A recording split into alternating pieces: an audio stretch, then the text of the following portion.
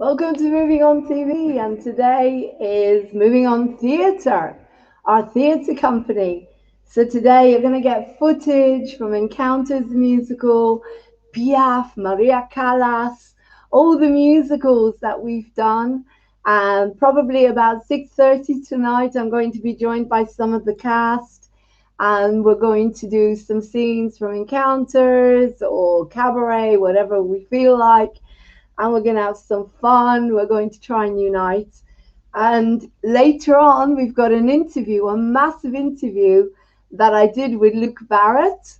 And so we're going to watch that. And there's a birthday tonight. Woo! We've got a birthday. We got a birthday tonight.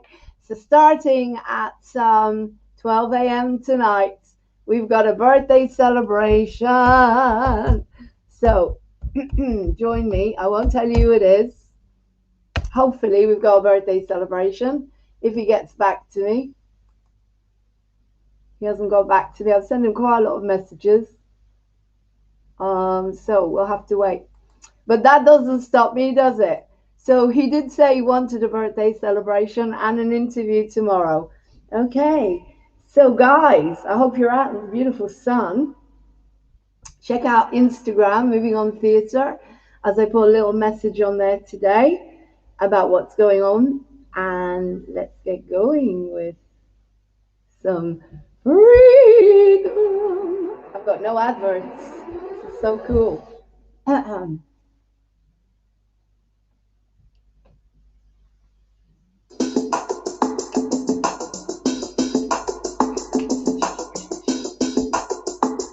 Oh, you forget it. Ah.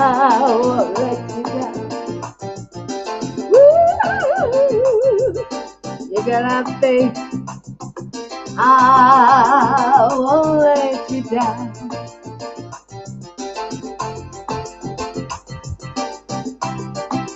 Oh, stick around, yeah. Stick around, yeah. Stick around, yeah. Ooh, I was really, really, really, really, really, really, really, really, really, really, really love you. Stick around, yeah. Oh, I would know I was just a young girl. Didn't know what I wanted to be. No, no, no, no, no, no, no, no, no. I was every little hungry schoolgirl, pride and joy. I guess it wasn't enough for me. It wasn't enough for him. When the rain's a pretty place, brand new clothes, big fireplace on rock and roll TV.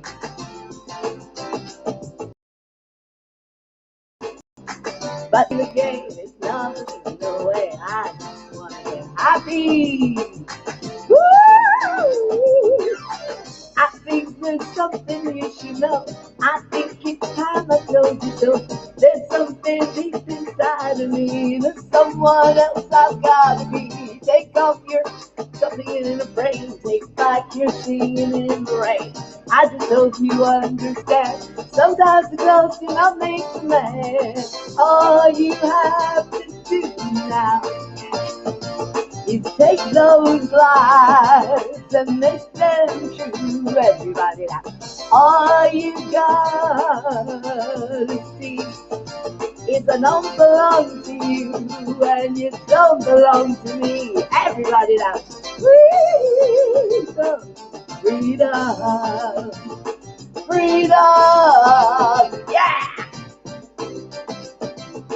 Freedom, yeah, freedom.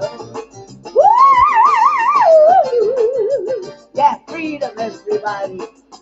Check it out, check it out, check it out. Join me in the dance. Everybody sing and dance. Oh, we had a big shock that time back on the rough boy. We were living in a fantasy.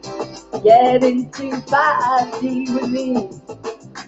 We won the race, got out of the place, went back home, got a brand new face. I'm moving on TV. Yeah, yeah, yeah, yeah, yeah. Ooh, but today I like the game. I got to change now. I'm gonna make myself happy, happy, yeah, yeah. I think you should know. I think it's time we stop the show. There's something deep inside of me. There's someone I forgot to be. Take back your picture in the frame. You're singing in the rain. Woo! Sometimes it don't make matter. All you gotta do now is take those eyes and make them true. Everybody now. Oh, you gotta be. You don't belong to me, I don't belong to you, you don't belong to me. Everybody, freedom. Woo! Woo! You gotta be what you gotta be. Watch MOTV, moving on TV, we're the future. Goodbye, BBC, goodbye to me. Woo! MOTV, guys, this is your TV station. You are the star. And me, and you, and me, and you. I won't let you down. Woo! Yeah, yeah, yeah. Everybody freedom, live outside. Usha, Hofesh, freedom. Yeah, yeah, yeah. Take what you get, you take what you get, you take your freedom. All you gotta do. Come on, guys. Woo! See what you love every day, every night, every day. I didn't go to bed tonight and I was singing. My little girl was singing, she loves her jewelry. All you got to do is take those lines and make them true. Everybody now, goodbye, goodbye BBC, goodbye TV. Now you got, moving on TV. Everybody now, move along with me. Oh yeah. Woo! Freedom. Take what you get, you gotta take it. You gotta dance all night and sing all day, and sing all night and dance all day. And the sun is out, get a hammock and float away in the sunshine. So what you give may not be what you want from me. I'm giving you MOTV. Today is entertainment. Yeah. I've been on the station since I was 6 years old. It's my home.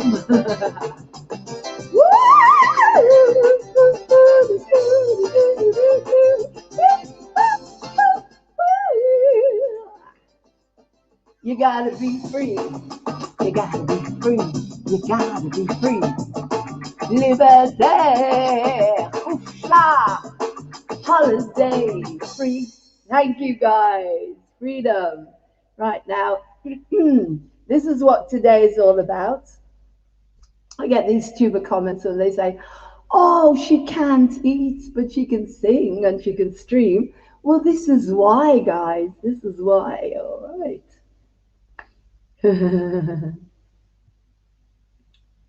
This is why. This is why, okay? Okay.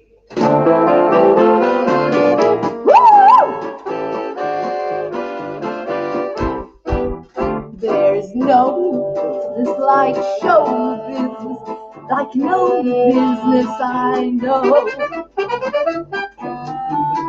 It's appealing, everything the traffic will allow. No, could you get that happy feeling when you are feeling that extra bow? There's no people like show people, they smile when they are low. With a turkey that you know will hold you, may be stranded out in the cold. Still we wouldn't change it for a pot of gold. Let's go on with the show. The butcher, the baker, the grocer, the clerk are secretly unhappy, then you see, because the butcher, the baker, the grocer, the clerk get paid for what they do, but no applause. They can't even their dreary jobs. Goodbye. For anything theatrical, and why? There's no business like show business, like no business I know.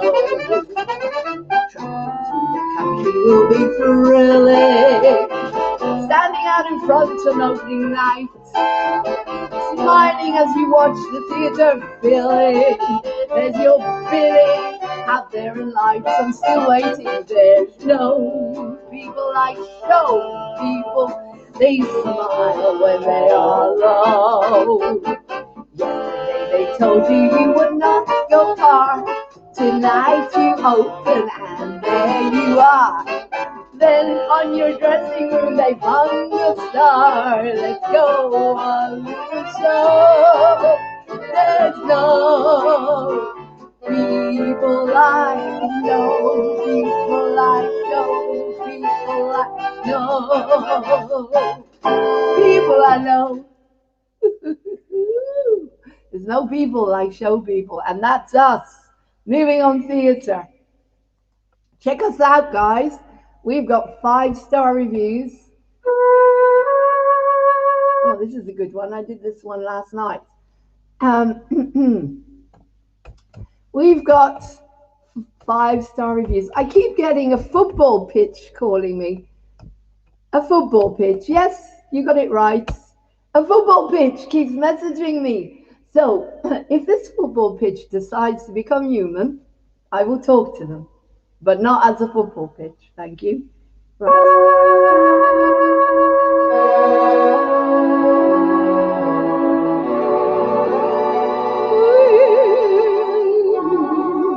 never got much voice. I was singing to my name.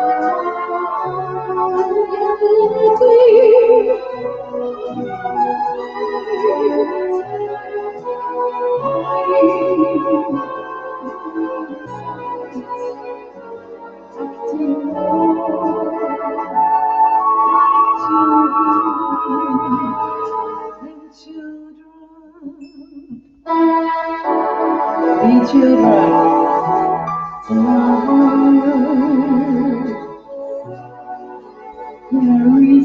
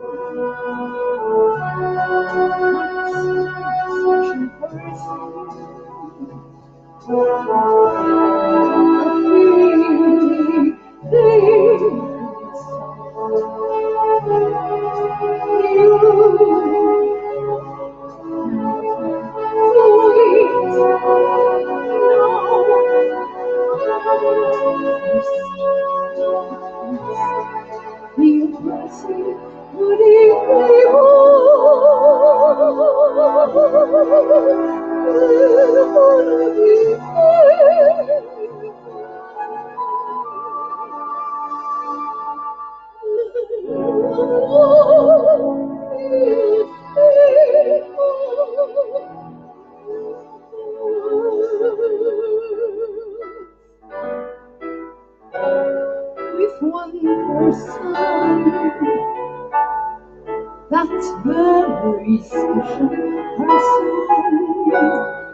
a feeling deep within you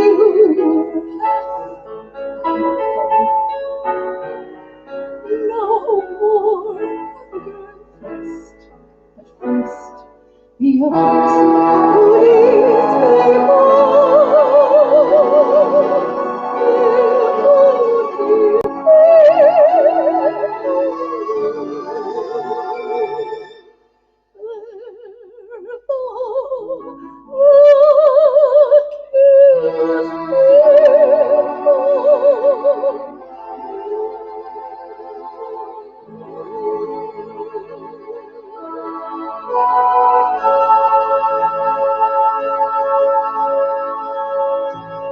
Yes, guys, we need each other.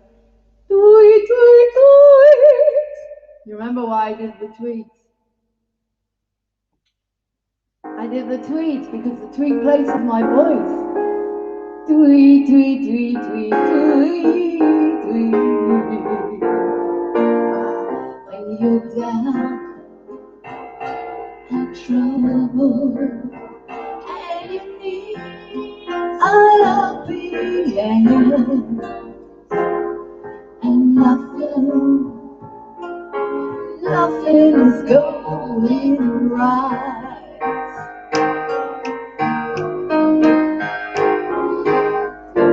Close your eyes and think of me, and soon I'll feel bright enough, even your darkest night. You just call out my name, and you know wherever I am, I'll come running. Hello, Janie. I'm singing your song.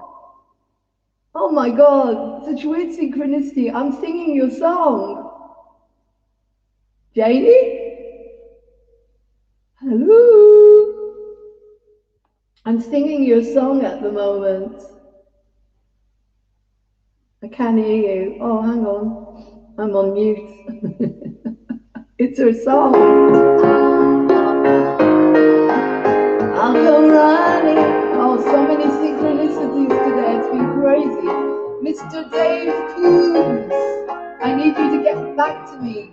The spring, summer, or fall. You just happen to be dancing somewhere over the rainbow where I haven't been for a long time.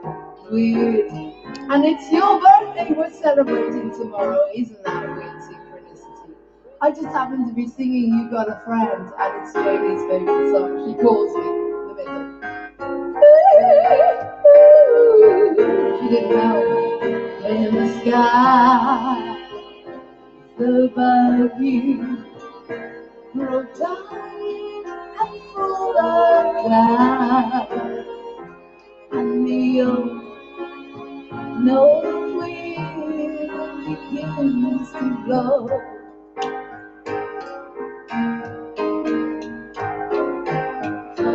Keep your head together and call my name out loud. Soon you'll hear me knocking on your door. If I'm allowed in, the police comes from the out. He just stole that mine. And you know, wherever I am, I'll come running, yeah, to see you again. Baby, I'll be there, with the spring, summer, or fall. Oh, you know what to do. Peace, I'm real. Ain't it good to know that you got a friend when people can be so cold? They'll hurt you, or they'll desert you. They'll break your soul if you let them. They'll take you, they'll try, but don't you let them down. You just call out my name, oh yeah, and you know wherever I am, I'll come. Yeah, I will. Just to see you again, find some neutral territory for me and you. Winter, spring, summer, or fall. Winter, spring, or whatever the season is. You know I'll be there. You always got a friend to me. Oh yeah, you always got a friend to me. I love you,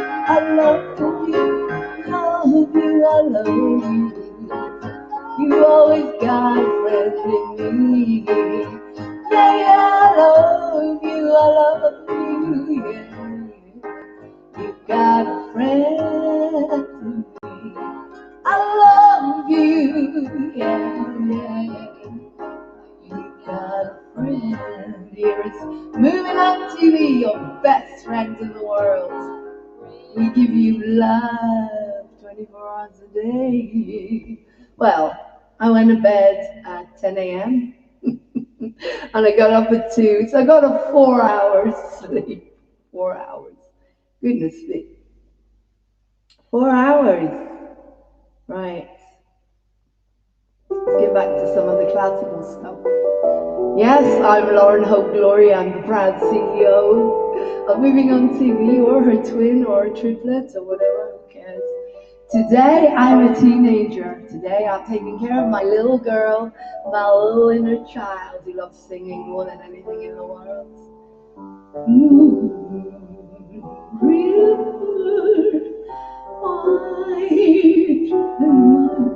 tweet, tweet, tweet, tweet, tweet, tweet. Someday you dream maker, you heartbreaker, wherever you're going, I'm going your way. Yeah, 15, 16 years old today, taking care of my little girl. She wants to sing today, and I'm fine. Much world to see. That's what my sponsor told me to do today. I mean, my sponsor of the 12 steps. I haven't got a sponsor of Moving On TV yet. Maybe, guys, maybe you want to sponsor Moving On TV? Way on the banks, my huckleberry friends.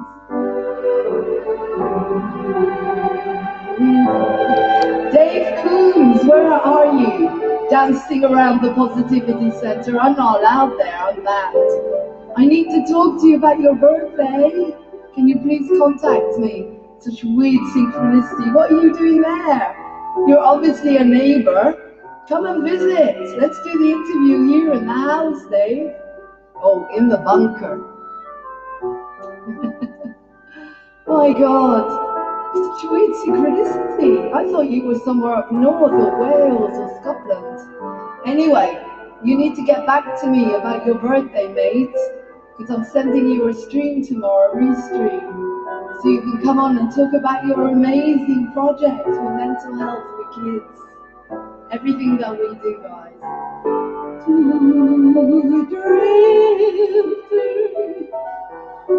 To see the words. There's such a lot of world to see.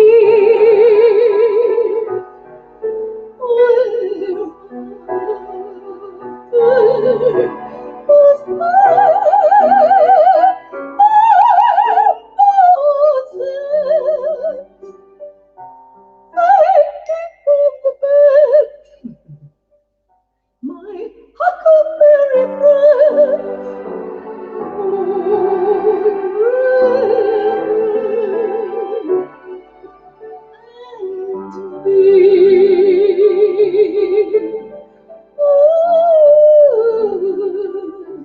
I thought of a song to sing because we've got a birthday tonight, so I'm going to change the words. I'm going to change the words. And I've got no adverts, which is so cool. Right. But I need to know your favorite songs, Dave, so I can prepare them. Right. Right. I left you a couple of messages on your messenger. I know you're busy dancing around in Burnham. I'm not allowed there. I'm banned. Right. So I have to dance around the bunker instead. I'm gonna make the words up here. Only you, only thing I see. In my eyes, in my words, everything I do, nothing else but you.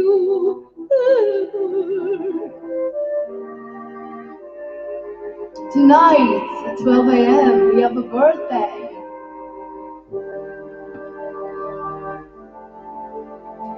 Always you, because I know everywhere I go,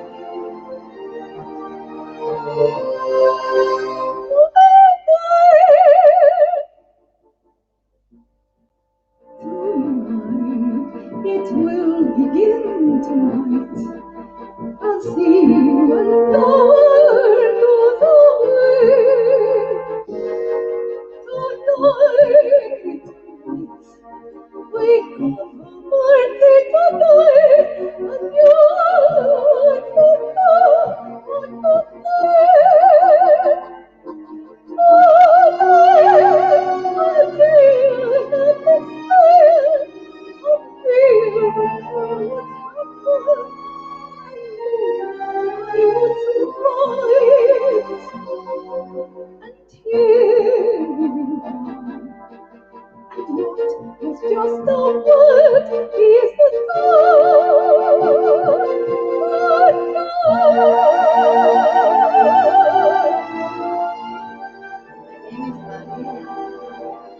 I'm from West Side Story.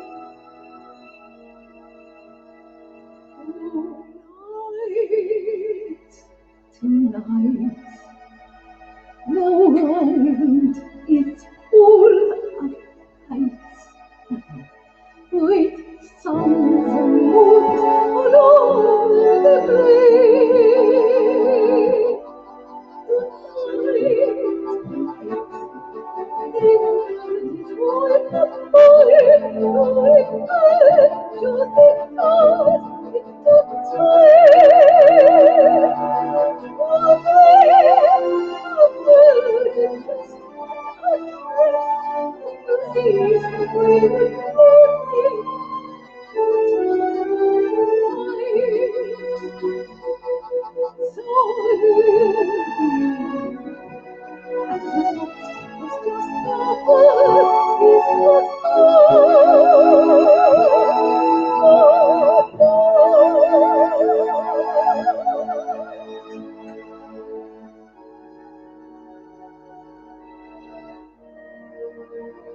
I love the birthdays.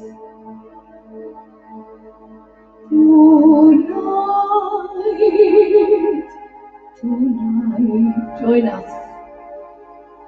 A birthday is tonight, join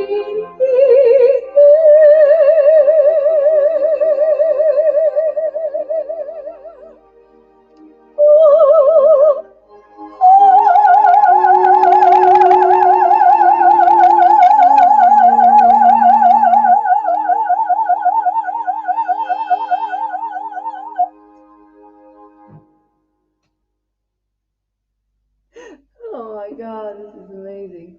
Okay, I'm in the mood to do this now because this is brilliant from my breathing, and this is from the life story of Maria Callas.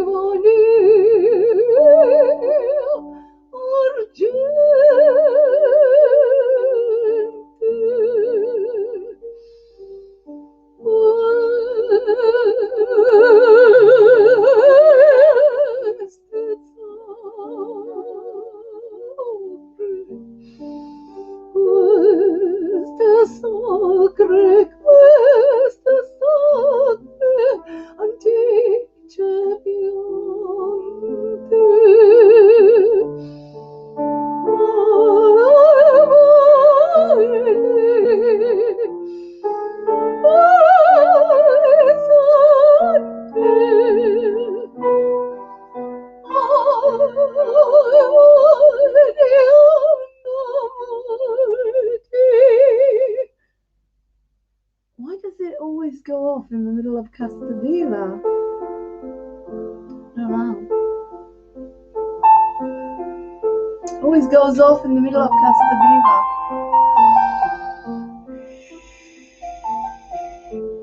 I dedicate this song to humanity, for everyone to be happy today, to do what they love today, to set their spirit free today.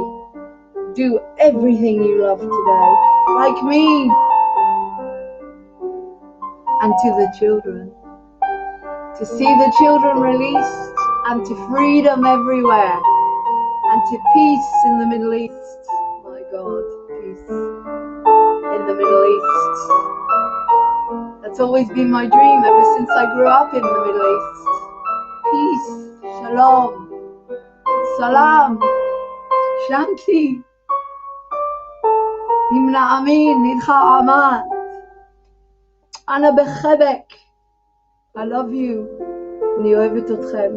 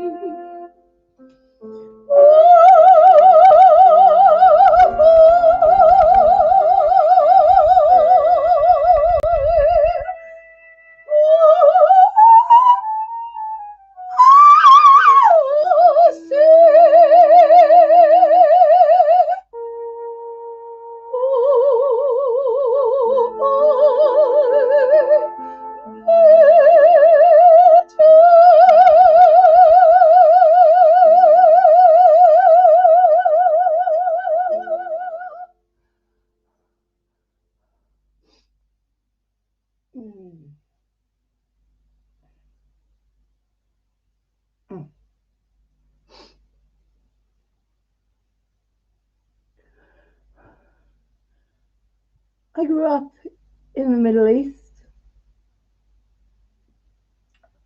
All I knew was war. Wake up. Wake up. Wake up. Wake up. People, wake up. Take back your power. Stop killing each other for a piece of land that belongs to all of you, to all of us. Palestine, Israel, Israel, Palestine. It's just a name. You need to wake up. Your children need a future, not wars, not like I grew up. You don't want your child to grow up like I grew up. Wake up now. Take back your power. Your power, not what they're telling you, your power. Stop watching all the propaganda and the lies, the same lies that the British, the Balfour Agreement gave the Palestinians and the Israelis, so they should fight each other and kill each other and create wars. It's all lies. You want the truth? Ask me. I grew up there. I know how it feels to grow up in a war. Have mercy on yourselves and end it now. You, the people, stand up and say, no, I don't want this. Be like this child. Be like this child. Be like this child.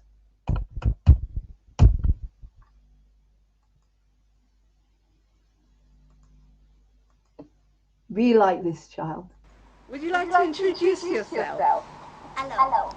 My name is Efri Segev. I'm 11 years old and I live in Israel, Kfar Saba. I really want peace. And I really think that people need peace. Okay. I think that peace is very, even though the most things, I really think that peace is what's going to make this world very happy. Yes. And very Good. good. So what would you like to say to your Palestinian children, the neighbors, your neighbors, the Palestinian children? How can you, the children, make peace that maybe the adults can't? What can you do? We need to love each other. We need to think about peace. We need to do something. So how can you love each other? What can you do? We need to know how to protect about us and how to give love to.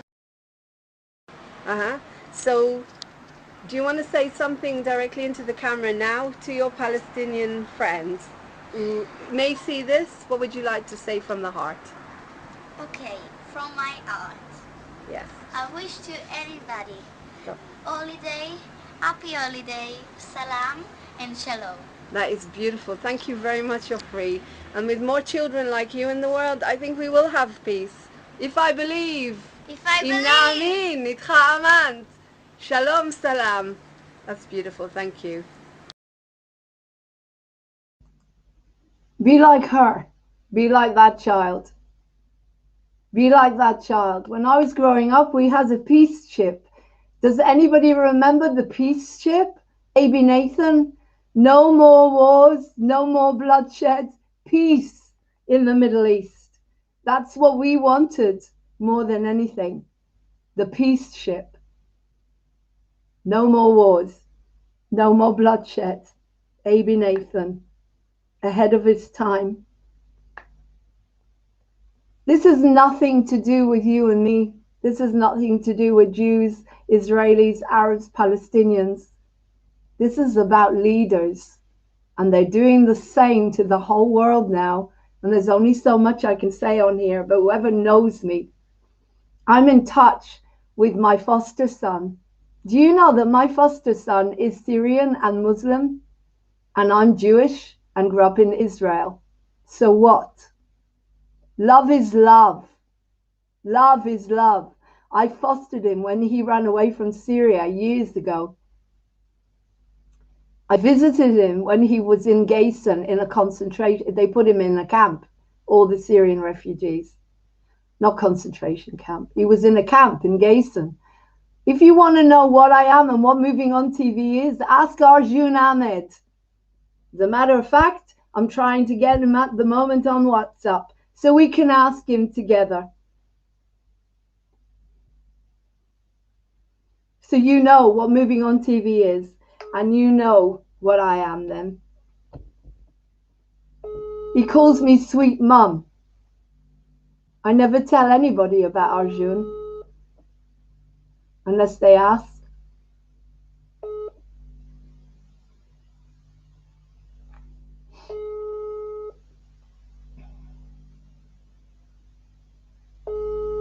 I leave him a message. I think it's about 5:30 in Germany. He's in Germany. I'm so proud of him. He studied. He's becoming a social worker. Hi, Arjun. It's me. Can you give me a ring, sweetheart? We haven't spoken for a while. I want to know how you are. People are asking me about how I stand about what's going on in Israel, Palestine. You know what I mean? And they want to know what I am. So maybe you could explain to them who I am and what I am and how we broke the barriers. Love you. Anna Bechebek. Bye.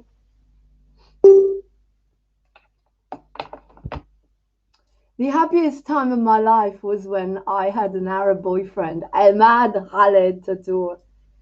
I was so happy. And that's where I met my lovely Yasmin, my Mexican friend, who was born in Lebanon.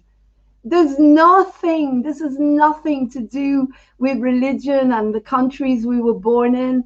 We can get over all of this if we take back our power. It's exactly the same as what's going on at the moment. Hi, Stu. How are you? There's my football pitch. So as I said, if you want to know how I stand on this situation, ask, do you smoke weed? No. That was just a one-off at the commune. I don't do drugs. I don't do drink. I don't do drugs.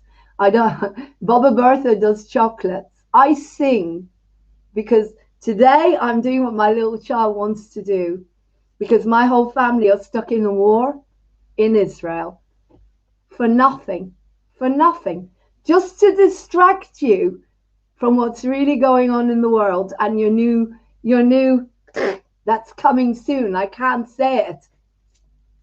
And it's going to be massive. You know what I mean? Key in the whole world. But they don't want you to know that. They want you to think about what's going on, which has been going on since the beginning of the century because they made it happen. Do you understand that? My ancestors ran from Russia. And Ahmad's family, my boyfriend that I had in Israel, Palestine, he was an Arab, I'm a Jew or whatever, who gives a shit, from Wa'ad al-Salam, Neve Shalom. Do you know what Neve Shalom is? Of course you don't. The news are not going to tell you about the peace villages in Israel, where they bring up Palestinian and Israeli children together with love. Neve Shalom, Wa'ad al-Salam. Ahmad was from Tiberias. We met in Tiberias over 30, well, more than 30, it must be 30 years now. Must be because I was married for nearly 27. 30 years, Ahmad Khaled Tatur, my boyfriend. We broke all the barriers. He taught me how to dance, Arab dancing. He taught me Arab songs. I met my beautiful Yasmin, my Mexican sister. She's from Lebanon. Do you understand? You can all do that. Jihan Sibani is a Palestinian. She lives not very far from here. Every time I see her, we hug. What's it got to do with me? I'm Irish and I was taken to live in Israel because I'm Jewish. I was taken to live in Israel. The Israelis and the Arabs, they were friends. They were good friends until the Balfour Declaration and the shitty British Empire came along and rumors, the same way as the media is doing it to you now, guys. Do your research. If you want to know the truth, ask me. Don't give your money to the Red Cross, for God's sake. No. Give it to Wa'ad al-Salam. Give it to the real peace villages. Give it to real people. Give it to Arjun, a Syrian refugee who lives in Germany. Don't give it to the big charities. Please don't. Because I can tell you a hell of a lot about what's really going on with those. But I'm not going to because I'll get wiped off the face of the planet. What I'm saying to you, I am the proof. I am the proof. I work for peace. I don't care if you're white, black, gray. I don't give a shit what you are. I am everything. My mentors are Buddha, Jesus, Gandhi, Muhammad, all the leaders that came to teach love. I have Muslim friends, Sonia Shields. I have, what's the difference? As I say, the love of my life was Imad Khalid Tattoo, one of my boyfriends. I broke all the rules. My parents said, oh, he's going to kill you. He's going to throw you in the sea. I had one of the best times in my life. And when I write my life story, which I am bit by bit, I was so happy. I was so happy because there was peace, pure peace. Nothing. His parents were mixed. I think his mum was an Israeli and his dad an Arab. What difference does it make? Love is love. Like Romeo and Juliet. Who cares? Look what happened to Romeo and Juliet. Look what happens to Tony and Maria. Tony gets killed in West Side Story, and the ending is mind blowing. Well, Maria, I am Maria from West Side Story, Puerto Rican. They killed my Tony. I pick up a gun and I say, right, you, and one left for me. Do you understand? One left for me. Where does this end? Do you know what Gandhi said? If everyone in the world does an eye for an eye and a tooth for a tooth, we'll all be blind and toothless. Do you not get it? This is a progression, a repeat of the patterns that have been going on all through my life in school. Wars, terrorism, fear, panic. That's what they want from you. They want you to hate Israelis. They want you to hate Israel, and they want the Israel to hate Palestine. They want Palestinians to hate the Israelis. They want you to hate me because I'm a Jew, and me to hate you because you're a Muslim or a Christian or whatever. That's what they want. They want me to hate you because you are trying to convince me to do something against my health. They want you to hate me because I will never wear a yellow star on my face. Do you not get it yet? Do you not see the progression? Someone said to me how lucky we were that when we were younger, we got to examine both sides of the coin in school. Now you're given, that's it. You do what you're told. But one of the biggest exams I did was history. And the question was, can you write an essay of how one war leads to another and another and another and another? Do you not get it? It's like if you have a war with a friend, if you don't sort out what created the war in the first place. I have friends, we've been friends for over 20 years because we sat down and we thought, oh my God, I shouldn't have done that. I'm sorry. And that person apologizes. And then you move on. You put an Israeli and Palestinian together in a room, they will hug. They will not kill each other. They will not. Stop this now. Stop it. Stop believing the lies and the photographs. Do you know where those pictures are from? God, they're from 2016. I can prove it to you. They're nothing to do with now. Nothing. Nothing. I go out there and I perform on the stage to tell you guys that you don't need the shit anymore. Maria Callas was brought up in wars in Greece. I was brought up in wars in Israel. What is the point? Change it now. Get what you want from your life. Do what you love. You won't need a war. I don't have a war. I get on here and I sing. And then there's no war in Lauren. None. It's gone. I get on here and I give you love and I put on meditations for peace and sunshine because I love. That's love. Jesus told you to love, not to fight. So stop watching the news and believing that the Palestinians hate the Israelis and the Israelis hate the Palestinians. No, the reason the Israelis fought back when I was a child is because we were told we were going to be murdered in our beds by the media. So my father slept with a gun under his pillow. Did yours? No, because he was protecting his children and his wife from being murdered, because that's what we were told by the media, right? To make us hate and go in the army and fight against the Arabs. And what the Arabs are taught, they're taught probably the same. It's nothing to do with the Arabs and the Israelis. Wake up! It's nothing to do with the ordinary people. Nothing. It's those who are in charge. They need war, greed, money. Makes a lot of money for them. You want a media? You've got Moving On TV. We are love. We are pure love. And this song goes out to every single child that is being released as we speak from all this shit. This is just a distraction to take your mind off what's really going on with our kids. A massive distraction. You are putting all your money and all your...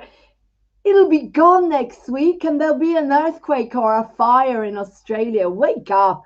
Or another war. Someone stopped the wars, by the way. Did you not notice that there hasn't been any wars till now? Why do you think that is? Right? Wake up. Wake up.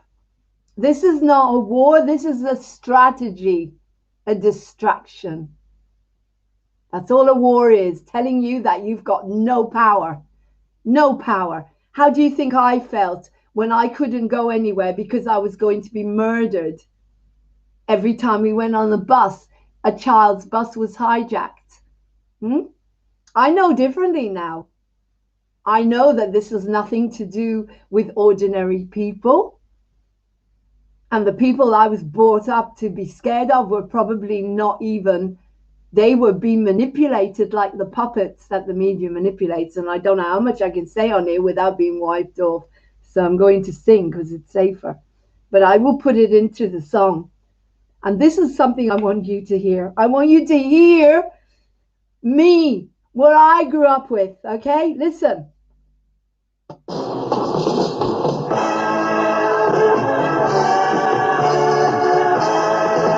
כאן כל השלום, גלים בינוניים 1540 קילוהרץ.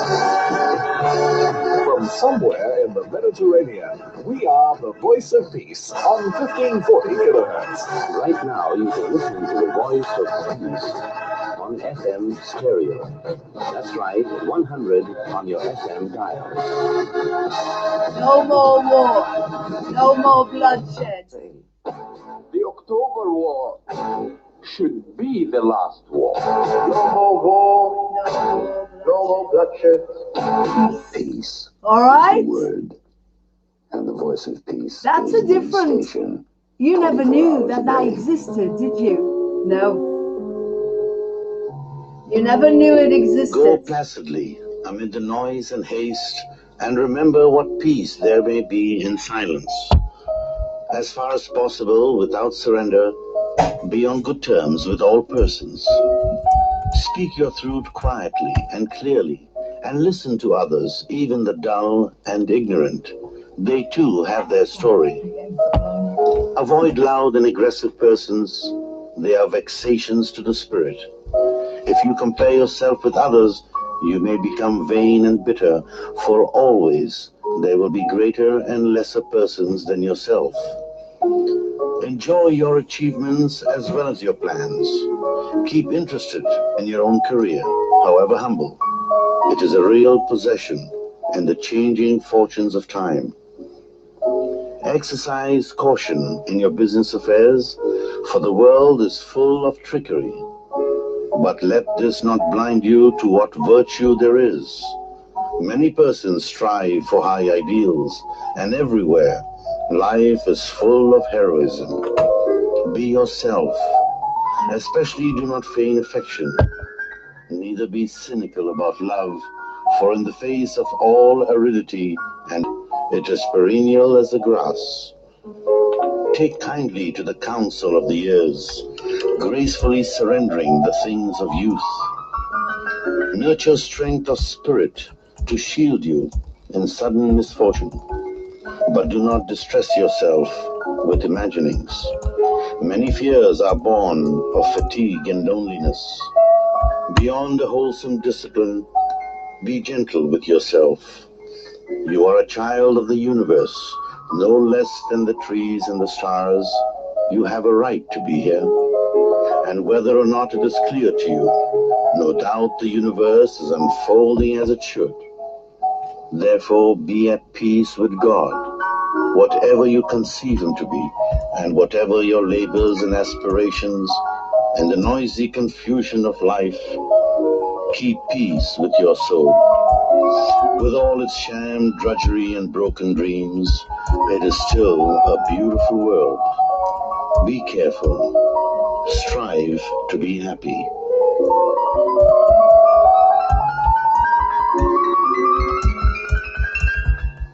Now the Voice of Peace presents Twilight Time. 90 minutes of your kind of music. Every shades of night are falling. It's twilight time. Out of the mist your voice is calling. It's twilight time. Each day I pray for evening just to be with you. Together at last at twilight time. Together at last at twilight time. Together.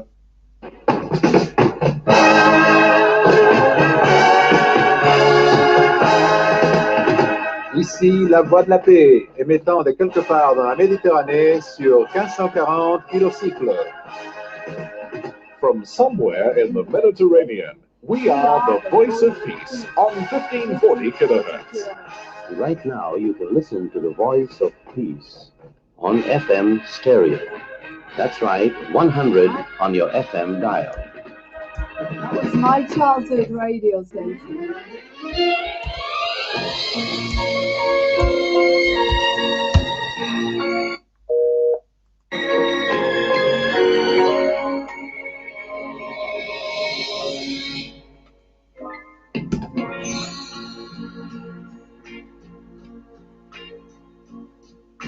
Where do I begin to tell the story of how great the love can be? The sweet love story that is older than the sea.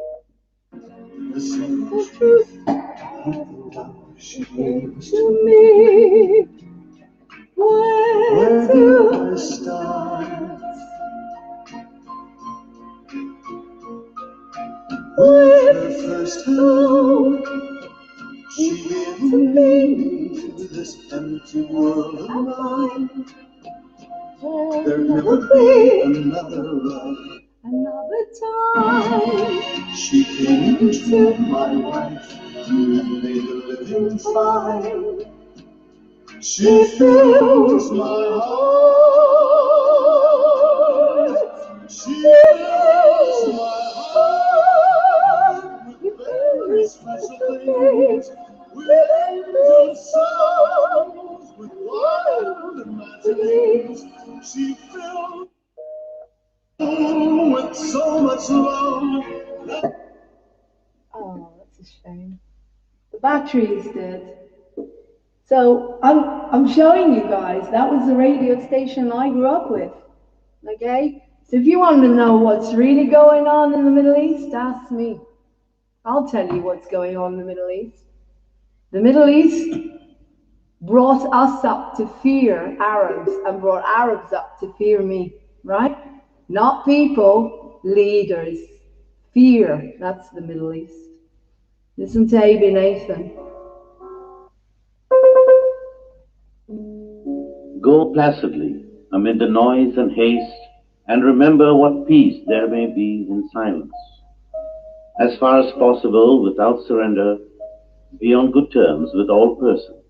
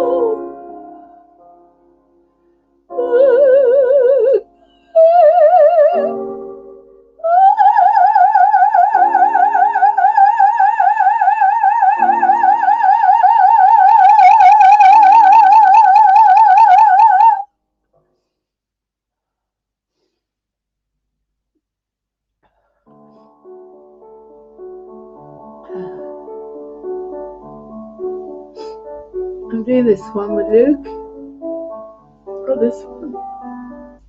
Luke and I are recording this one together from Phantom of the Opera, which will come out very soon. It's all about love, that's it, love. Loving each other, loving your fellow man, loving us. They don't want you to know that. And they bring the children up full of fear and full of hatred. And that's why you get situations like what's going on now in the Middle Ages. And everywhere in this world, the whole of this world, they've screwed us all up. No more talk of darkness, forget these wide-eyed fears. I'm here. My dad slept with a gun under his pillow. My words were warm and calm. And it never ends until you end it. And if I say what I want to say, they'll wipe me off the planet.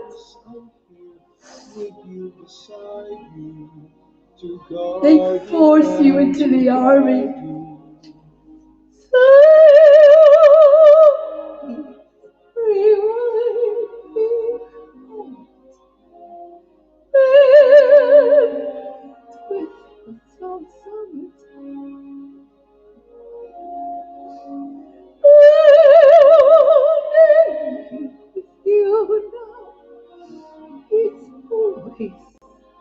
Promise me, you say it's true. Love me, that's what I ask. Let me be your shelter. Let me be your life. You're safe, no one will find you. That's why I do moving on TV, because I want you to know the truth. Freedom.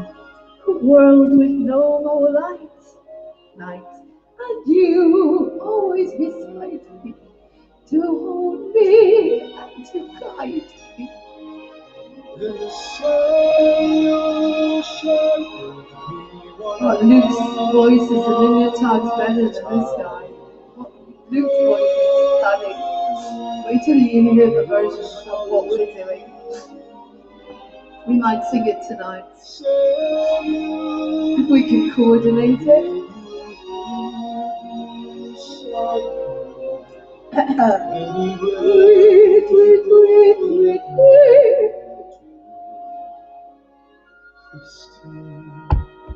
That's all I ask of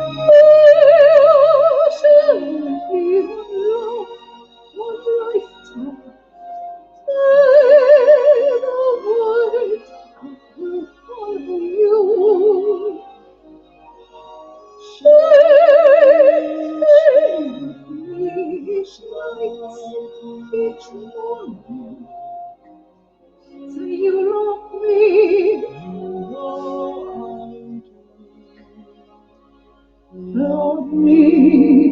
That's all I ask of you.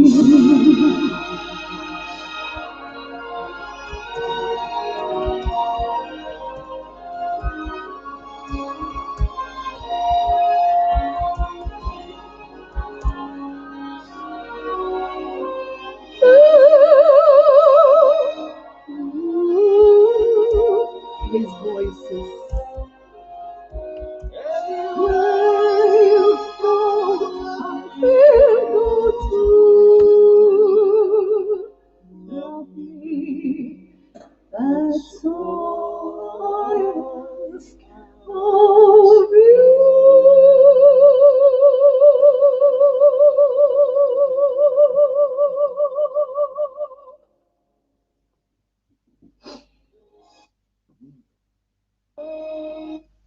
That guy has got nothing on Luke. Luke sent me his part of the recording, and I was like, oh my God, I never realized how beautiful his voice is. His voice is just, oh, okay, whatever. Oh, that's sad. Okay, they're not coming on. Oh, that's a shame.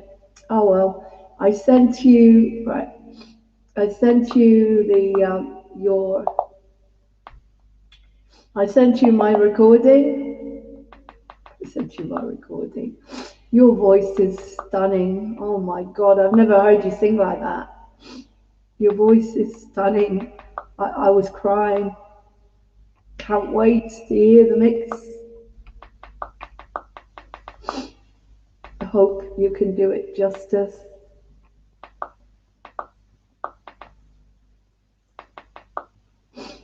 Oh, I don't think anybody. Hi, good to hear from you. Yes. Oh, good. Okay, well, Vlad's coming on at 6:30. What about Manuel? I know he's really busy with the church at the moment, so it might be just me and Manuel. Arjun, right. Hi, sweet mom. How are you? I hope you are fine, well, and healthy. This is my foster son. Yes, sorry, I was in the work. I have a work in a school as a social worker. Yes, I promised you to call you yesterday, but I couldn't do it because I was so tired, and yeah, I'm so sorry for that. And now I am so busy with something to I forgot some of my English to prepare some work for tomorrow. So you are a very nice woman, and you have a very nice heart, and you are very human, yeah, humanitarian, or the human. I should learn English again. Yes, I send you a big hug. I will try to call you soon as I can. Yeah, please excuse me because I'm so tired and so have a lot of things. Yeah, all peace for the world, for Israel, for Palestine, for all people, the innocent sind, who innocent are. Und ja, ich sag das auf Deutsch Lüdisch. Ja, I wish you all the best. Und in German ist, ich wünsch dir alles Gute. So, I love you too. أنا بحبك auch. أنا بحبك. Du, und auch das bedeutet, it means two in German. Yeah, so now I'm mixing up a little bit. So, big hug, and yeah, we talk soon. Ciao. That's Arjun, my Syrian foster child. Okay. Arjun. He lives in Germany. He ran away from Syria. I keep asking him to write his life story. He lost everything. He lost his mom. He even lost his dog, the bombings and everything. And somehow he got himself across the river, across the sea, and they ended up in Germany. And we connected on Facebook, I think about 6 years ago. I can't remember. Martin and I went to visit him in Frankfurt when he was in Gießen, and I adopted him. So he calls me sweet mum. So there you go. If you want to know anything about me, and what did he just say to you? He's Syrian, right? Peace to Israel and to the Palestinians and the Israelis. Don't divide, connect. It's all about bringing us together, not pushing us apart. Remember that and you can't go wrong. Remember that and you can't go wrong. All right? It's about our similarities, not our differences. Anyway, Vlad's coming on. Manuel, let's see if we got a message from him. Hello, Lauren. It's good to hear from you. I cannot because I'm working all week from early until very late on our major project. Sorry, I'll be able to join from next week, possibly. I'll let you know. Okay, so it'll just be me and Vlad. I haven't seen Vlad for ages, so that'll be nice. I got a message from my sister in Israel. She says they're okay, thank God. I wanted to know when Baba Bertha was born. She says she hasn't got any idea. How can I find out? Baba Bertha was our real grandmother. I don't know how my family in Israel would feel about if they saw what I do with her. But whatever, it's comedy and we do have to laugh. I don't know if Rohan's coming on, Martin's going out with the boys. Well, there you go. Everyone's got something to do, luckily. So it'll be me and Vlad on here. In the meantime, I really want you to listen to Abi Nathan. I want you to hear the voice of peace because, as I said, you guys didn't even know Kol Shalom, the voice of peace, existed. Did you hear? Here is Abi Nathan, the voice of peace. Weil der einzige Sinn der Siedlungen es ist, Oh, it's in German. Frieden zu verhindern. Why is it in German? Why is it in German? He must have come from Germany. Abi Nathan needs to be in English or Hebrew. I think he's dead now. It's unfortunate because I would have interviewed him. But I want you to listen. I'm going to put the jingles on of the voice of peace so you can hear.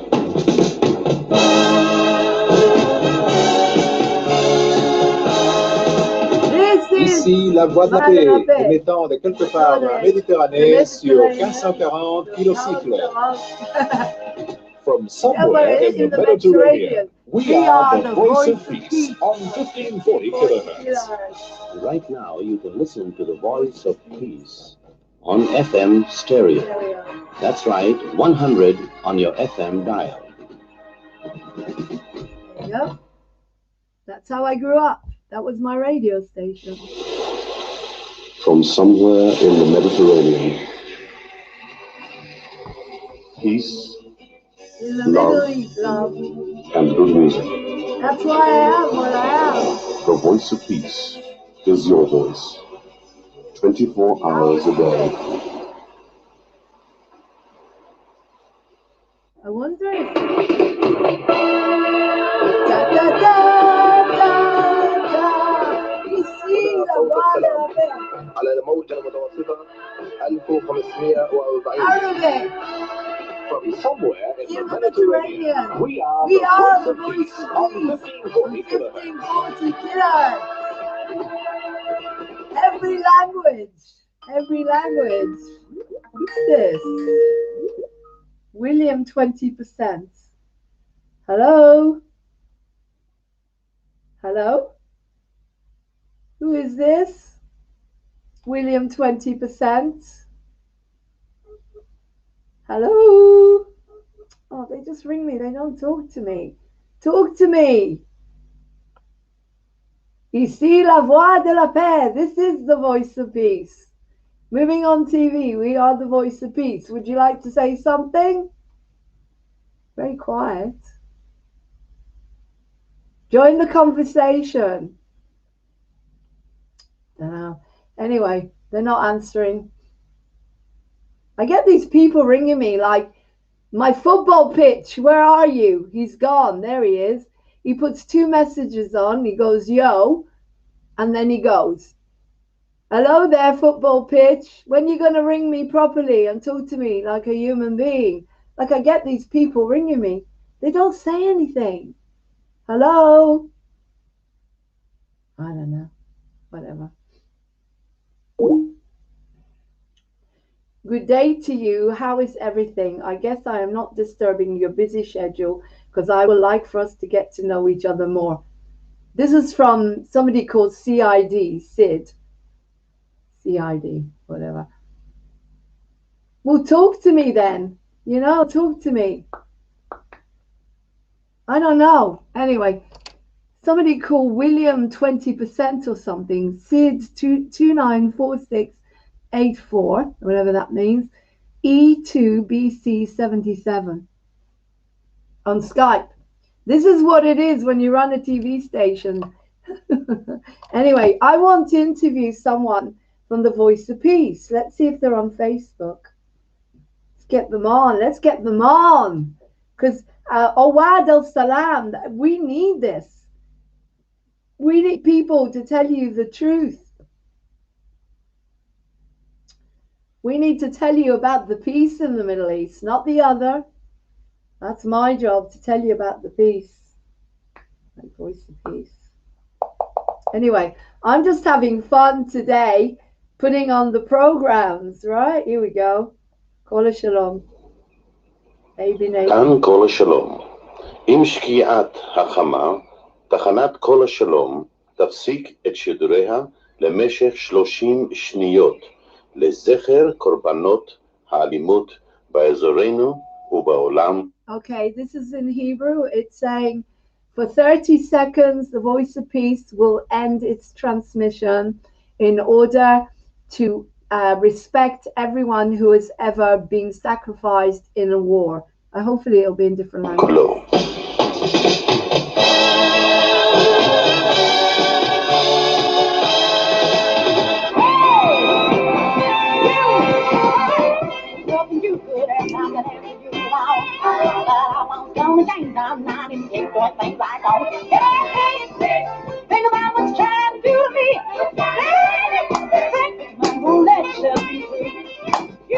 I love music, whatever it is, all kinds of music.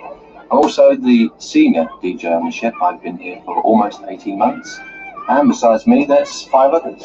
Initially, I came to join the Voice of Peace simply because it's the last remaining radio station on a ship in the world at this present time. הצוות שלנו היום הרבה יותר טוב מה שהיו לנו פעם.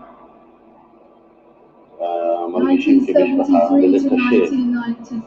מזמין אנשים מכל העולם, שים אותם על הספינה באמצע הים, וכל פעם מחליפים אותם. Usually we spend a month on board and then we go on shore for a week.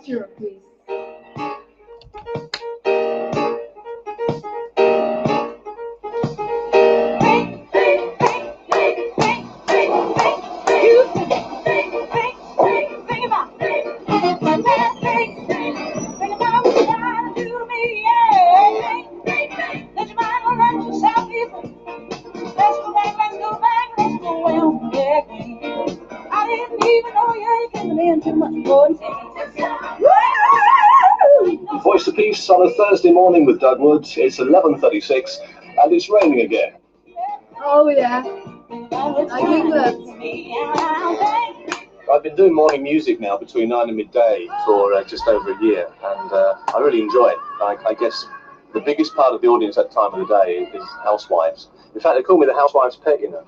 יש לנו מאזינים במצרים, בירדן, בדמשק, בלבנון, קפריסין ובארץ. במשך השנה האחרונה קצת התייאשתי. חשבנו שאחרי 10 שנים נוכל לעשות עבודה יותר רצינית מהחוף. העיר לנו תקוות, וכל פעם במצב של היום, שהאונייה לא חדשה יותר, וצריכה לשבת באמצע הים בסכנה, אז הדאגות שלנו יותר על איך האונייה תחזיק, שנתיים אנחנו באים לבדוק, תמיד יש הפחד על כמה הוצאות יהיו, אנחנו מצליחים היום. This thing is dead now. I don't know why I can't charge it. Why is it not charging? Come on, guys. Come on, come on, come on. Come on, angels. Today has been so much synchronicity. It's unbelievable. So much synchronicity. מההכנסות של הפרסום להחזיק את הספינה וגם לתרום לכל מיני מוסדות, או ישר בכסף, או כל דרך אחרת, דרך התחנה.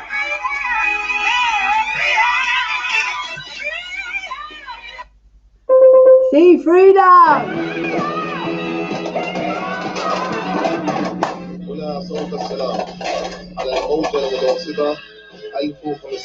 We know AB is campaigning for peace.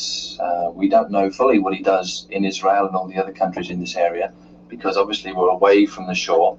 We know currently that he's involved in raising lots of money for people in Haifa, for old people in Jerusalem to heat their homes in January. But all we can really do on the ship is give AB a close family and a good team to present a really good program of music on the air, so that the people that listen to us will want to stay listening to the voice of peace. And well, we want them to listen because we think it's the best. We know it's the best.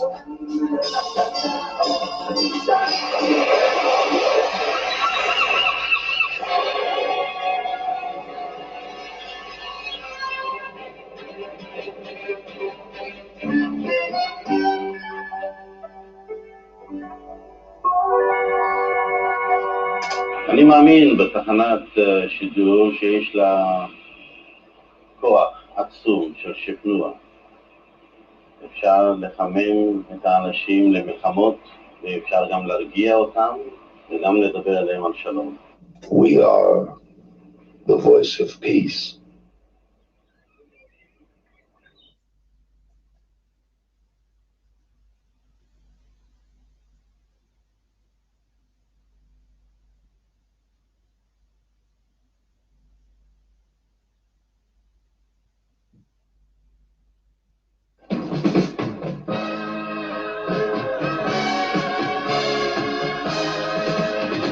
כל השלום, גלים בינוניים 1540 קילוהרץ. From somewhere in the Mediterranean, we are the voice of peace on 1540 kilohertz. Right now you can listen to the voice of peace on FM stereo. That's right, 100 on your FM dial.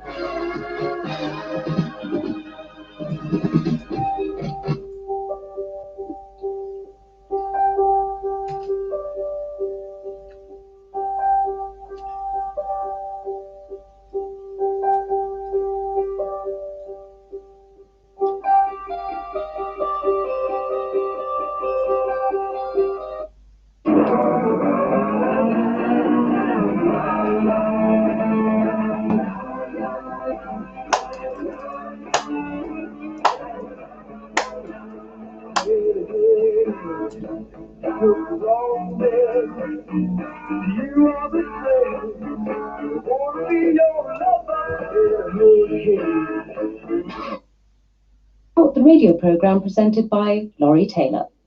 Hello, here's a very special radio message from somewhere in the middle of the Mediterranean.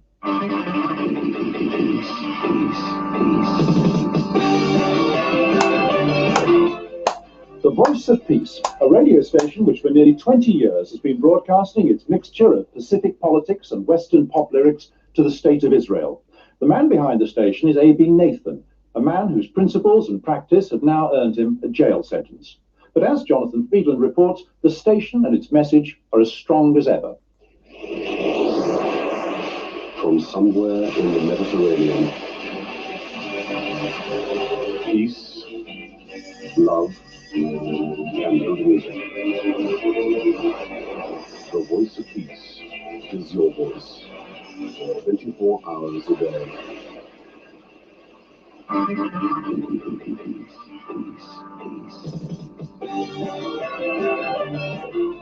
It may seem an odd mix, but that's the formula that's made the Voice of Peace unlike anything else on Israeli radio. A blend of pop music from the West with a call for peace in the Middle East, and all of it in English. It beams its message from the Peace Ship, a fairly rickety old freighter moored off the coast of Tel Aviv, just outside Israeli waters and Israeli jurisdiction. The station is the brainchild of A.B. Nathan, the peace campaigner who became a legend in Israel in 1966, when he flew his private plane, the Shalom 1, to Egypt, at a time when the two countries were still enemies. It was a year later that he started dreaming about the Voice of Peace. Well, the whole idea came to me just before the war, 1967 war, when I heard the Arab broadcast calling for war and annihilation of Israel. Then I heard the Israeli radio that were broadcasting what the Arabs were saying, putting a lot of fear in the minds of people. Aha! Because at that time I Did you hear that? radio station Did you hear that? Putting fear into the minds of people. The MSM. Listen. I had to speak to Avi Nathan on the telephone because he's in jail, a prisoner of conscience, according to Amnesty International. He was imprisoned for repeatedly meeting Yasser Arafat under the law which prohibits contacts between Israelis and the PLO. He's been inside since October last year, a fact listeners to The Voice of Peace are reminded of on the hour, straight after the only jingle in the world to feature the voice of Israel's former premier, the late Menachem Begin. No more war, no more bloodshed. Today, Thursday, February 27th, is the 141st day of Avi Nathan's imprisonment. Avi Nathan has been sent to prison for violating the law which prohibits Israelis from talking to the Palestinian leadership. It's a great loss for the station. Avi Nathan is not just the founder and owner of The Voice of Peace, constantly writing off its debts with his own money, he also used to be one of its most distinctive voices. Did you hear what he said? You're listening to The Voice of Peace, broadcasting from somewhere in the Mediterranean. Listen to what he Before said. he was jailed, Avi Nathan would break the all-music format for a phone-in program, with himself as host. He says that to get peace, you have to talk to your enemy. So he'd encourage Jews and Arabs to ring in and talk to each other, through him. On his last night as a free man, he hosted a special program all about his own life and times. Why protest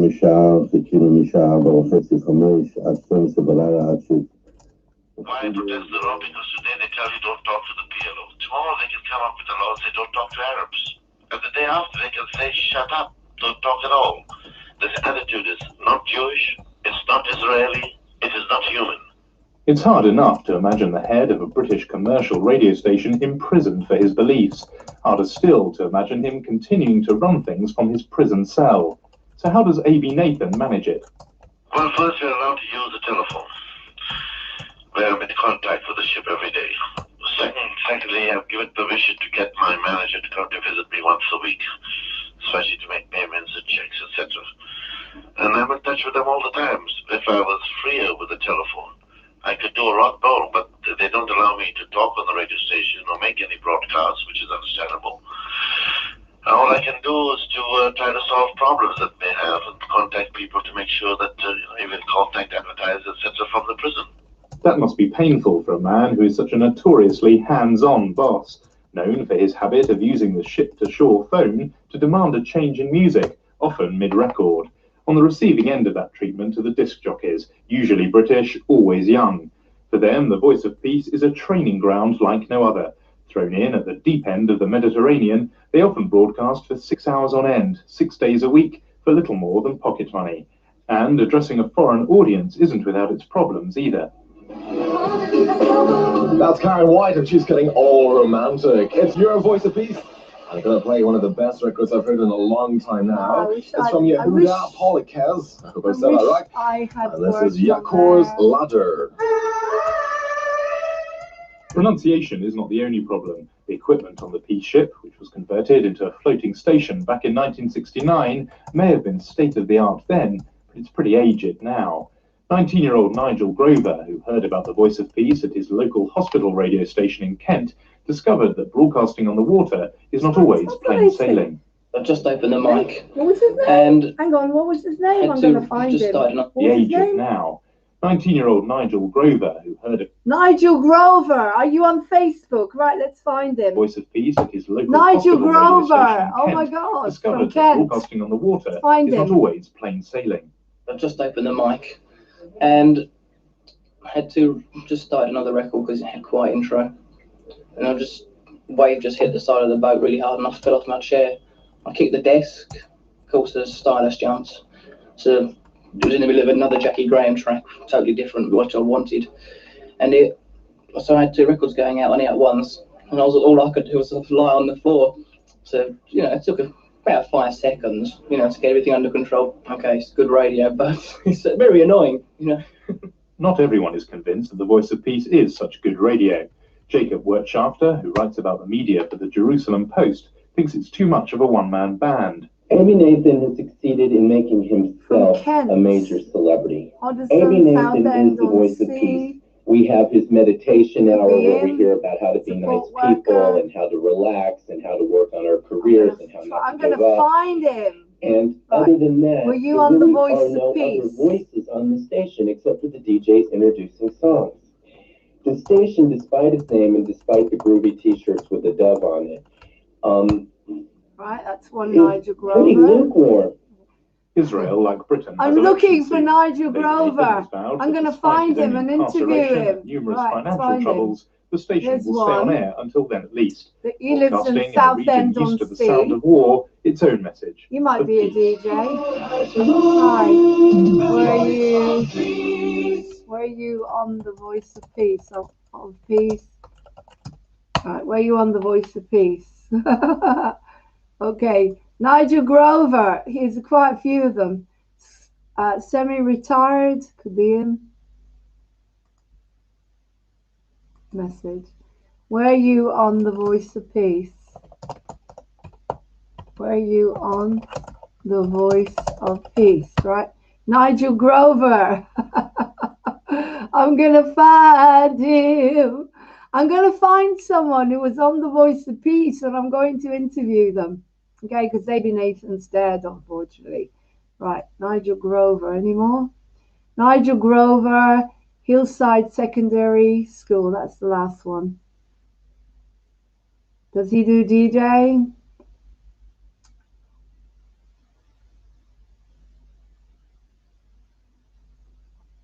Oh my God, these lunatics think they can get COVID from their animals? Are you kidding me? Are you kidding me? Well, I need to interview him anyway. Hi, Nigel.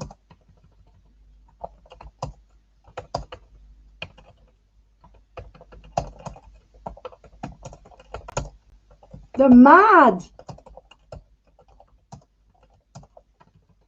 What?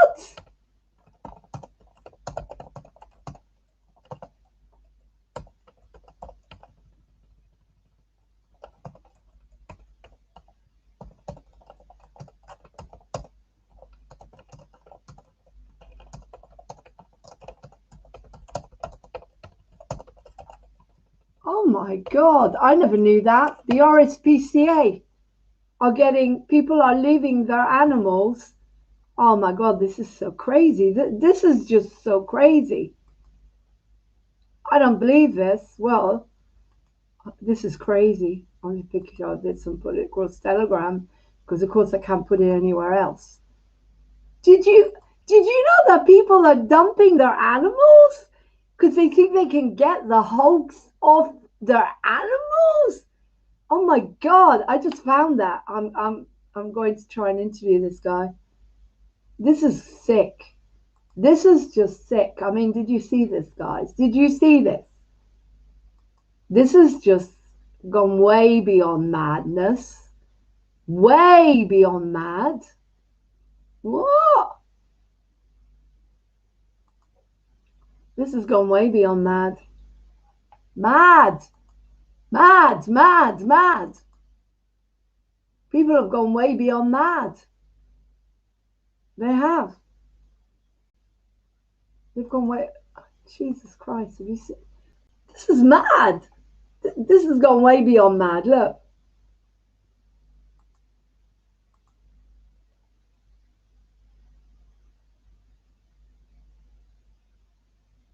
This is insane. This is insane. People are just gone insane. They're just mad as hatters. Mad. Mad. Share everywhere.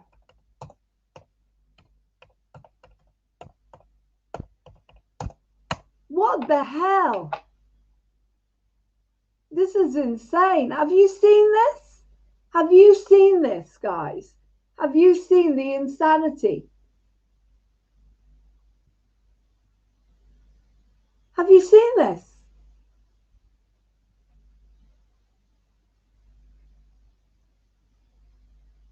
Oh my God. Can you please share this everywhere, guys? This is insane. I didn't know this. Somebody put this out. This Nigel Grover guy that I wanted, I don't know if it's him, but one of the Nigel Grovers, could be synchronicity again. Now, the radio program presented by Laurie. This is insane. Absolutely insanity. 1, 5, 4, 0.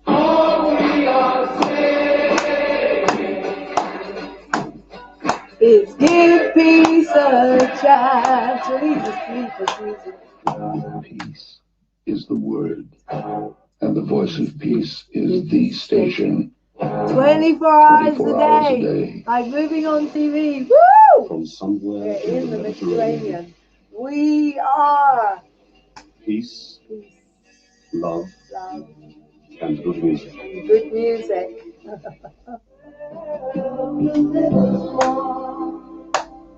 Imagine. Okay. This is a song I think we should all sing. So let's sing all of you together. And with this, we end the broadcast of the Voice of Peace after more than 21 years of broadcasting. Thank you all.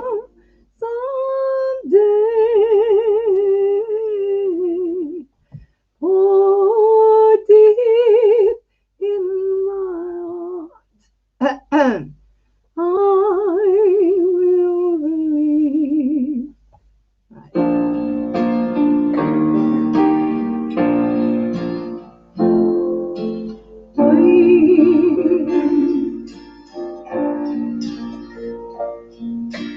We shall overcome. We shall overcome. We shall overcome someday.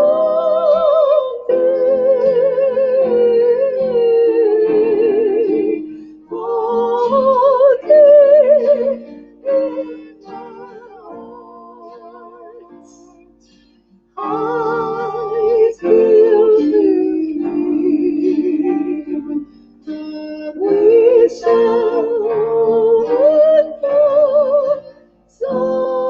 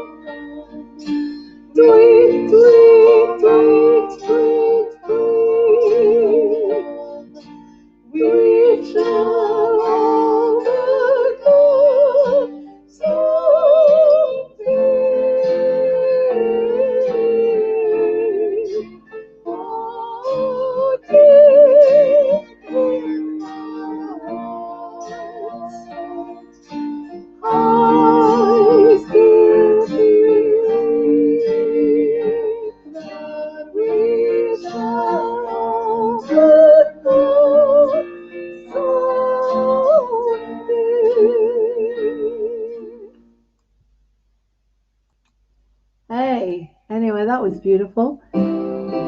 But today we're on the musicals.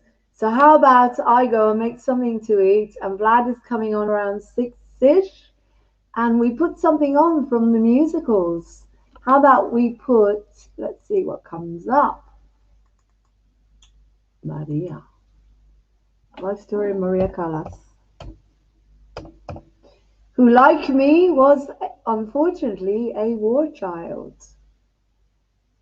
She was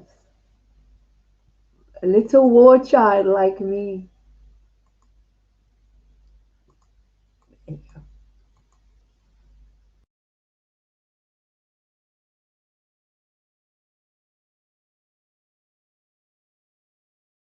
Birth only. She never said to me, Maria, would you like to go and play with your friends? Would you like to go to the zoo? No, it was practice some more, harder. My miserable relationship with my mother, it started when I was born. The nurse handed me to her. Here is your beautiful 12.5-pound baby girl. A girl? I already have a girl. Take her away. I don't want her. I once said to her mother, you turned your back on me for 4 whole days and refused to see me. But she said, oh, we lost your little brother Vasily to a typhoid epidemic in Greece, and we had to escape to Astoria to get away from the heartache. Do you think that's a good enough excuse to reject me? Because you were disappointed that you could not have me instead of Vasily? You could not replace me? But the woman, she had no feeling towards me at all. Do you know what she said? I had knitted a little blue suit to take him home in Maria. Oh, I sympathize with you, Litsa, and I understand your pain. But I will never forgive you. She began to cry. Maria, Maria, I always wanted the best for you. God will tear out your tongue for saying such things. It wasn't just...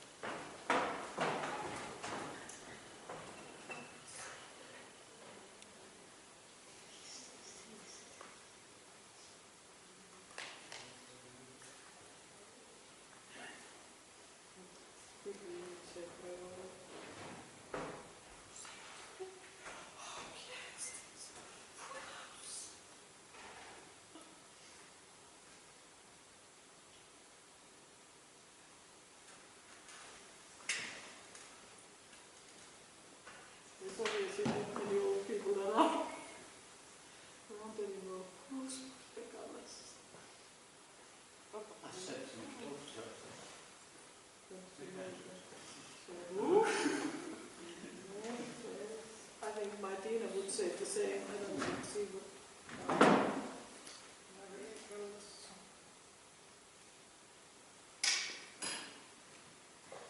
Well, I hope it's going to be really cool.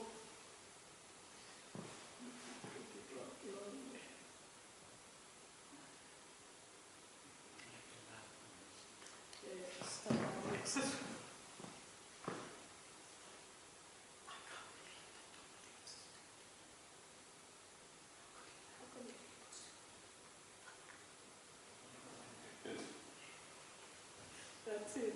Mystery now is solved.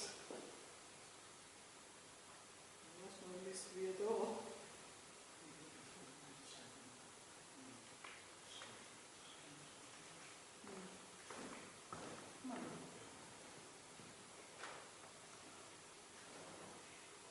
I can't believe that if they advertised it somewhere, more people come.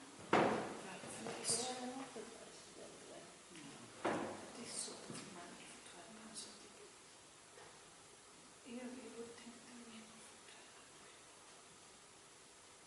Because in Copenhagen, when they do the pantomime, they do 3 pantomimes a year. And the memorial, their tickets are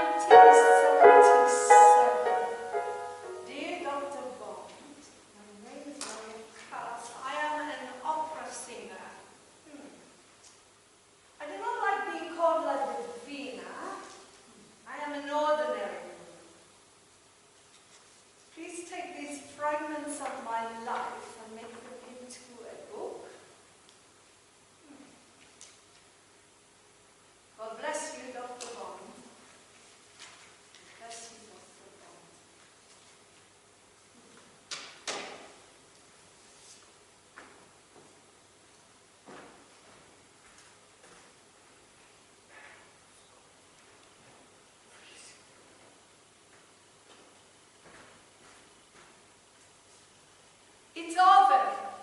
It's really over. I need to sit. Went by too fast. A normal performance for me. But what is normal? My life is not normal. Not in the normal sense. I was good though. I was good. Now, where am I? Oh, yes. Sapporo, Japan. Far from my triumphs at La Scala, the Met, Covent Garden, traveling to and from Paris, Rome, London, everywhere. But even farther from my first performance in the Jack Berry Show with a heart that's free. I was 10 years old, so young.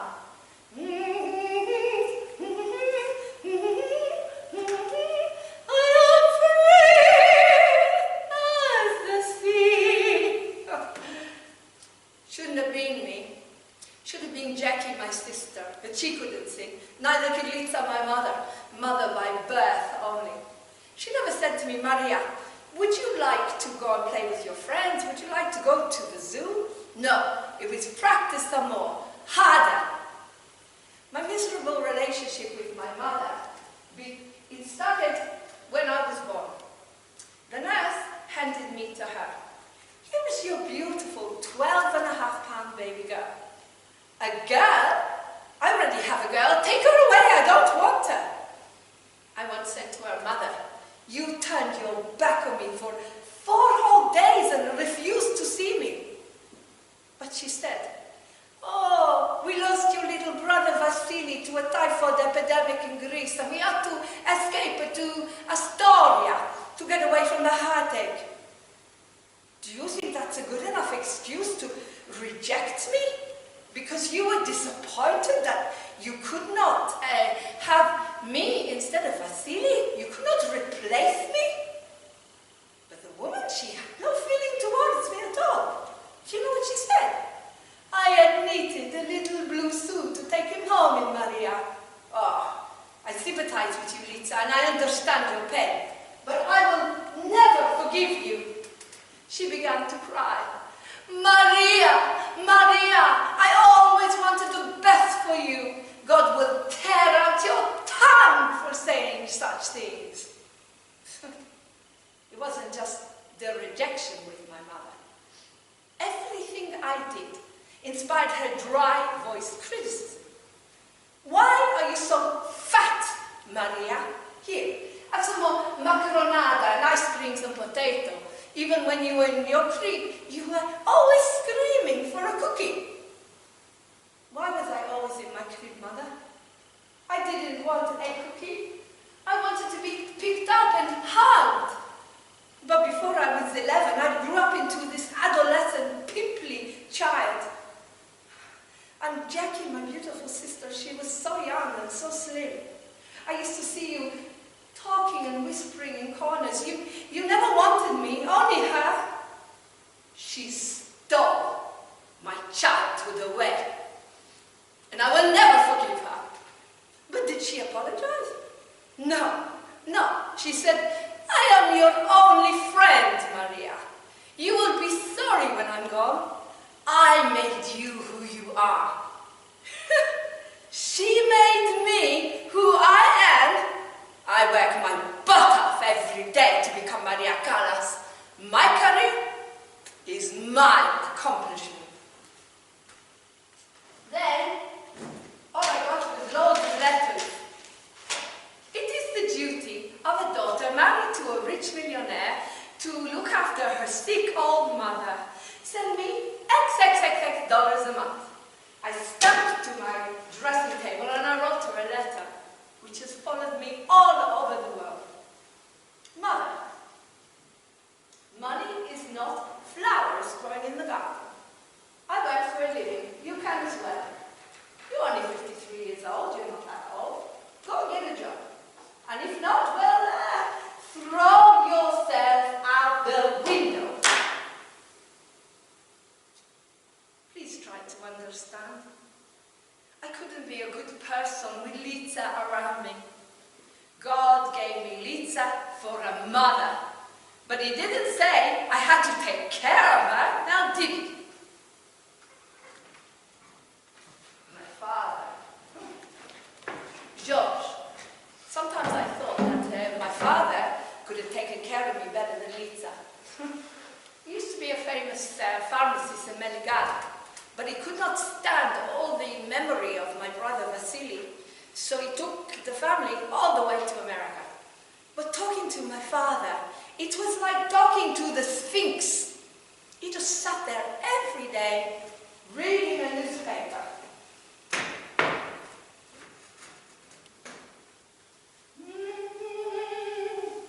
Maria, will you stop with that incessant singing? You're getting on my nerves.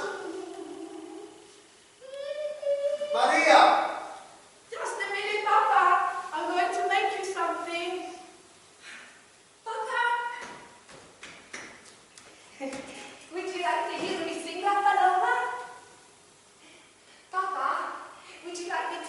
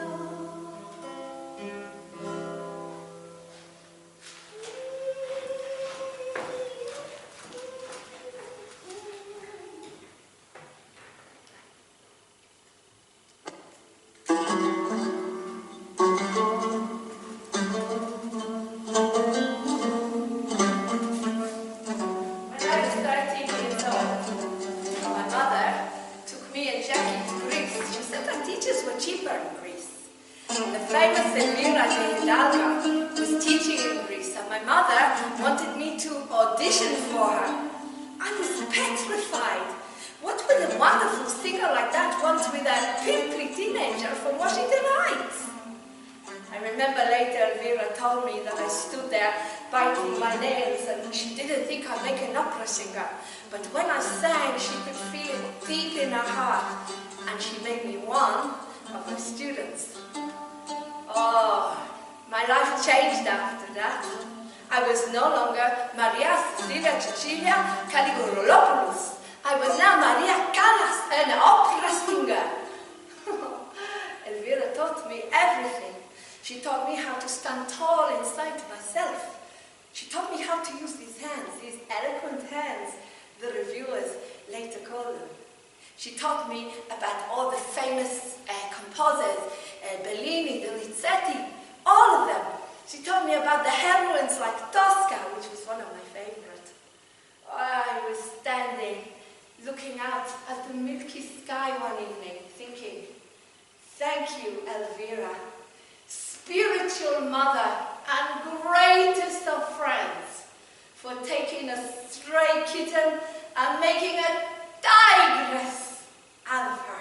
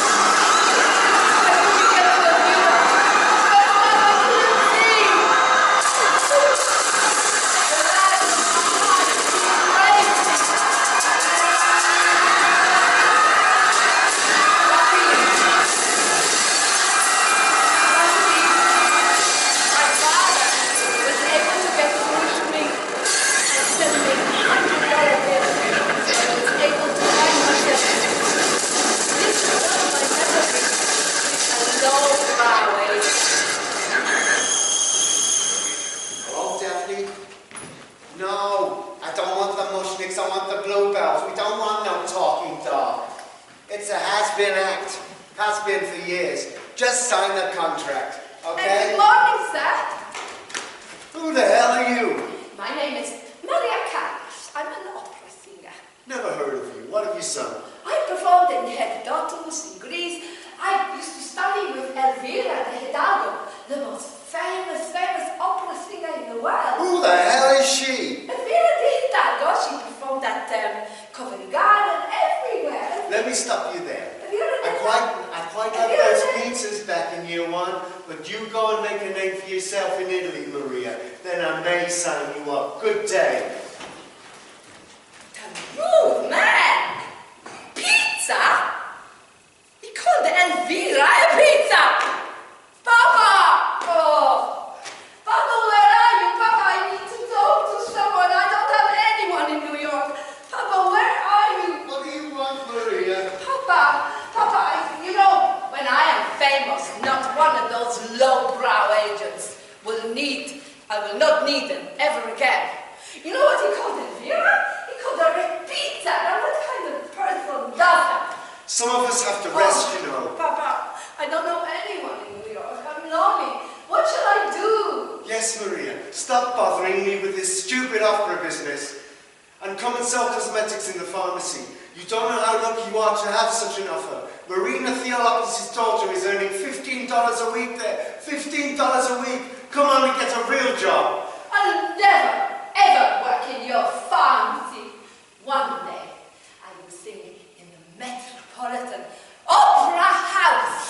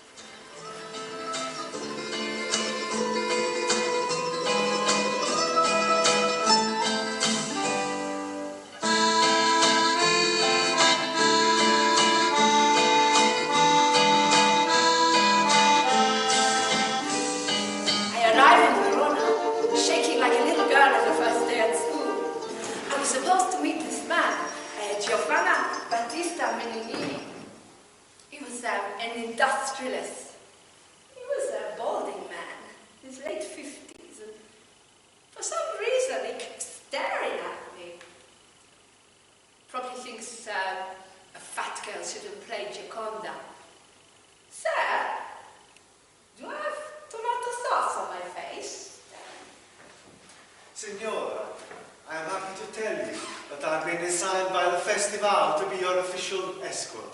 They call me the local Romeo. Oh, he took me on that night, some Romeo. He didn't even kiss me goodnight. Next day, he took me around Verona. I knew he was the one. I named him Tita right away. But when it comes to sex, Maria, I think you have remained a child. Oh, I don't know, Tita. With you, sex is gentle and compassionate. It doesn't carry me to the stars, that's all. That's all right, sweetheart. I love just being with you. But you know what? It's not enough me being with you. I have my South American tour coming up. We're going to be separated for thousands and thousands of miles. I want to get married. Be reasonable, sweetheart. How can I get a dispensation from the Pope and arrange for a wedding in just 2 days? Oh, but I'm not going then. Don't see? All right, Maria. I'll arrange the dispensation on time.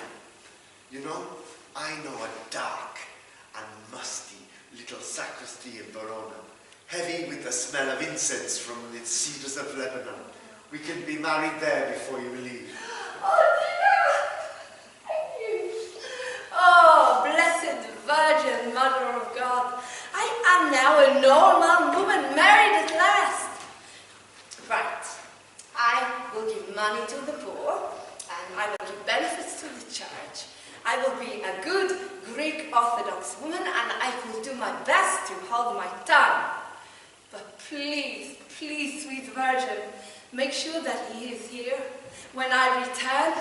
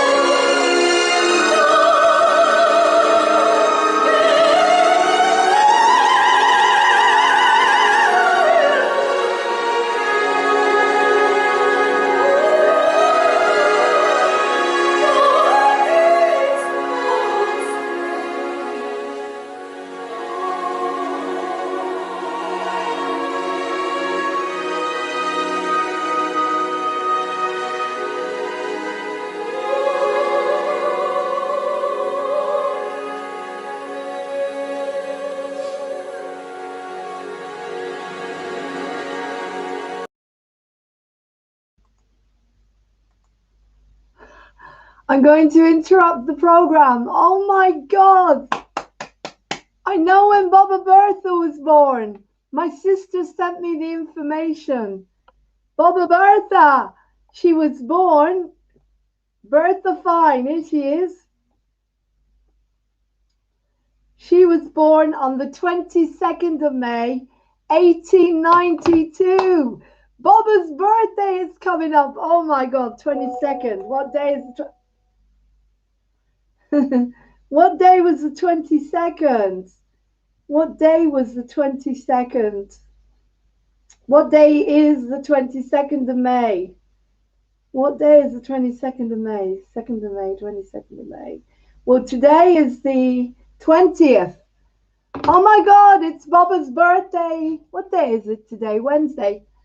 Oh my God, Friday. Is that right? 15/7. On Saturday. Oh my God, we've got a massive celebration coming up. Woo-hoo! Massive birthday. Bobba Bertha's birthday. Massive birthday. 22nd of May. It's Bobba's birthday. The real one. BB's birthday. Oh my God. Okay. Saturday the 22nd of May. It's Bobba's birthday. God, I didn't know. Was she a Gemini? Is she a Gemini? What birth sign is she? Would she have been? 22nd of May. Oh, Bobba. Go find Bobba birthday on the 22nd of May. Oh my God, that's so cool. Can't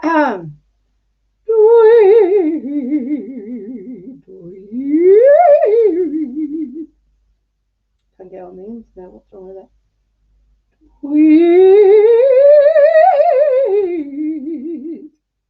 22nd of May. What birth sign is that?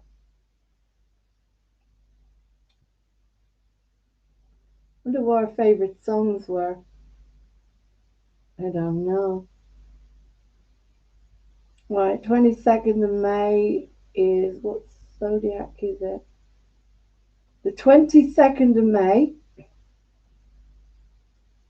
142nd day. Bobba will be 112, so we don't have to wait till my birthday. 22nd of May. Zodiac.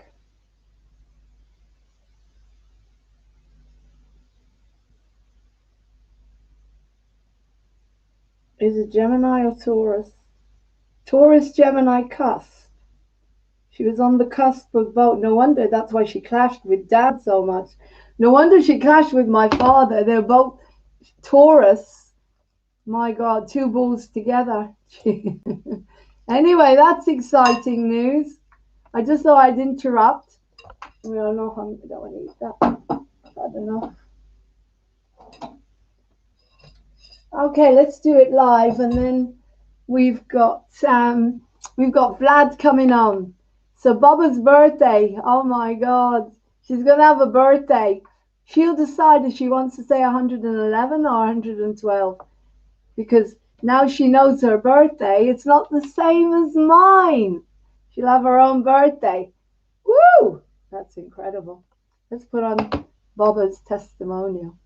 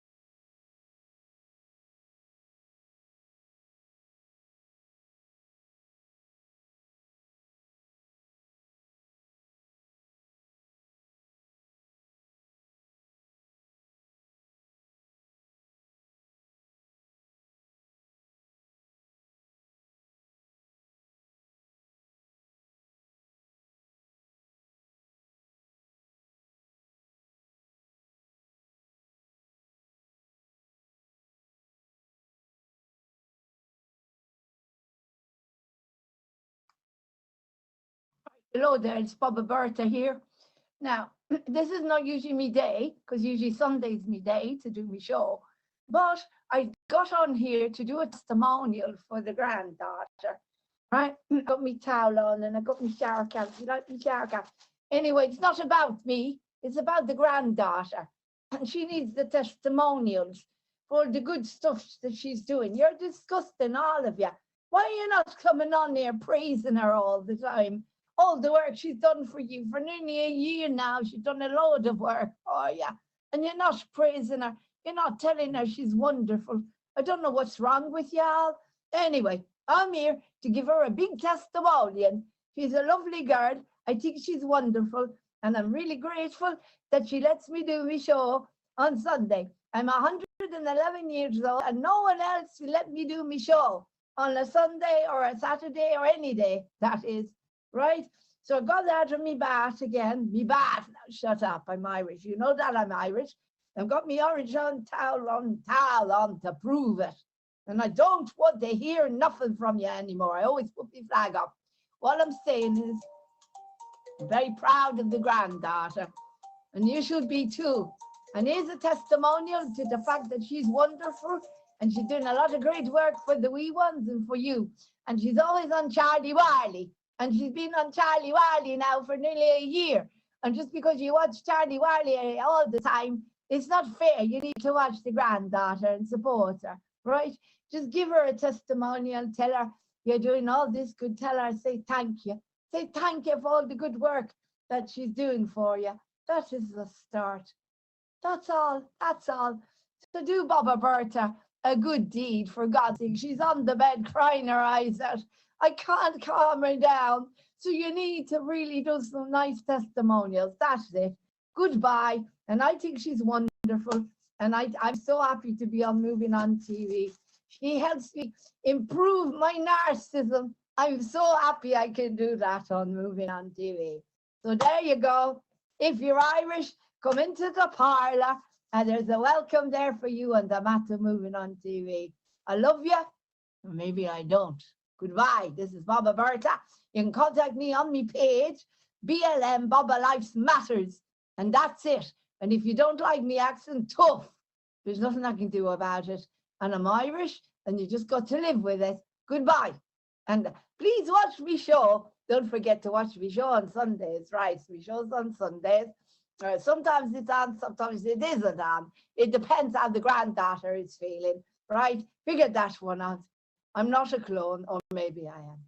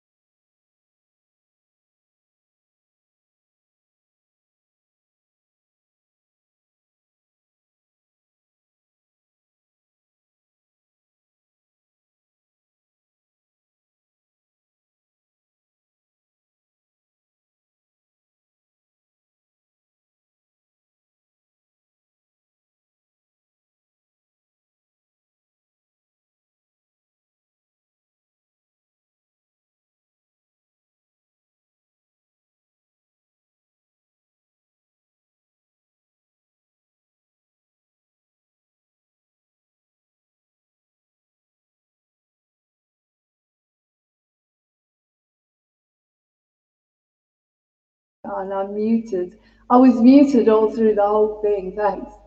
Baba Bertha's birthday, the real one, will be on Saturday. Massive celebration. She could spell. She's so happy. My sister sent me the information through. That was my grandmother. This is the real Baba Bertha. There she is, the real Baba Bertha. She was born on the 22nd of May, 1892. 1892. So now I don't have to share my birthday anymore. She looks nothing like me. Nothing like, actually, if I can find her wedding pictures, you'll see she did look quite like me. Let's see if my sister's got any more photographs. Saturday, massive birthday. Okay, Baba. And she can actually spell because she's so happy. Look, look. She says, I was born in 1892. Now, if somebody was born in 1982, that's 100 years before. My birthday is coming up on Saturday. Watch out, I'm so happy I could spell for a change. May the 22nd, Baba's birthday. So it's going to be huge on Saturday. Moving On TV is going all out the same way we did for Sid. Except I didn't know my grandmother that well. I'll have to meditate on her and get some messages from spirit. Very, very powerful woman, and you will find out why. The real Baba Bertha. The real Baba Bertha. The real one. There she is. There's the real Baba. And she doesn't have a shower cap on her head. Anyway, let's do some singing. I thought I'll do it live instead of... I'm so grateful I don't have to deal with all the nonsense adverts.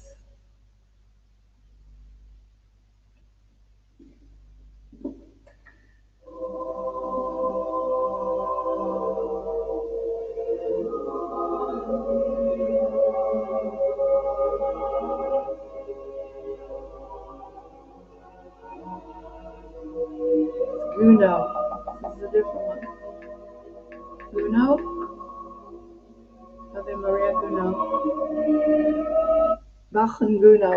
This is by Bach and Guno.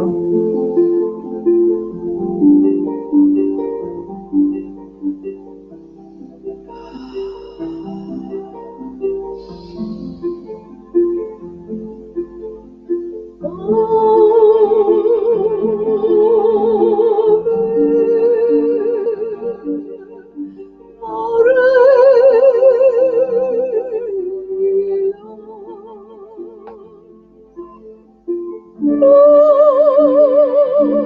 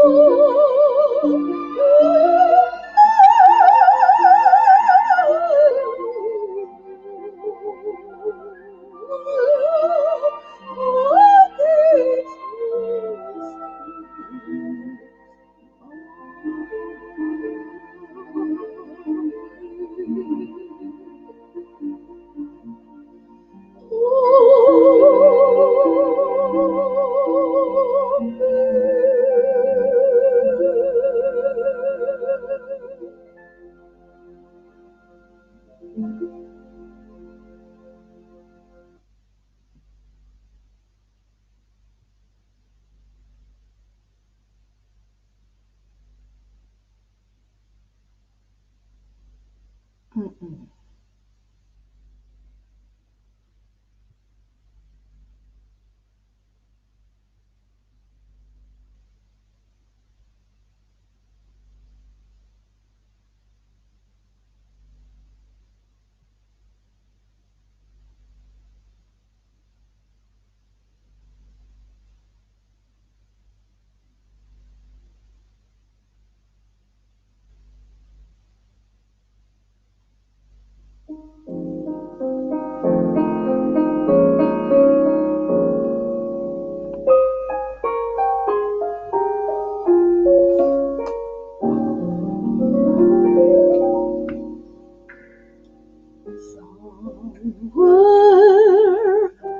over the rainbow, way up high, there's a land that I heard of once in a lullaby. Somewhere over the rainbow lies and the dreams that you dare to really do come true.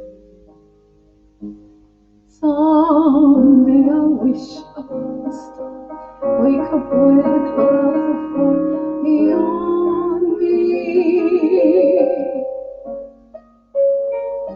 Where troubles not, lemon drops, way up Papa's treetops, way behind me.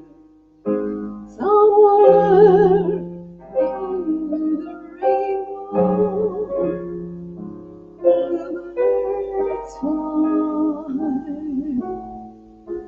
birds fly over the rainbow, why I can't die. Someday I'll wish upon a star, wake up with the clouds of far beyond me. Where troubles melt, lemon drops away above those chimney tops, that's where you'll find me. Somewhere over the rainbow, where the birds fly, birds fly over the rainbow, why can't I? If happy little bluebirds fly beyond the rainbow, why, oh, why can't I?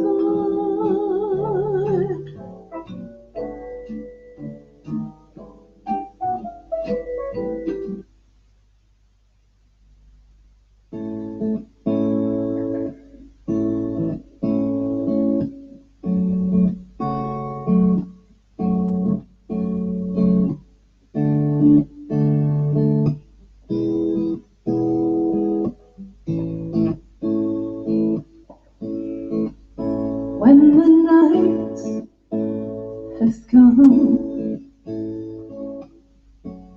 and the land is dark and the moon is the only light to see, oh, I won't be afraid, no, I won't be afraid. Just as long as you stand by me. So darling, darling, stand by me. Oh, stand by me. Oh, stand by me.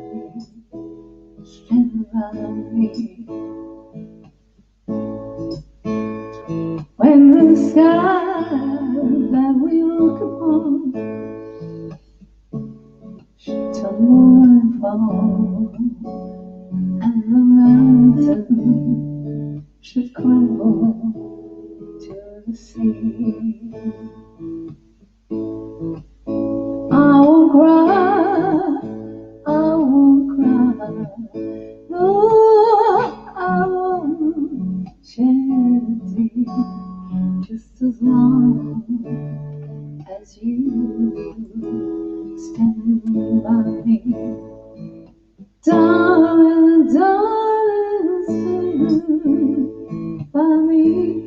Oh, stand by me, stand by me. Oh yeah, stand by me. Whenever you're in trouble, stand by me. Oh, stand by me. Ooh,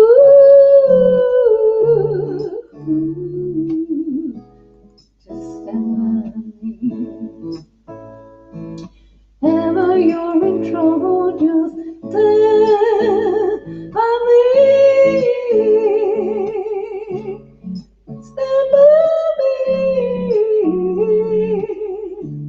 Stand by me.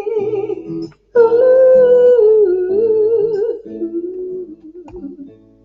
tweet, tweet, tweet, tweet, tweet,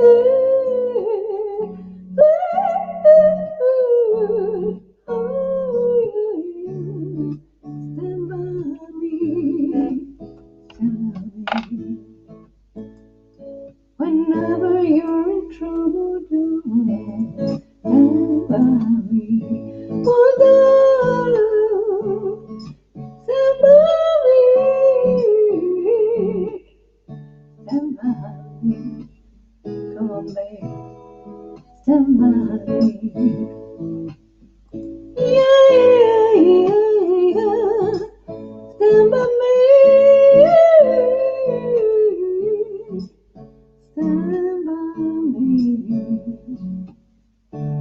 Stand by me. Stand by me. Won't you stand by me? Ooh, yeah, yeah. Stand by me.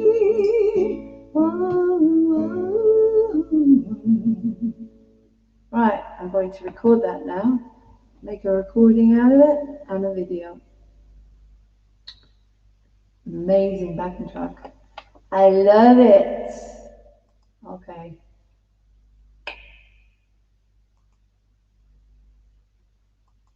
You can watch, or you can listen. You can listen. Where is it? To download.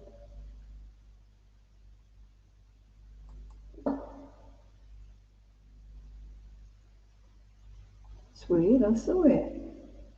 I saw it. Download. Where's it gone? Where's it gone? Where's it gone? Oh, yeah. I'll have to do it again. Let's do it again. Right. YouTube. Stand by me. History. Share. Copy.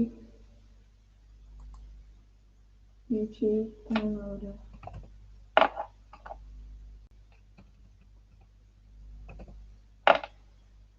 I'm going to record it now.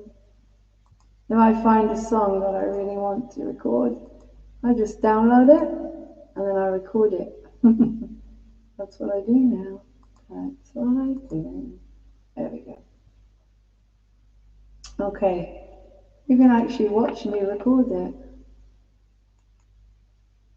Right.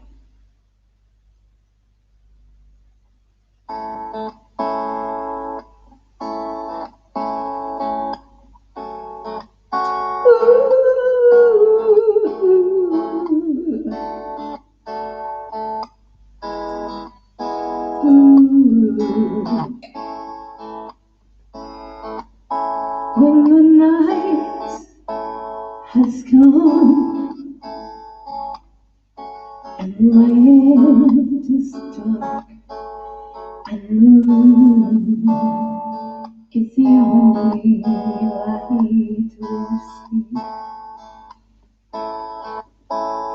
No, I won't be afraid, no, I won't be afraid, just as long as you stand by me. Darling, darling, stand by me.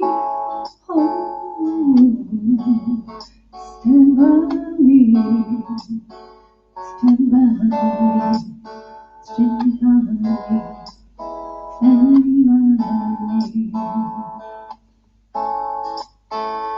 If the sky that we look upon should tumble and fall, or the mountain should crumble to the sea, I won't cry, I won't, no, I won't shed a tear, just as long as you stand by me. Darling, darling, stand by me. Oh, stand by me. Stand by me. Stand by me. Darling, darling.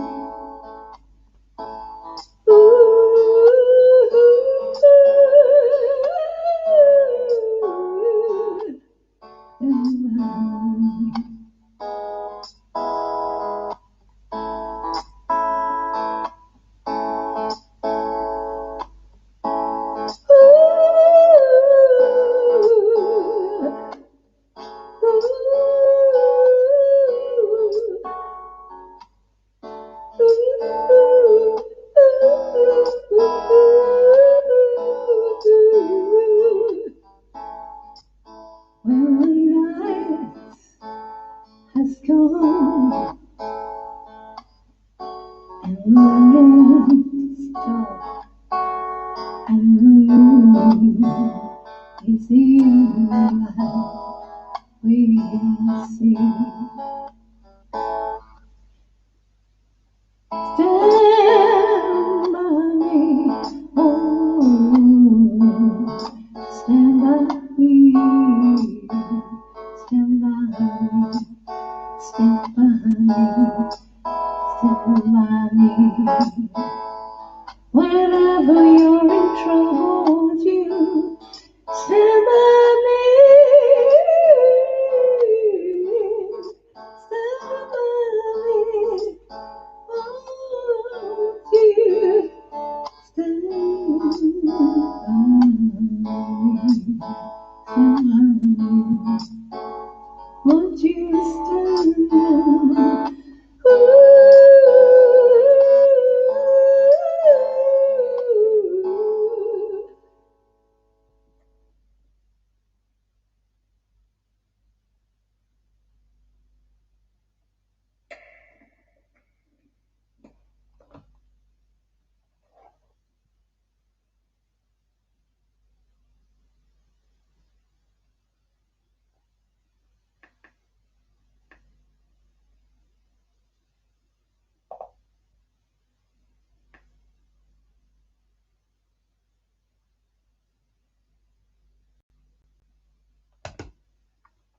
Right, so I'm going to get to that before it starts.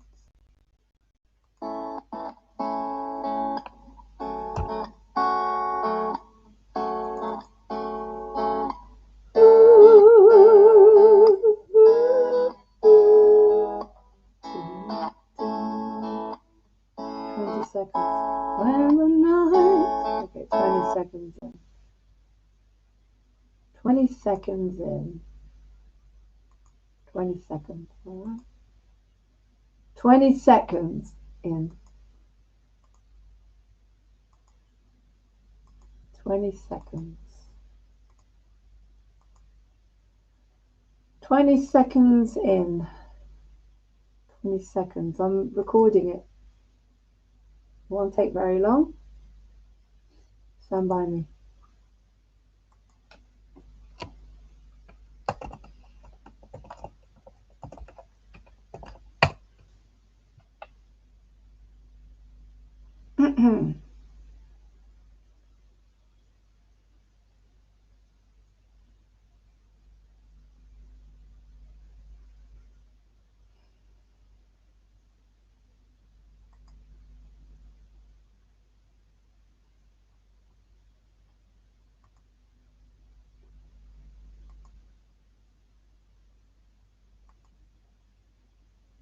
Right, we import the backing track, and then we put the vocal on.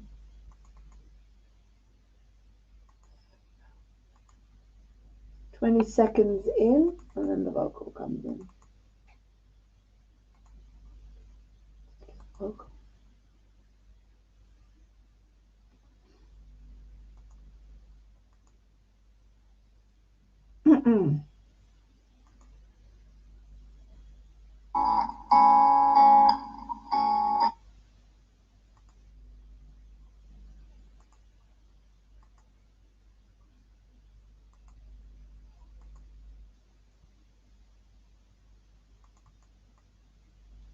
Seconds in.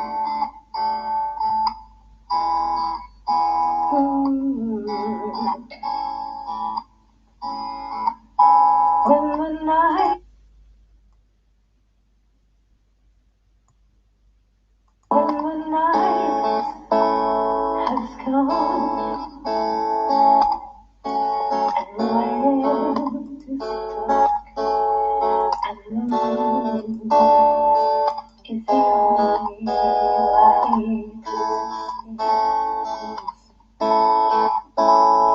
No one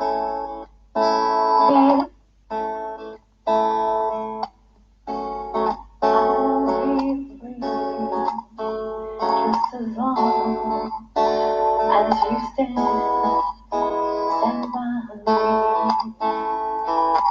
Darling, darling, stand by me. Oh, stand by me. Okay, I need to do it with the headphones because it's not fitting. The acoustics are not fitting. Right, so let's do it with the headphones. Let's record it again with the headphones. The vocals with the headphones. Okay, one more time. Headphones.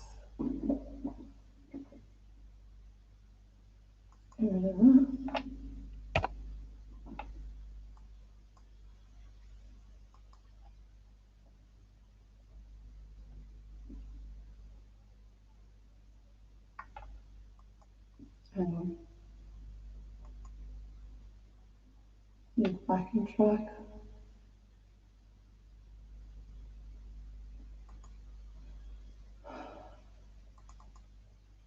There we go.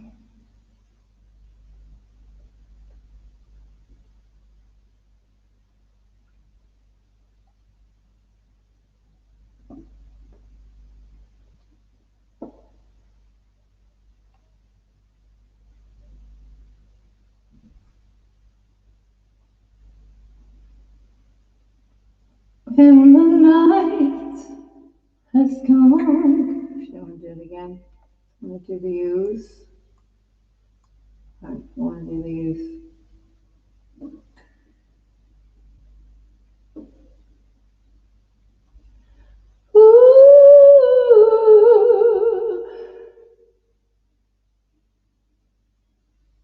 When the night has come. Hey, where is that coming from?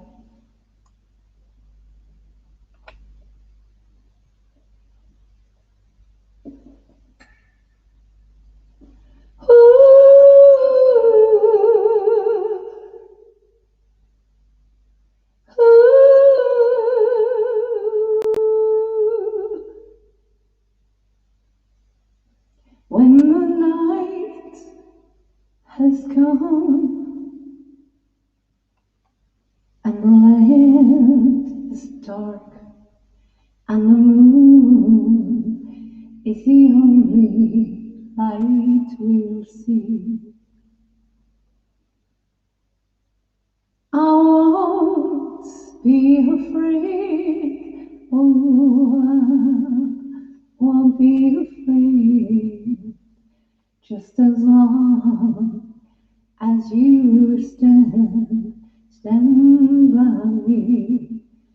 Darling, darling, stand by me. Oh, stand by me. Stand by me. Stand by me. If the sky that we look upon should tumble and fall, or the mountains should crumble to the sea,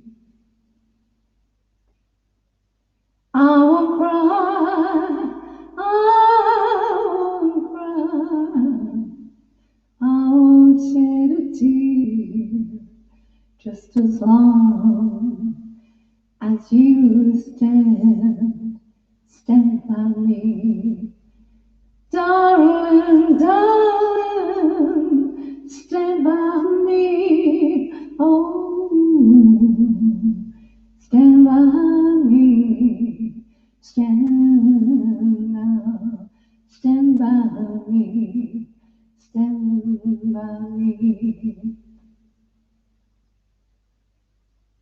Ooh.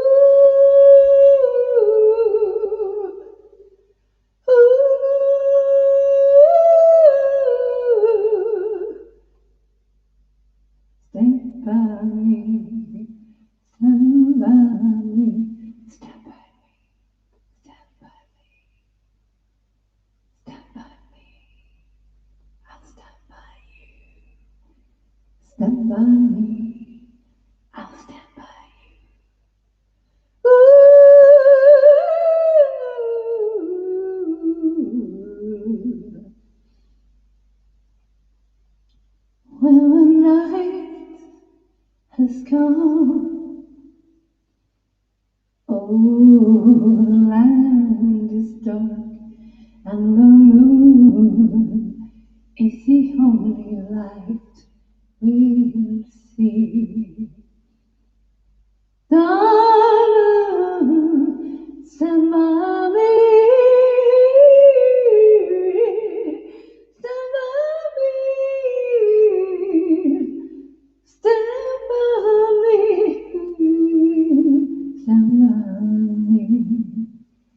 Whenever you're in trouble, won't you stand by me? Stand by me, won't you stand now? Stand now, stand by me, won't you stand by me, stand by me.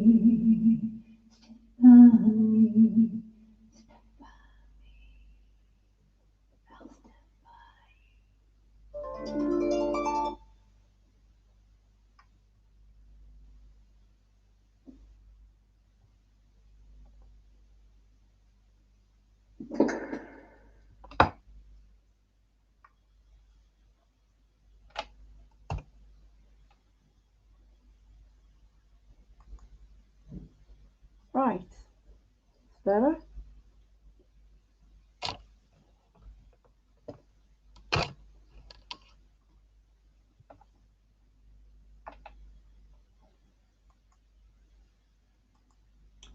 Just so you know, if anyone is watching, I'm recording Stand By Me at the moment. I'm good, I'm just recording. I'm making a video, quick video. Cara, it's Baba Bertha, the real. Do you want to see the real Baba? Look, this is the real Baba. There she is. There she is. Baba Bertha. This is the real one. Her birthday's on Saturday. Cara, join us Saturday, Friday night. Massive celebration for Baba, the real Baba Bertha. Anyway, I'm just recording Stand By Me. Okay?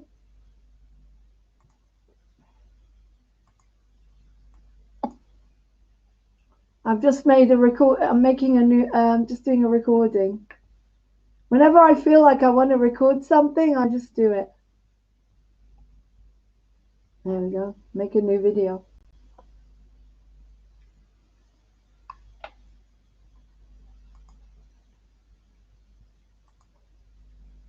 Doesn't have to be perfect, just my best. I'm doing my best. That's all you can do, guys, your best. Oh. Okay, and that's what I'm doing. I'm doing my best. I have confidence. I'll do better than my best. I have confidence in springtime. I have confidence in rain. Maybe we'll do that one. Sound of music. Tweet, tweet, tweet, tweet, tweet, tweet, tweet, tweet, tweet, tweet.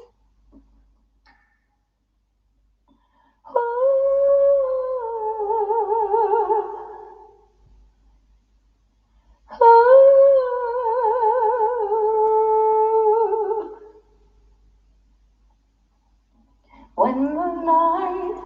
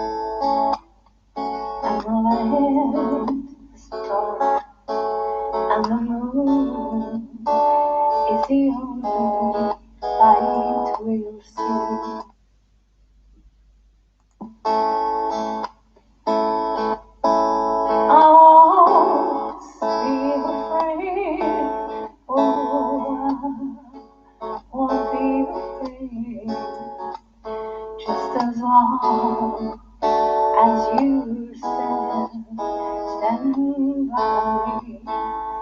Darling, darling, stand by me. Oh, stand by me. Stand by me. Stand by me. That sounds fine. All right.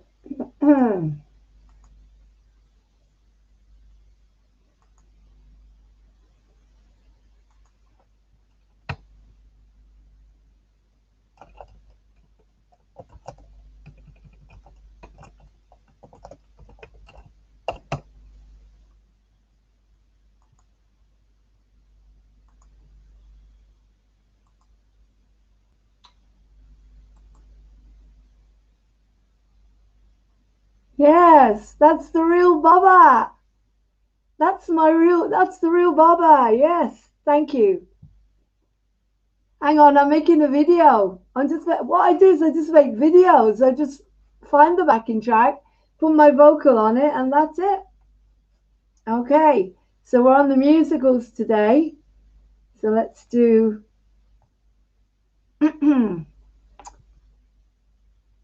My little girl is doing what she wants today, and that is sing.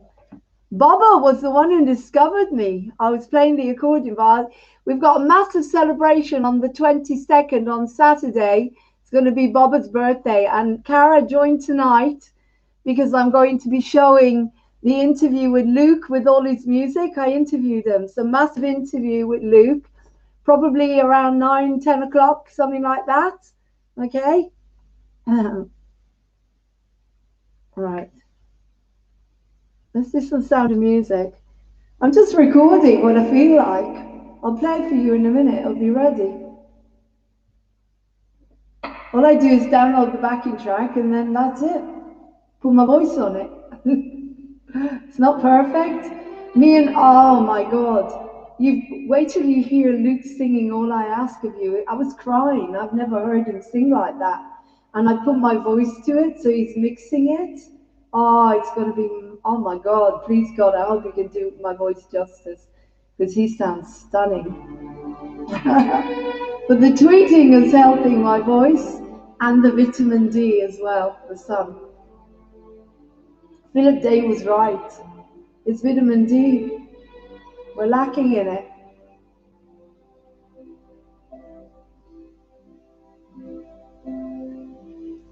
Climb every mountain, search high and low, follow every byway,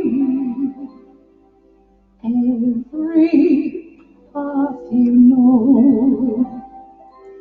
Climb every mountain, ford every stream, follow every rainbow, till you find your dream, a dream that will need all the love you can give.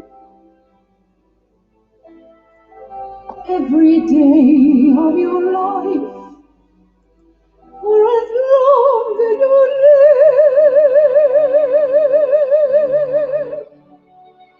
climb every mountain, ford every stream, follow every river.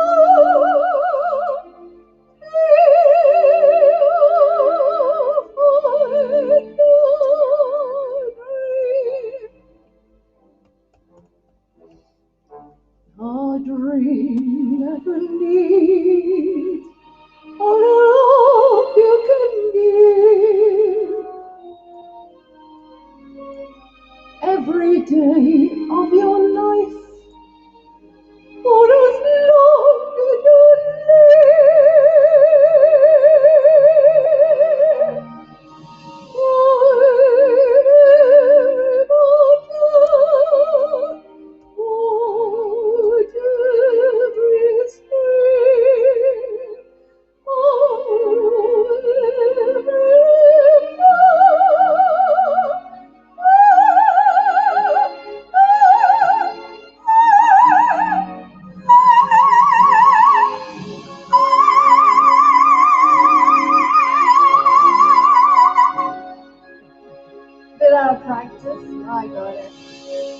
Yeah.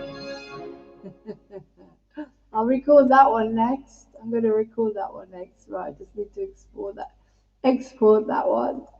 The vitamin D is really, really helping my voice, Cara. Philip Day was right. It was vitamin D. Right, so we're doing the sounds of music. We're doing the sounds of music because I am doing whatever my little girl wants to do today. That's my higher power today. She's got her rings on. She's dressed like she would have looked when she was a teenager. Even promoting the Voice of Peace, the radio station we used to listen to. Thank you.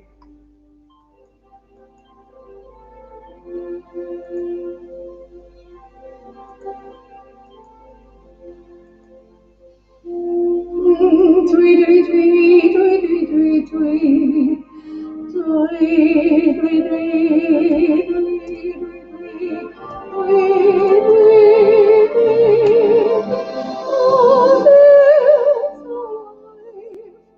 with the sound of music, with songs they have sung for 1,000 years.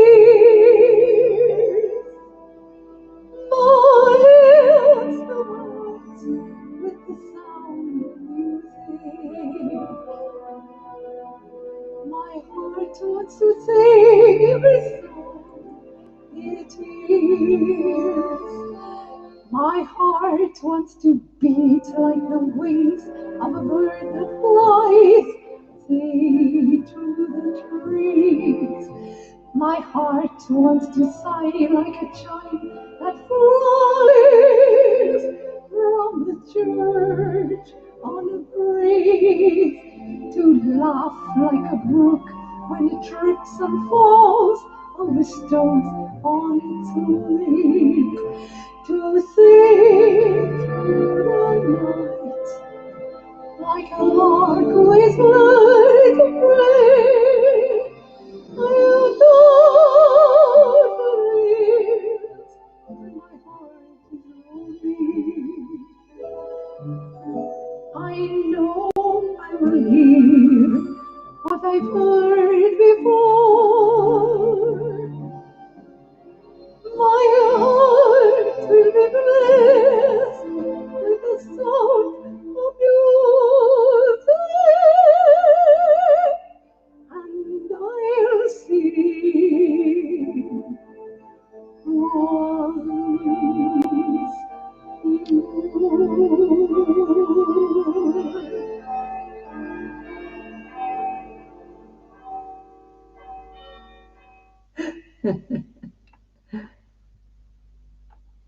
Yeah, vitamin D, can you believe it? That's it, vitamin D, guys. Get your vitamin. I had to do a blood test. I did my blood test. It was a little prick in my finger, so to speak. I even did a program to help people who have phobias with taking blood, because Philip Day said he wouldn't talk to me till I had a blood test.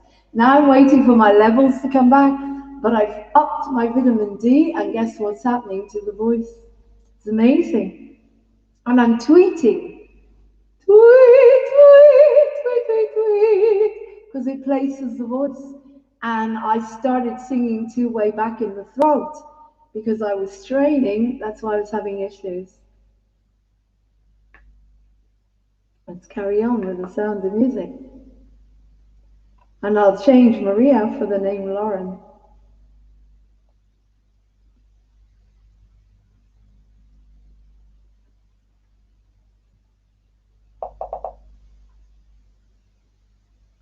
I had a session today with my sponsor in the 12 steps, and she said to me, you've got to do what your little girl wants to do today, because I was feeling sad about something, I won't say. Something happened today and I couldn't go because I'm not allowed to go there. And the synchronicity was very strange, Cara, very, very strange. I can't say anything more, but the guy whose birthday I'm organizing tonight happened to be somewhere where I'm not allowed to go. And so I felt heartbroken, and so I contacted my sponsor, And she said to me, what would your little girl do today? And I said, well, she would sing. She would sing. And so that's what I'm doing. And doing everything for love and peace. That's what my little girl would do. She'd be hugging everyone. Right, stand by me. She climbs the tree and scrapes her knee, her dress has got the tear. She waltzes on her way to mass and whistles on the stair. And underneath her whipple, skirts in her hair. I've even heard her singing in the abbey. Tweet, tweet, late for chapel, but her penitent is real. She's always late for everything except for every meal. I hate to have to say this, very firmly feel. But he has not to mass to the abbey. I'd like to say a word on her behalf. Maria makes me laugh. Have you solved a problem like Lauren? How do you get your cloudy kids down? How do you get what that means, Lauren? A flimmery gentle with a voice of time. Many things you know you'd like to tell. Many things you ought to understand. But how do you make her stay and listen to what you say? How do you even understand? How do you solve a problem like Lord? How do you one day in your hands? When I'm with her, I'm confused, too focused to be amused, never know exactly where I am. Unpredictable as weather, she's as lively as a feather. She's a darling, she's a demon, she's a lamb. She's a pester and the pest, drive a hornet on its head. She can throw a whirling dervish out of world. She's gentle, she is wild, she's a brittle, she's a child, she's a headache, she's an angel, she's a girl. How do you solve a problem like Laura? How do you catch the cloud and pin her down? How do you find a word that means love? A victory tip, a will of a wisp, a cloud. Many think you know you'd like to tell her. Many think she ought to understand. But how do you and listen to what you say? How do you even understand? Oh, have you solved the problem like the Lord?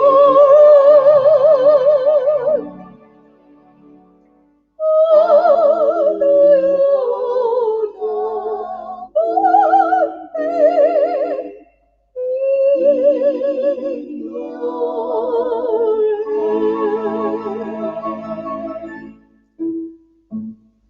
How do you solve a problem like Lauren?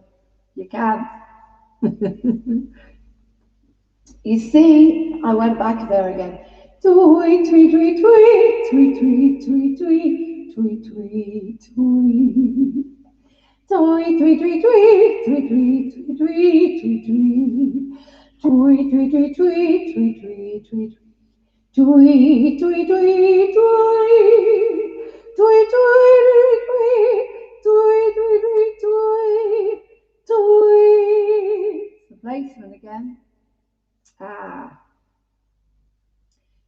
Tweet, tweet, tweet, tweet. Tweet, tweet, tweet, tweet. Tweet, tweet. Tweet, tweet, tweet, tweet, tweet, tweet, tweet, tweet, tweet. Okay. That's the wrong one. Tweet, tweet, tweet, tweet, tweet, tweet. Tweet, tweet, tweet, tweet, tweet, tweet. Tweet, tweet, tweet, tweet, tweet, tweet, tweet.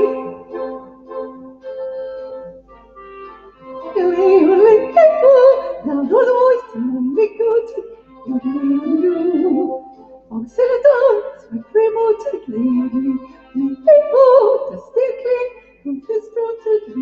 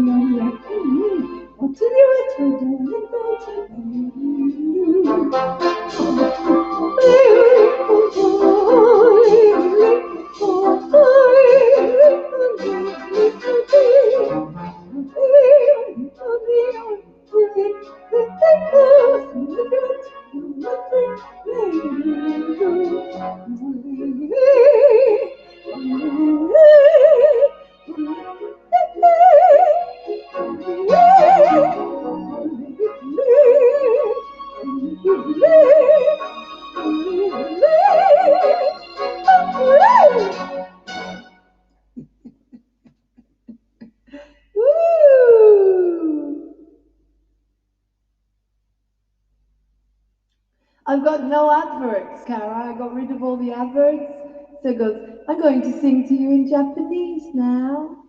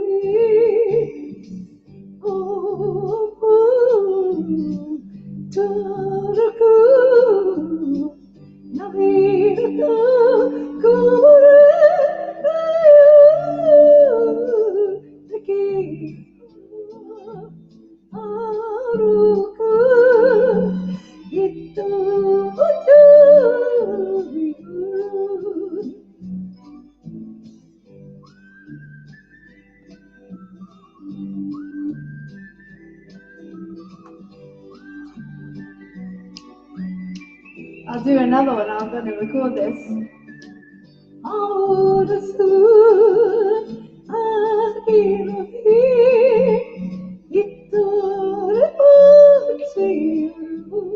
I'm going out in the sun and then it's beautiful.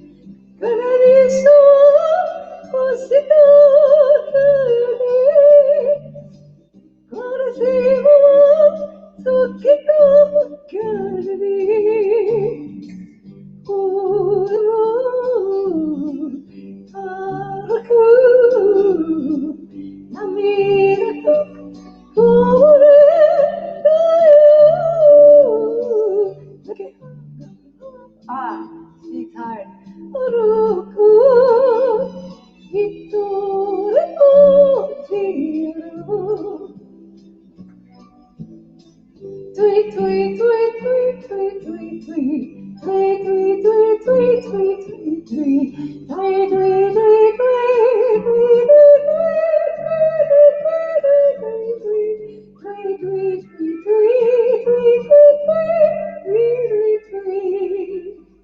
See, when you sing like in the tweets, when you sing in the tweets, you sing properly in the right placement. Let's just have a quick.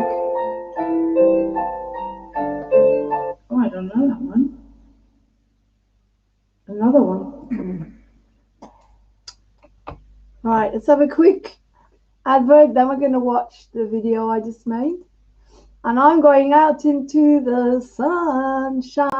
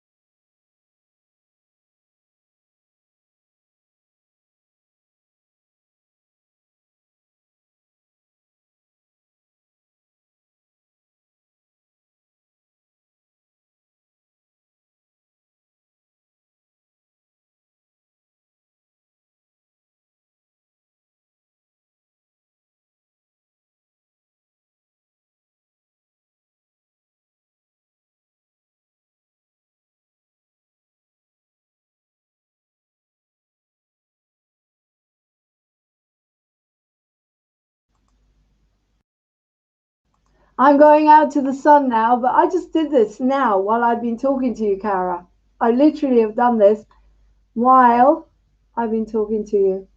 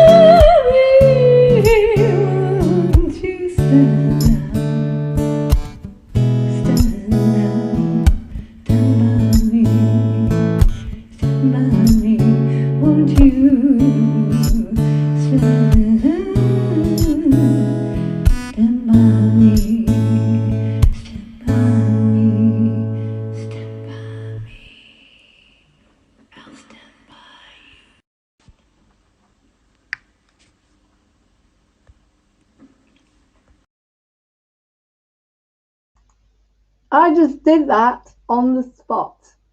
All I did is I took the backing track off, put my vocal on, put it into Adobe, and there you go. Another song. Thank you. What would you like me to record for you, Cara? Right, I'm going to go and get some sunshine I'm going to leave you with something, I don't know, maybe some encounters. While I've got to go and get some sunshine. It's beautiful out there. I want to enjoy some of the sun before it's gone. So, see if I'm just going to put on encounters, maybe the beginning or... And then about probably around 9 o'clock, 10 o'clock, we'll have the interview, Luke's interview. I haven't even watched it yet. I'm hoping it's going to be all right.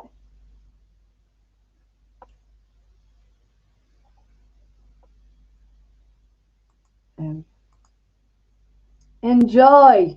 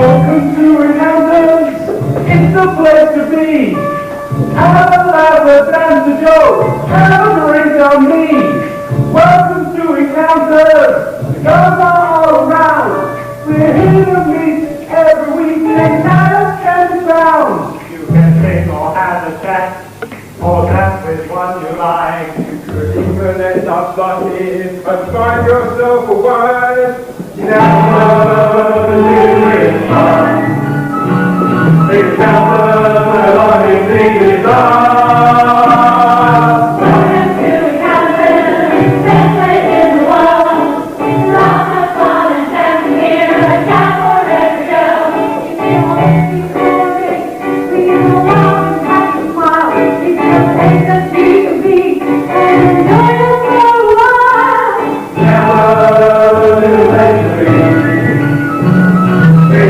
numbers for you and me.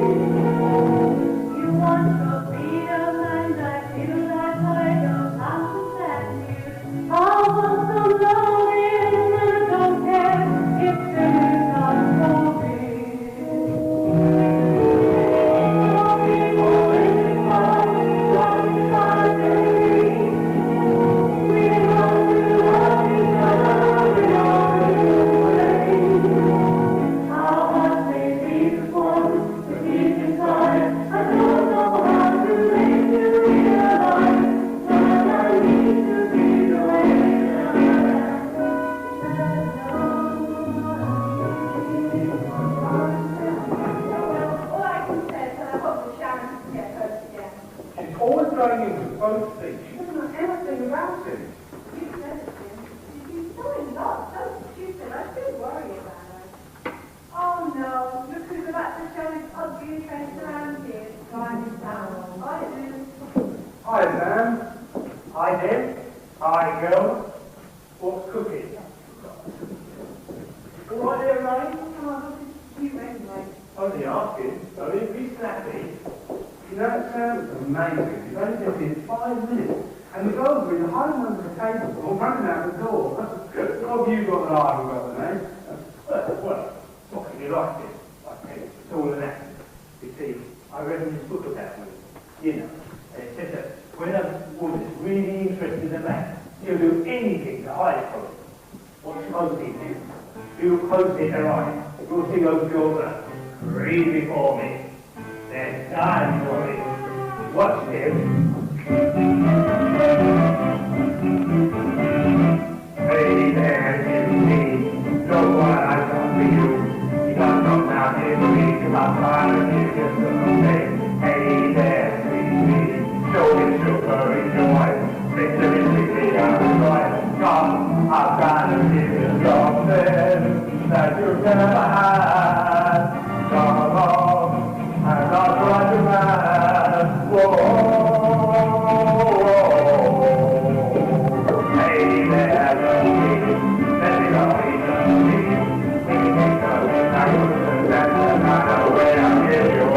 God, it's a love. Whoa, whoa. What's the way for go? I'm here for you. What's the way for go? I'm here for you. Cause you're gonna have love, love, love.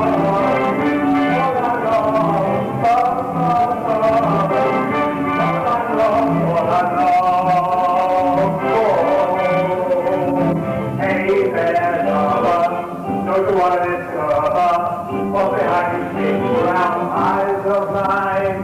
Hey there, Julie, just as your Julie.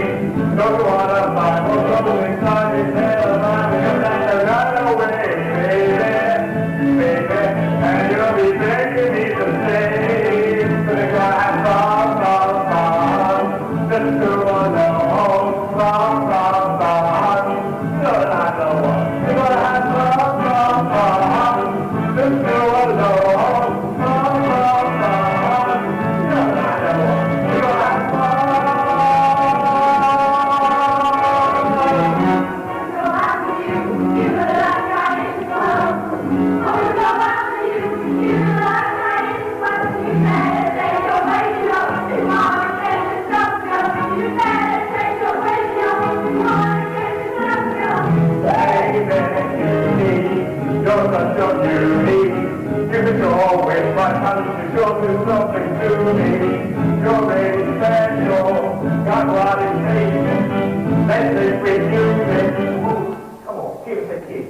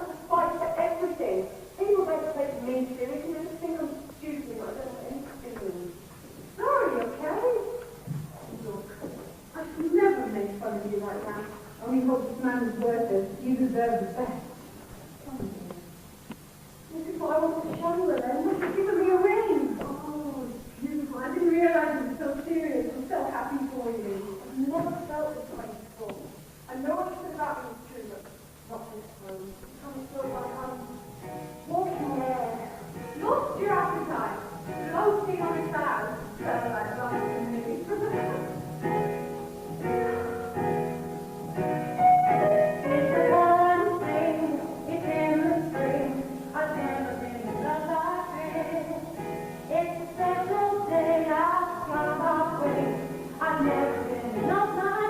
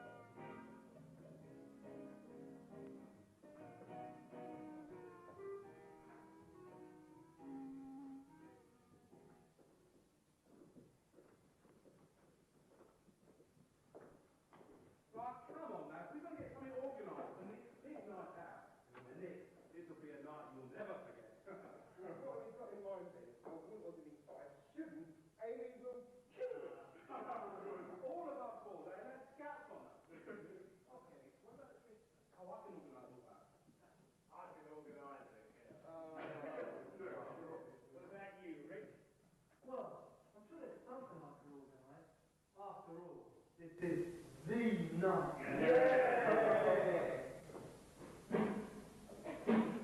So where we gonna go? What we gonna do? Everyone listen to me. This way, and now we make the dream come true. So follow me and enjoy your house. Follow me, and what you gonna do? Follow me, and I'll show you where we're going. Follow me, and alright, if you don't outside now.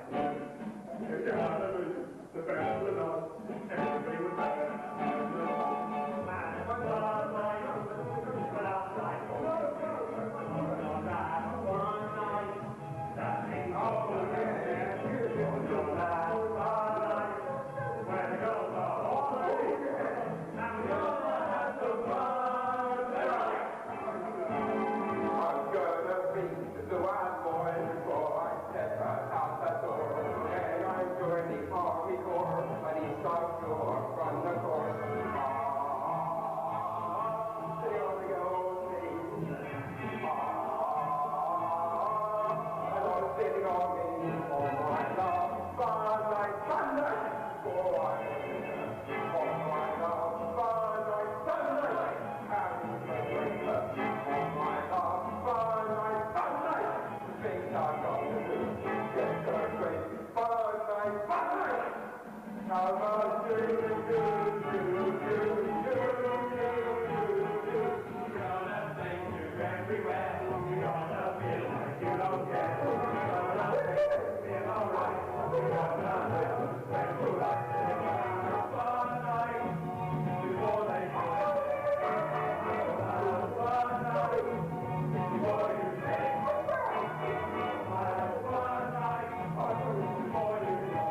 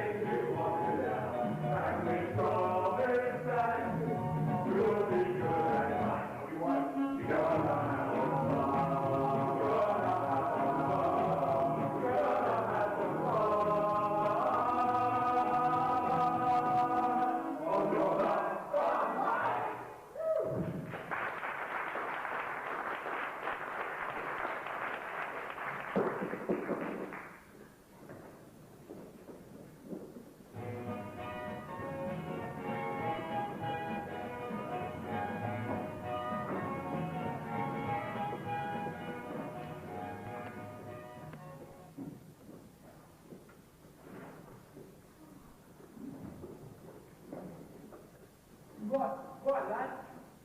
Ready to get going? What's up with you, Jim? Are you coming? I can't. I've got this really nice. I know. I've got this place to run, haven't I? All right, then. Do that, yeah? Do it, bro. I'm a good mum. Be nice, eh? I bet Amy doesn't know anything about it. Do you mean Nick myself? He may think of it. Quite frankly, I don't care what he gets up to at the moment. Like Amy, how cool that was Nick having while that rat has done something to hurt you, does it? Of course not, Sharon. It's just army life, isn't it, Amy?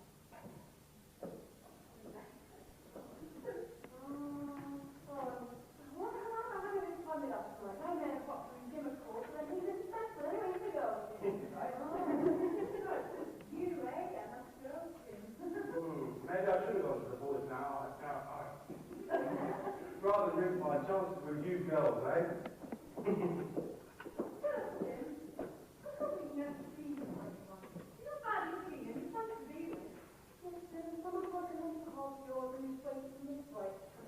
Well, I did have a young lady friend that it was a long time ago.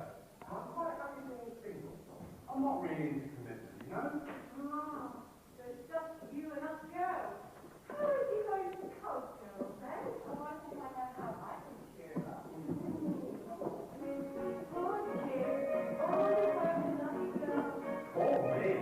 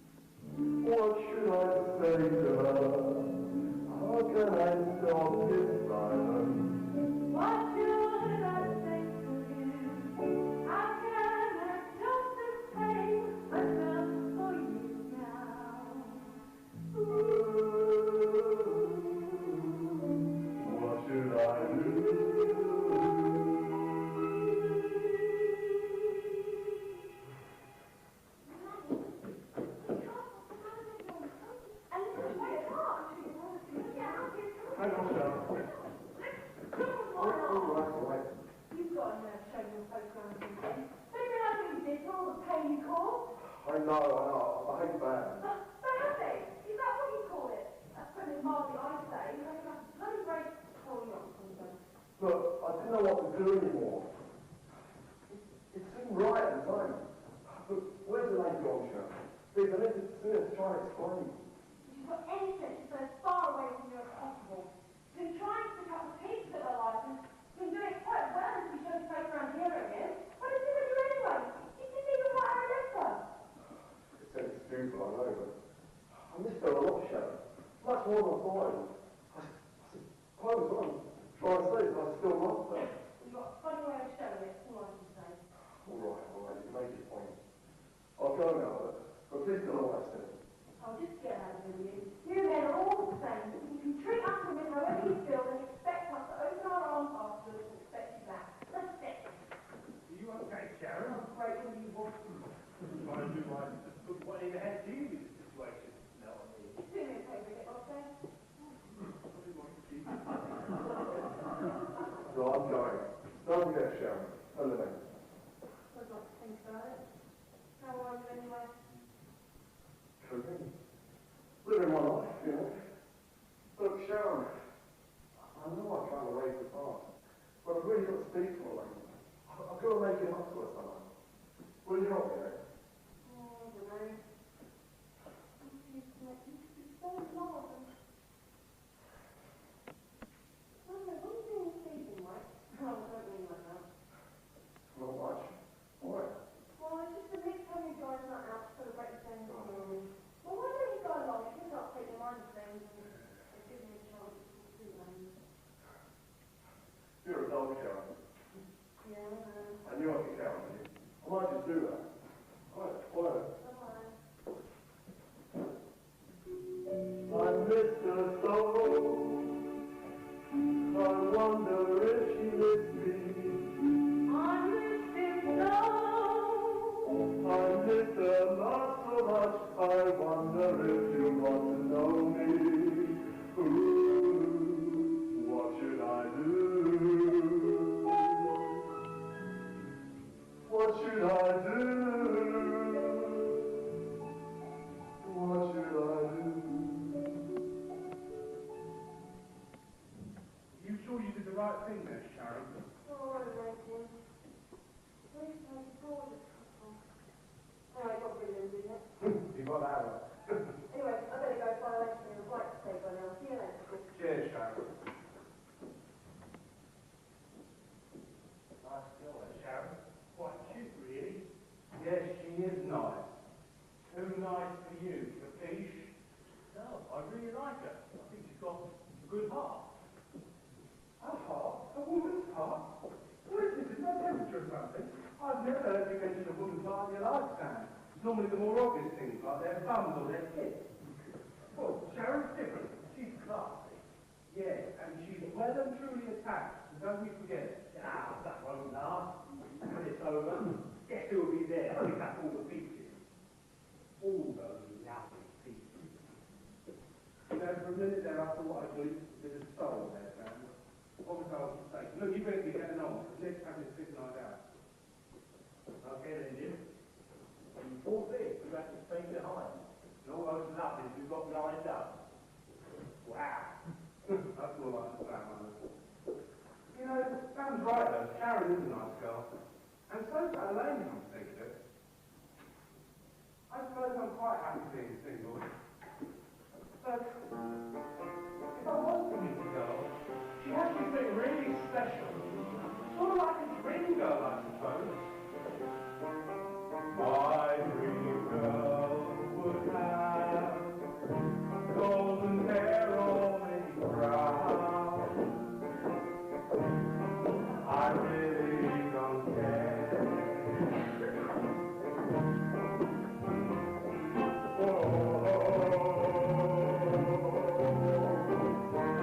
My dream girl would be something like 5'2" or 3.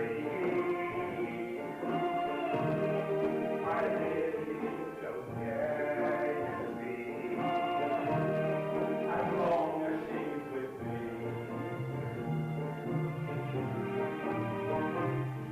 It doesn't matter if she's got the bluest eyes or brown or black or green or angel. As long as we got one another, we will be happy all the time. Oh, it doesn't matter if she's not the clever one in town, 'cause she is good to me. That's fine. Our dear friend, can't be met and know that she's forever mine. My dream girl would be the one who really only cares for me and softly tells me that she loves me.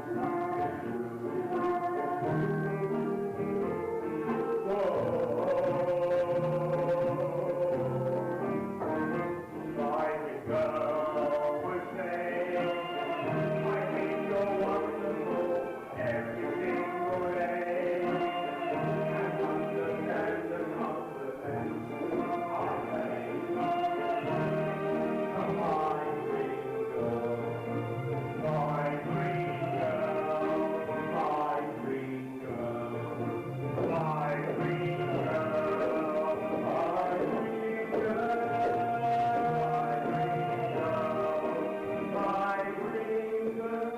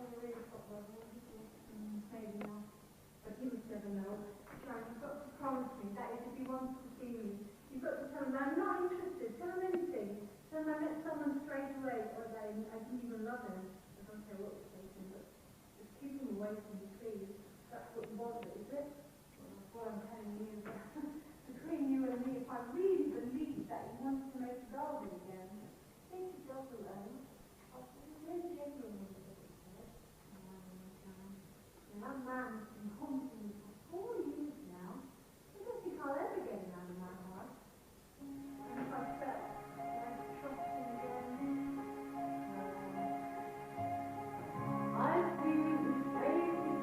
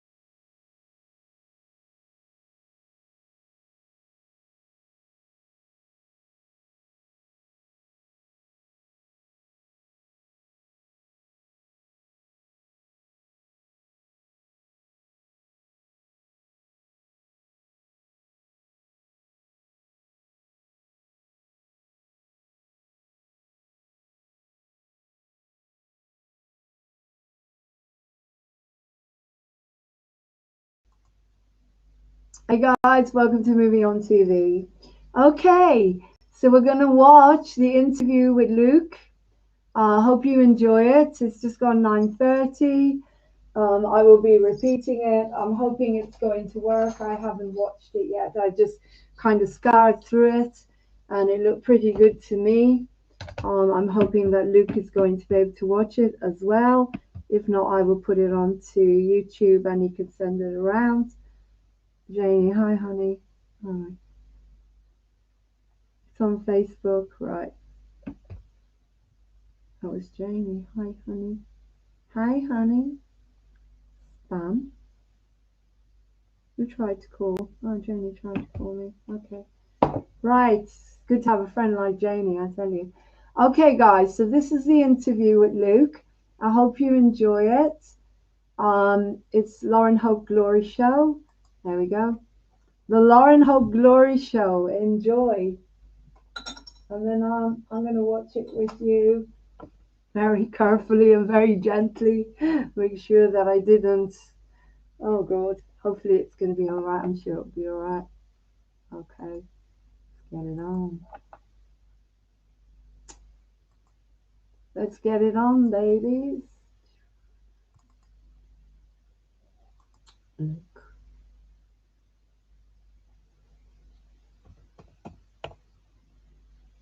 Yeah, I'll put it on YouTube once I've watched it. Get it on YouTube. There you go. This is your day now, your day to shine. Take back the gifts you have and make the world your shrine. Make it the best you can.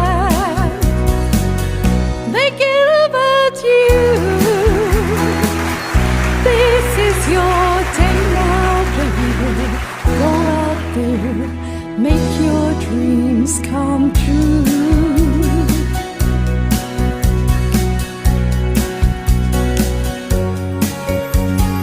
Flower, who got through the storm.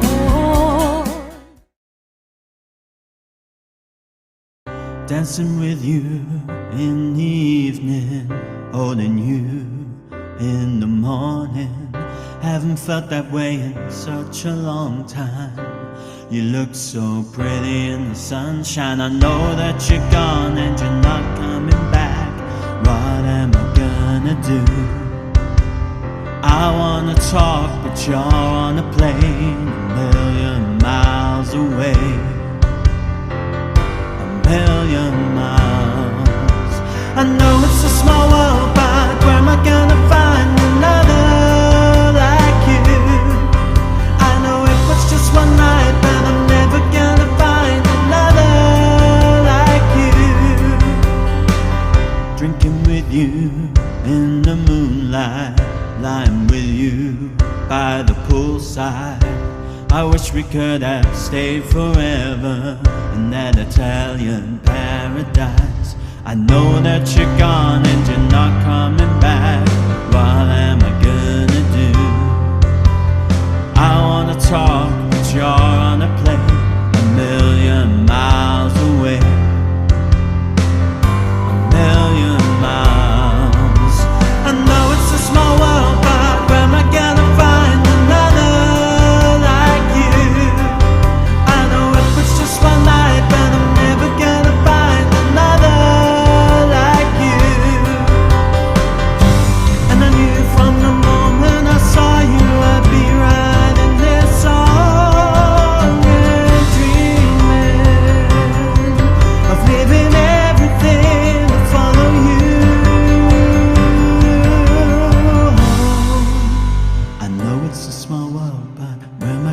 Find another like you. I know it was just one night, but I'm never gonna find another like you. I know it's a small world, but where am I gonna find another like you? I know it was just one night, but I'm never gonna find another like you.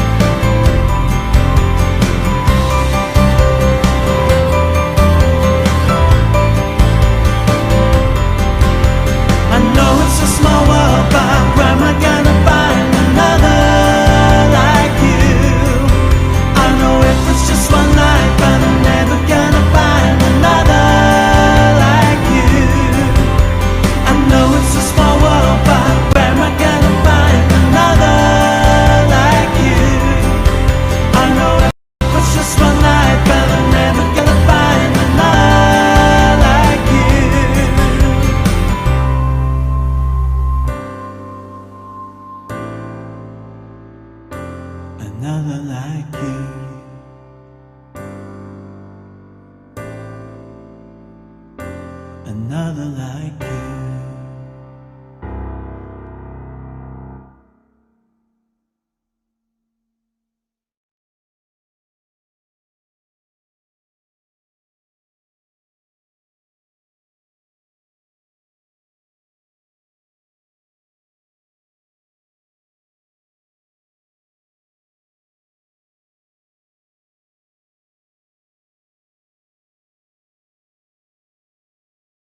A little bit about your background. You've probably told me before, but when did this all start, and how did you write your first song? How old were you when you wrote your first song?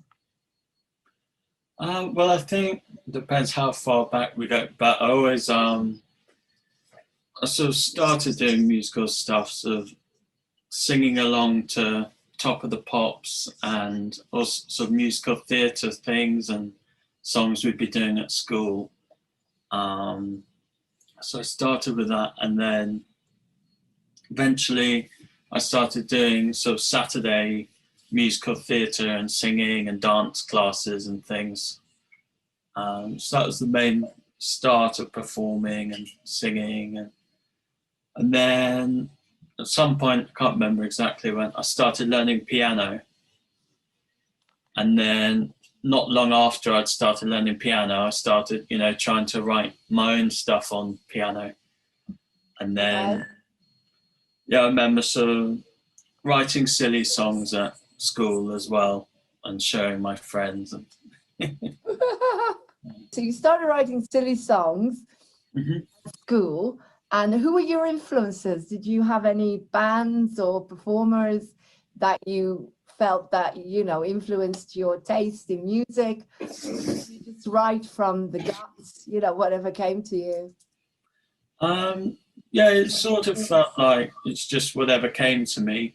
Then I guess it must be influenced by something. But I like sort of things like Elton John, Queen, and then, yeah, sort of pop music at the time. So sort of early noughties stuff, I guess it would have been.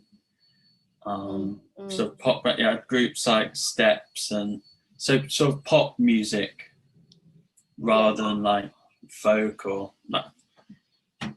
Okay, so what's your first memory? You know, this is, I like to ask this question because I actually remember one of the first songs I remember was waking up and my dad was playing something from Brigadoon. Oh, for Barney Dean, oh, go home. And it sticks in your mind. You're like, maybe 4 years old or something. And what's your first memory? What's the first song that you remember hearing when you were a child? Yeah, it's a difficult one to remember a long time ago. But I remember singing it. So when I first went to sort of singing classes, we did a song called White Horses. So that's one of the first songs I remember singing at least. Who was that by? Oh, I don't even remember. But, okay. I have to find it. Was it a cool number? I should have looked up more about it, but there's On White Horses, Let Me Fly Away. It sounds like sort of classic, maybe 60s or something song. So it wasn't a current song at the time. But okay. And that kind of stuck in your mind, did it? Right, okay. So, okay, so basically you've got, you've been writing music for quite a while, and your influences, as you're saying, was like Elton John and bands from the 90s and stuff, and Steps and stuff like that. And so I want to look at your music, the music that we're playing, the music that you know, that you've created and you've sent to me. Let's go back a bit, because I'm playing, you know, if we go back to Born to Lose, for example. Oh, yeah. Sounds like you're with a band. Are you with yeah. Can you play that? Yeah, okay. Well, tell us a bit about your band. I mean, how old were you then, and what was it? What did it have a name? Yeah, well, that song actually, that's all me playing it, but it is more rock and influenced. But yeah, I was in a band. So my first band, I would have been at school, so maybe like 15 or something. And it's called Caryatid. It was called what? Caryatid. Not my idea. How do you spell that? Caryatid or I think it's Karyatid. And I think it's the name of like a Greek monument, like sculpture kind of pillar thing. It's the official name for one of those. Oh, interesting. Who came up with that name? That was my friend who was the guitarist. Okay. Who did you have in? So you played. What did you play in the band? It sort of varied what form the band was in. So occasionally it would just be me and the guitarist, and then we worked with a drummer a lot. And then so sometimes I'd play a bit of whatever was missing, basically. Sometimes bass guitar, sometimes like keyboard, synths or organs or piano. Wow. And sometimes just normal guitar, playing chords while the guitarist was doing solos. So did you officially study piano or guitar or anything? Because I find that if you study one instrument, for example, if you study piano, you're likely to be able to play accordion and then guitar, because you know, when you know the chords and the keys, it's quite easy to get that, isn't it? So what did you study in particular? What was your main subject? So yeah, it would have been piano. So I can't remember what age. I must have started around 10 or something, piano lessons. Okay. And then, yeah, and it was mostly classical, so I didn't really practice enough on that. So I was never really, I've never really considered myself a proper pianist as such. And then guitar was, I never had a guitar lesson, just kind of self-taught. And then when I first started, I had a friend who showed me a few bits and bobs. And you just picked it up. Yeah. Because once you can play guitar, you can play bass guitar, you can play mandolin, you can play. Yeah.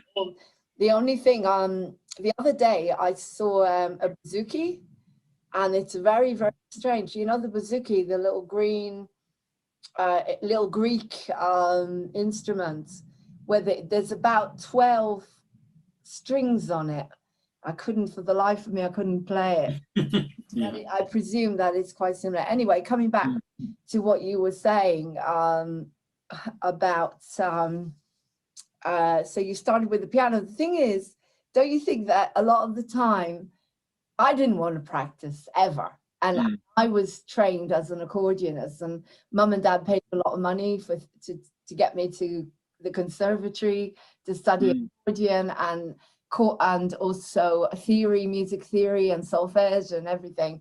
And all I wanted to do was mess around and play songs, you know, all these scales. So have you ever been a teacher, a music teacher? And do you feel that maybe you get better results from kids if you let them play more songs rather than stick them on the piano and go, you know, chopstick and all these chords? I know they help you with your flexibility and, you know, like everything else, but it's boring for a child, let's face it. Yeah. I mean, how do you feel about that?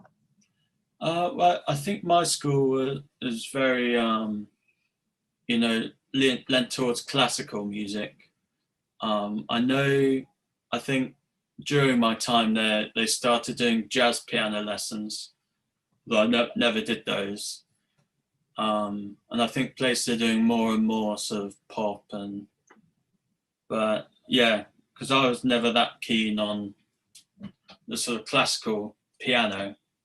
So like you said, I didn't really enjoy practicing that kind of thing.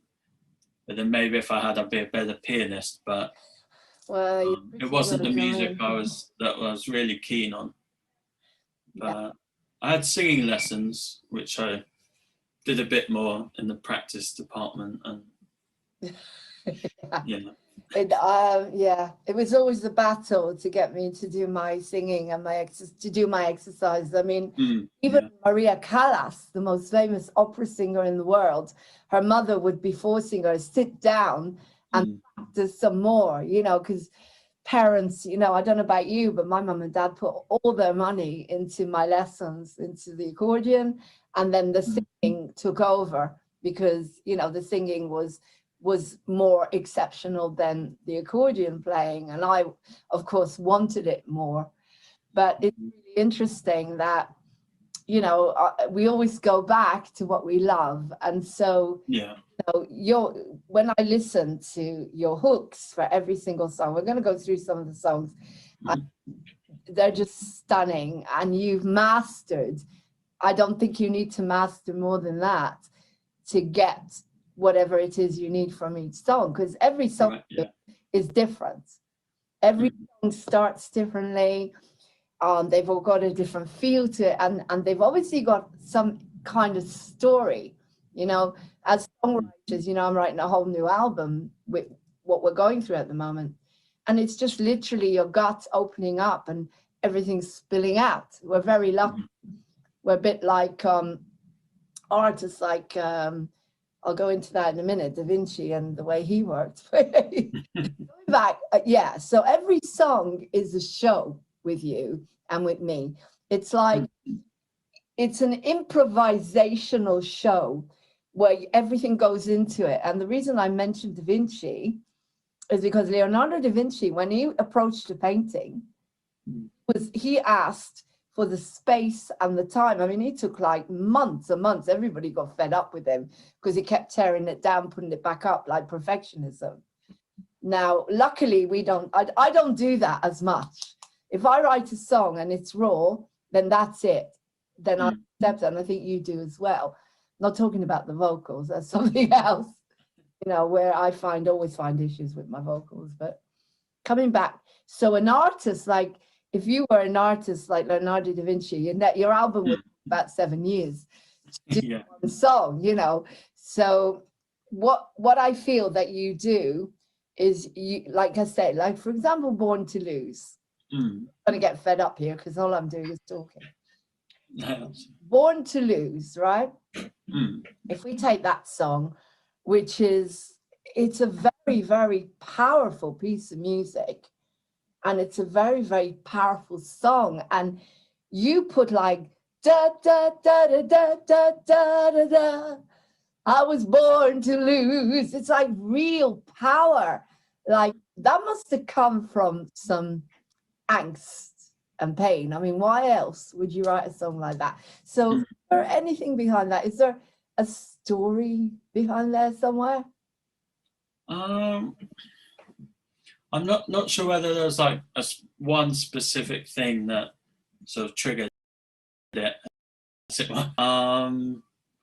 Yeah, I'm trying to remember when it. So at the time that one was written, it's sort of after I've come out of university and sort of, you know, looking for.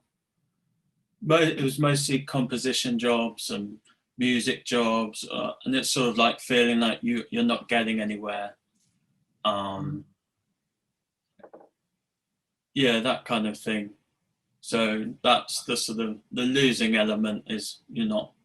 It felt like I wasn't winning any. Right. That makes sense, but yeah. So all the frustration. Yeah. Into that really, really heavy. It's a very heavy song, and it gives you an opportunity to really let go with, you know, like you say, the roar of your voice. It just comes through. And you need it. You know, it's so you wrote the whole thing. You wrote the lyrics, the music, then you arranged it with all the instruments. Yeah. Okay, what comes first, the lyrics or the music? I think sometimes it varies. I think often it would be the music. So that one, I think it was probably the riff at the start. on the guitar. So it would have started sort of playing around on the guitar and then going from there. And then, but sometimes I have a sort of just like one idea, whether that's a topic or one line maybe. So I might have a rough idea of the topic and maybe what the chorus lyrics are going to be. But I think it's I don't tend to have like all the lyrics and then do the music, because I think sometimes people work like that, but it varies. Yeah. I must admit, the latest new album, I just sat by the computer and the muse was giving me the lyrics and the music all in one go. And I just trusted it.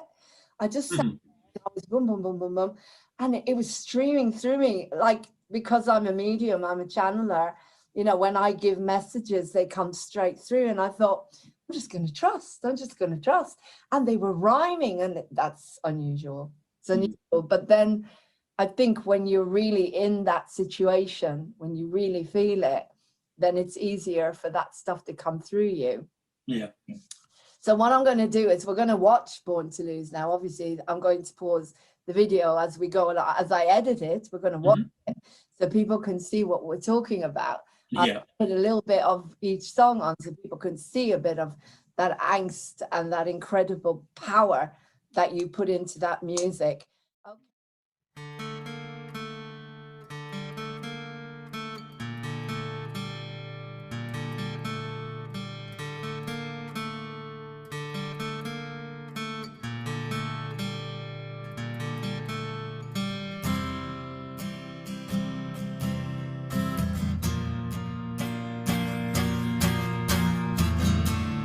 All the visions running through my head makes me wish it was the real world instead. All the beauty's gone.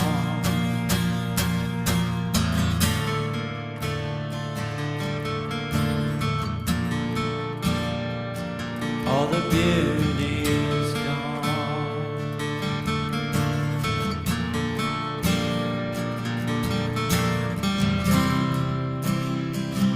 All the beauty's gone. Flashback to a past you'd never choose. I was always born to lose. I was always born to lose. My whole life is dotted with regrets. I'm afraid there's nothing left. I'm afraid there's nothing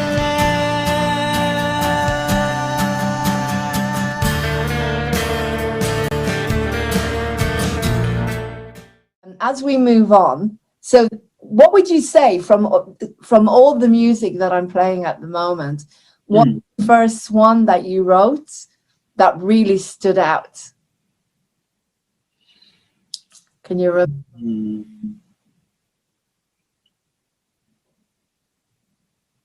It's a tricky one. Born to Lose was definitely one. Trying to think of them all, but there's one called. Sorry. Go on. Sorry. There's one called Go, which I think there's only an acoustic version at the moment. Okay.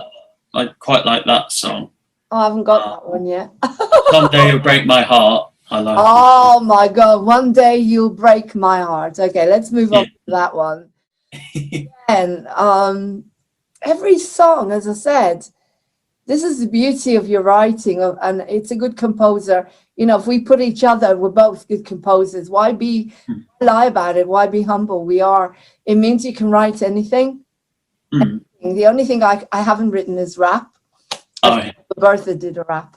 But, you know, without looking at, I'm just saying, every single other piece of music I think I've written, apart from hip and rap and ballet, and you could do the same, because, you know, the kind of music writing is every single genre. And that shows you how amazingly adaptable you are and how strong your talents are. So coming back to someday you'll break my heart. Again, it's just so powerful, and I will play a little bit of it so everybody can hear the openings and how they're different and how the style is different. Okay.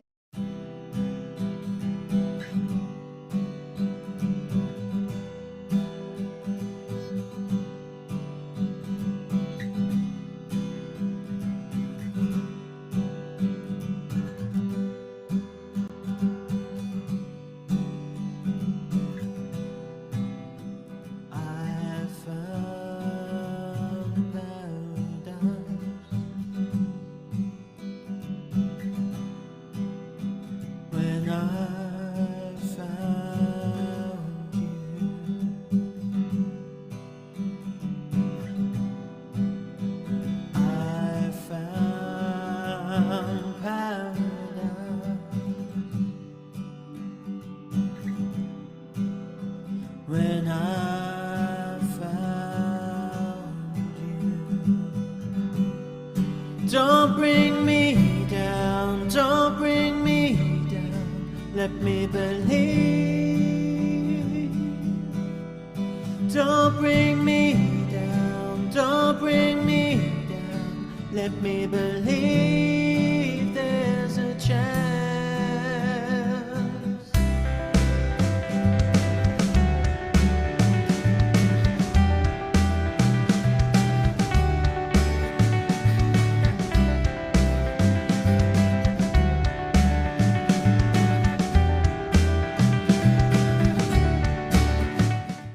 You can hear the openings and how they're different and how the style is different. Okay, so it looks like this is a situation where you wanted to trust someone and there was like all these little doubts going on. Oh, I'm not sure, because, you know, usually I get my heart broken. Or is this to do with going for auditions and stuff? Is this a romantic storyline? Or yeah, because it can be interpreted. Yeah, no, it's more romantic, this one, I guess. Protecting yourself in some way. Mm. Yeah, it's sort Tell us about it. As I'm going deep as usual. Yeah. Yeah, I think it's sort of written sort of, yeah, it's sort of about meeting someone and then worrying that you're going to get hurt is, yeah. And it kind of predicting that, like saying someday you will. It's not like, Okay. oh, you have. It's like you will in the future, kind of. So you do realize if you keep saying that, you will manifest it. Yeah. Because you're predicting it. Okay, Yeah, so that's the storyline around this one. Someday, possibly, you're going to break my heart. You're going to. It's not going. It's not going to work out in some way. Yeah, although, yeah, it's sort of thinking when you only just met someone, sort of knowing that you're going to have strong feelings for them in the future, or that kind of thing. Yeah. Okay. So again, let's move on. So as I say, there's so many of these beautiful songs, and ideally, what I would have loved to have done is had you say by the piano, maybe playing a little bit and singing. Oh, yeah. But I can cut. Don't worry. But like little bits of your music and put them in, so we can listen to. You know, like it's not the same as Restream where I can put stuff on and we can hear them. But maybe we'll do another interview with you where you're sitting by the piano, because I know I kind of throw you into things, and these are songs that you haven't done for a while. Maybe the more current ones, I don't know, you to do something like that. Anyway, coming up at the next one is Chemistry. Now, that is all about when you've met. It's kind of like a progression, isn't it? That you'll break my heart. So I'm kind of not sure whether I'm going to get into this journey. Not sure, is this person going to be right for me? Am I going to end up hurt in the end? Or shall I take a chance, kind of thing. Then you've got the song Chemistry. Chemistry. There's chemistry between you and me. As I say, I know them all. I'd love to put some harmonies to some of them. But coming back to Chemistry, so tell us about that one. When was that one written, and what was the influence, and what was the storyline behind it? Actually, I think that one's one of the older ones.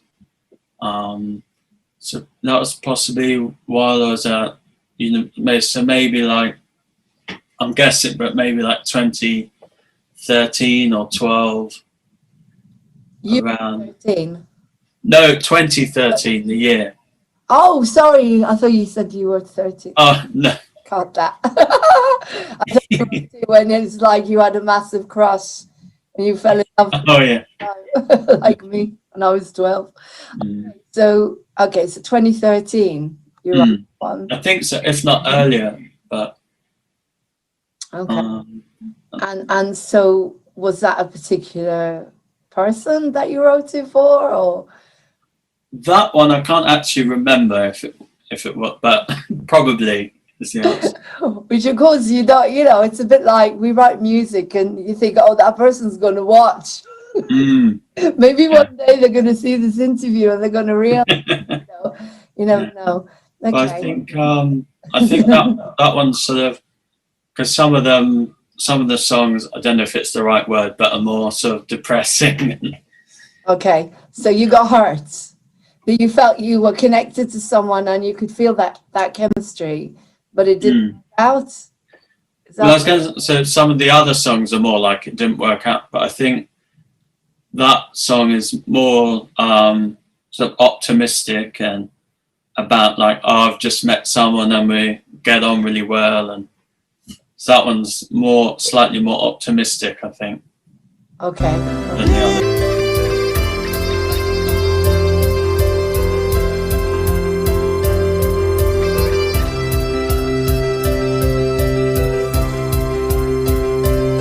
Now I have this chance,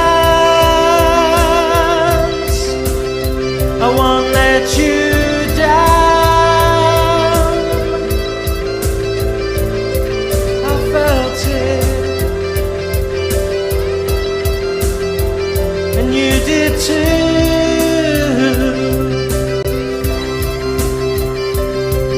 Oh baby, won't you hold me as I am holding you? Never, never leave me, 'cause there's chemistry between me and you. Chemistry between you and me. Don't wanna lose this feeling of chemistry between you and me.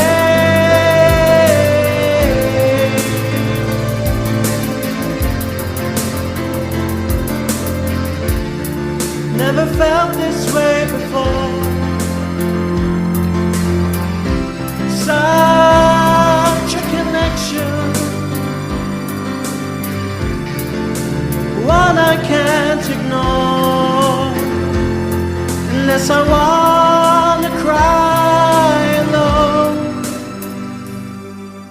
Chemistry between you and me, I won't give up this feeling of chemistry between you and me. So some of the other songs are more like it didn't work out, but I think that song is more sort of optimistic and about like, oh, I've just met someone and we get on really well, and so that one's slightly more optimistic, I think. Okay. Than the others. Yeah, no, as a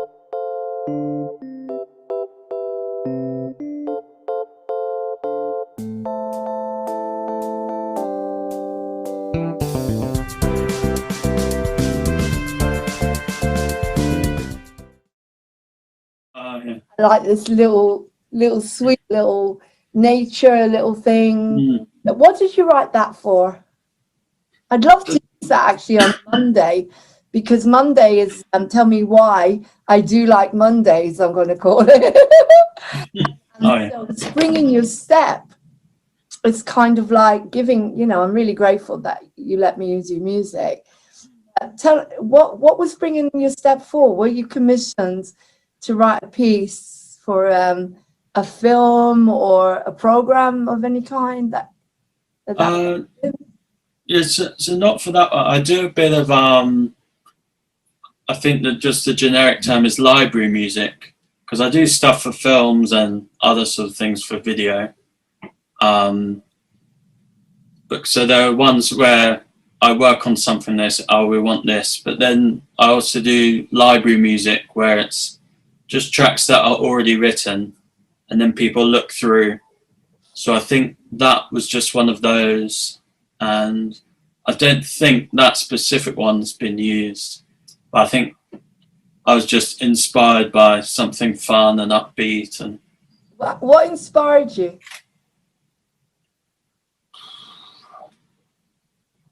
Not really sure, because it's quite sort of, I guess jazz was the inspiration and just something a bit fun. Yeah, it's because you know, I'd love to see that dance too.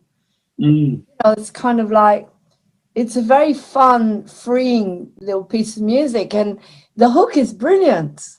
The hooks are just so brilliant. You know, I come on, I'm a composer, and my ego, you know, and it's not always easy to go and say to people, oh, you know, you're talented or you're brilliant, and I do pick and choose, and I'm very, if I say someone that they're good, then it's unusual, as I say.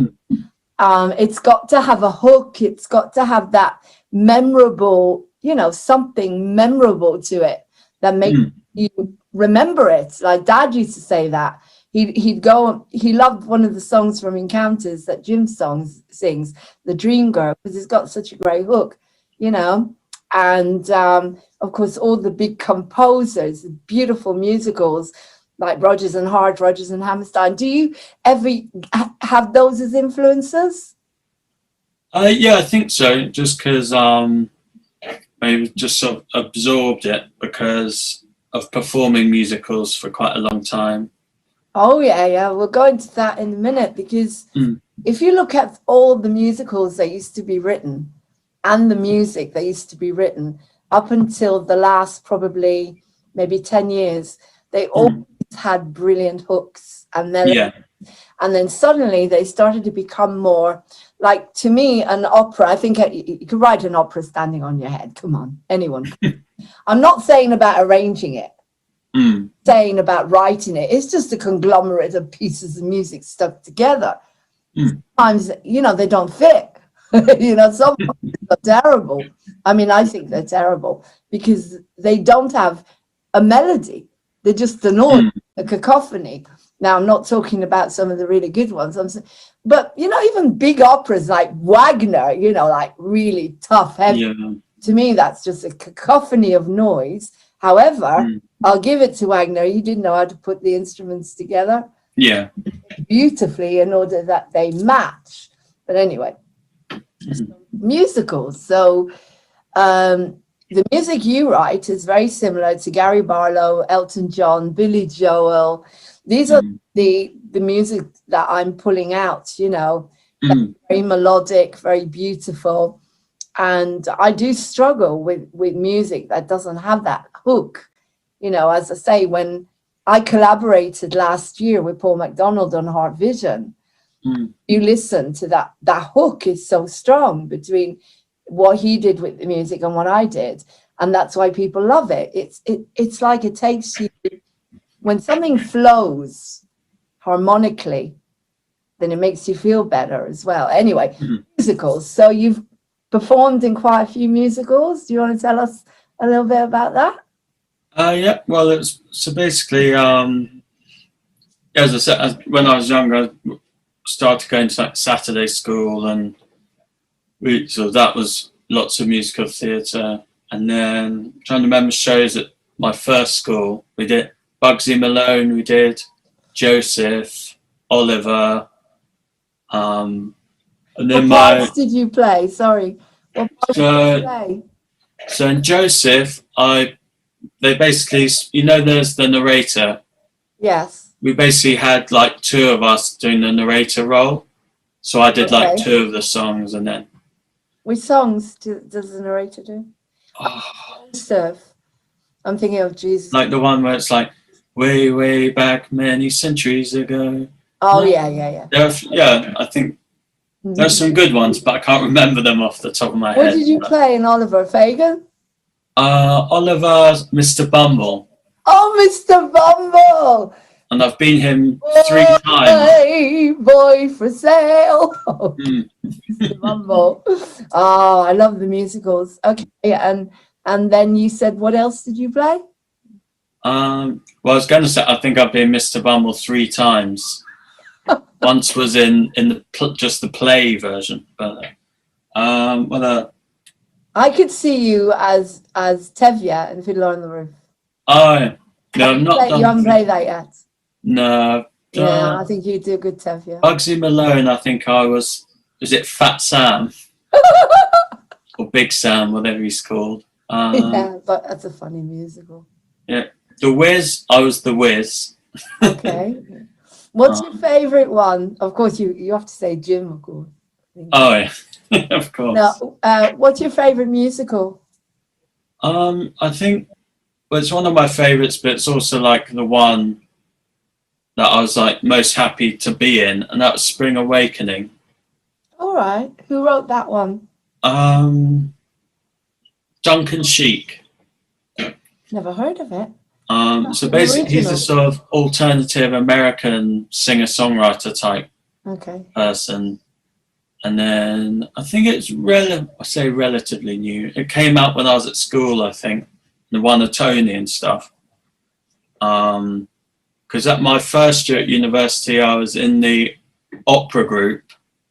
Okay. And then in my second year, I saw that the musicals group were doing Spring Awakening. So I joined them. Then was like, oh, he's joined the rival group now. But it's a bit like to be in Spring Awakening, and then I sort of stayed. Well, I still did some of the opera group and some of the musicals group. I was in Fame as well. All right. Okay. What did you play in Fame? I was the acting teacher.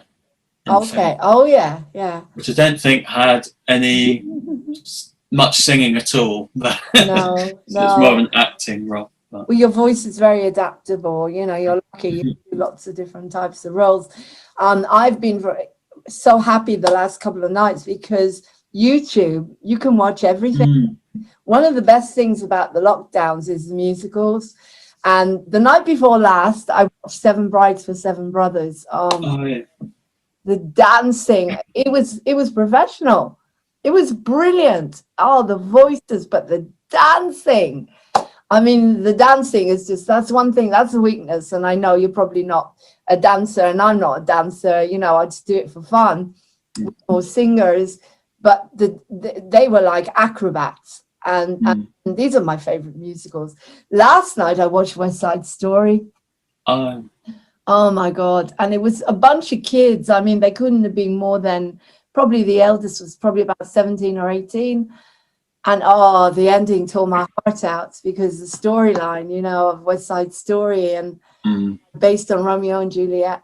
But every night and the dancing with the jets and the sharks, you know, when they're coming together and the music and, you know, these are like Bernstein musicals. And I think Seven Brides was Berlin. I'm not sure. Irving Berlin. But every night you can watch a fabulous musical on YouTube. And then they may not be like, you know, professional, but they are up to the standard. A lot of them are youth theaters that we're watching. So that, you know, you and I was very, very similar, how much we love the musicals. And I can see how it lights you up when you talk about it. It's like one of the things that I have been discussing with people is I think children, particularly children that are given labels very early in life, are creatives, they're actors, they're singers, and they really need to go on the stage. And if they go on the stage, I don't think they'll need a label, and I don't think they'll need medication or anything, because this is the space to be yourself, isn't it? We're very, very lucky. I think actors, we're very lucky to be able to do that. So looking back a little bit further back, I mean, in your history, your family history, was anybody on the stage at all? Anybody at all, like uncles, aunts, parents, grandparents? Did they go on the stage?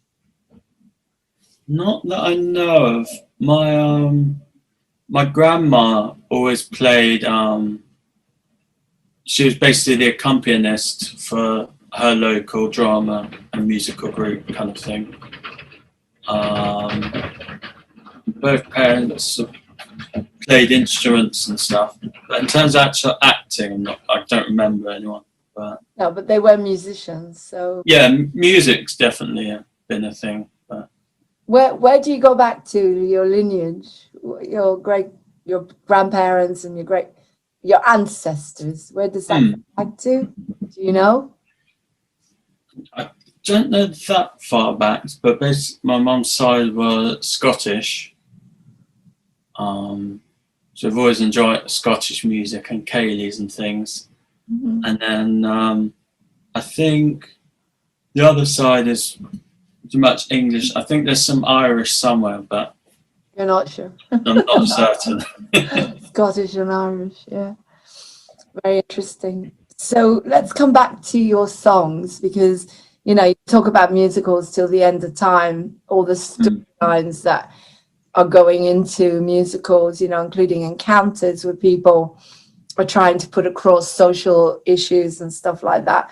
Every single musical, I mean, there's a very dark side to a lot of musicals. If you take, for example, Seven Brides for Seven Brothers, it's all about kidnapping. They kidnap all the girls, I mean, do you know what I mean? But they've made it into, if you look at it from a different point of view, you can see the comedy in it, but there's darkness in musicals, like Carousel. There's murder and abuse, and West Side Story. I mean, it's about gang wars, and it's about killing each other.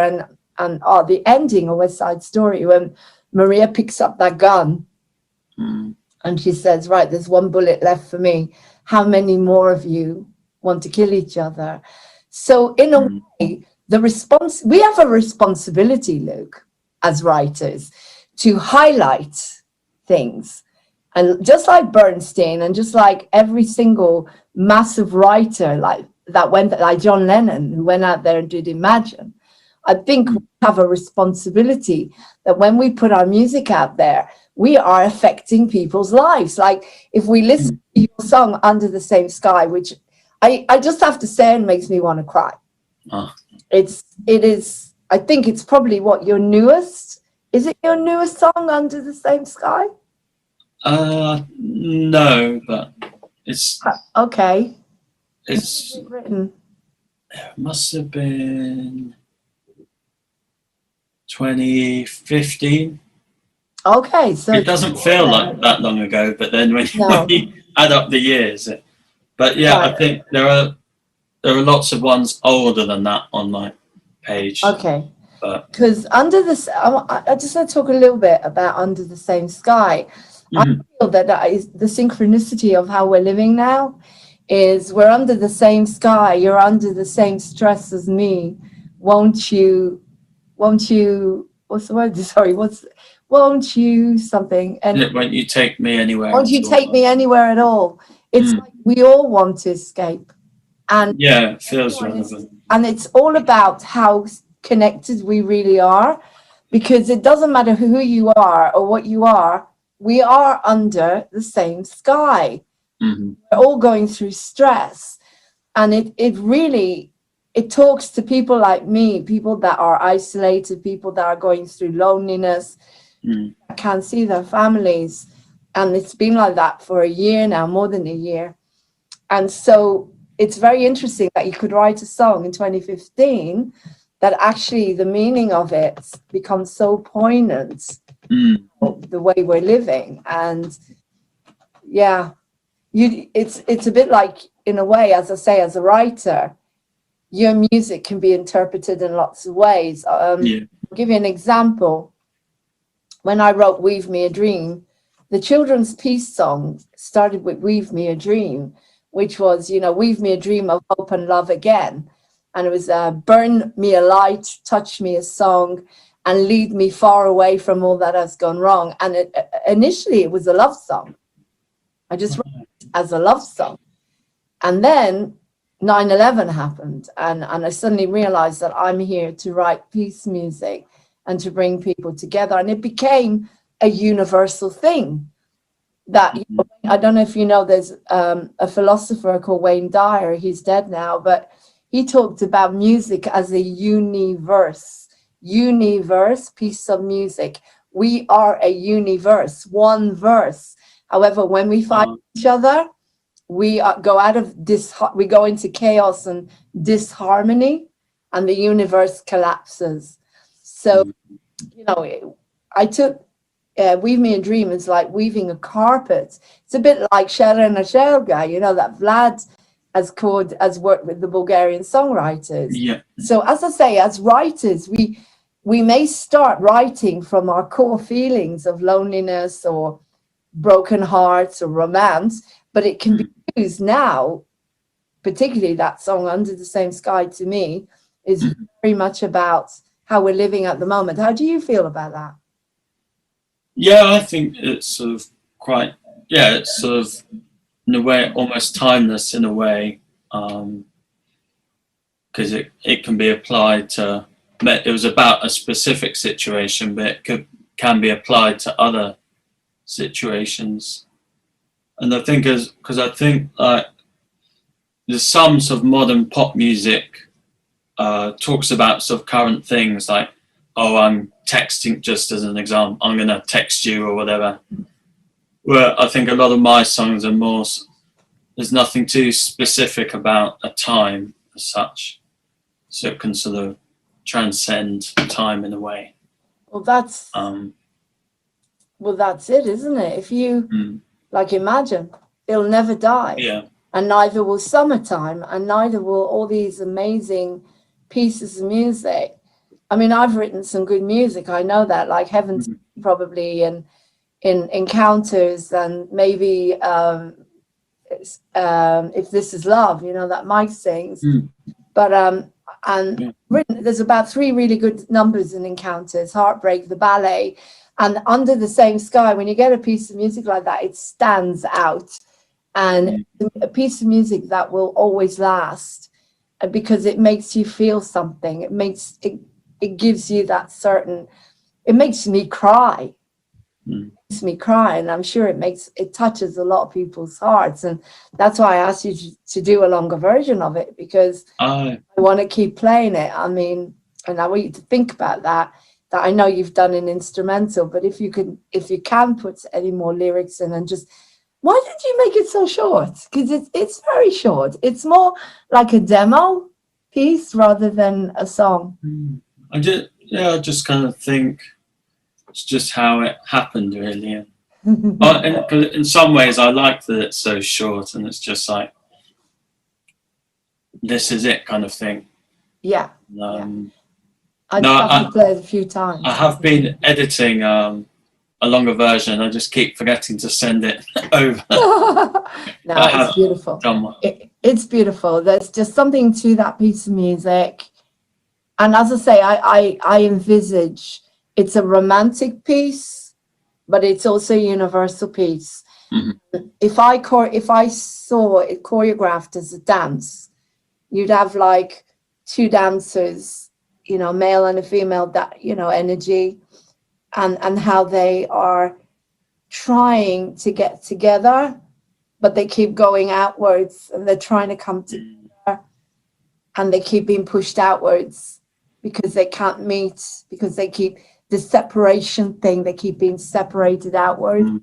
That's what it feels like. I know it's easier to leave things as they are, but what will I do? what will I do? We're under the same sky. You're under the same stress as me. Won't you, oh won't you take me anywhere at all, baby?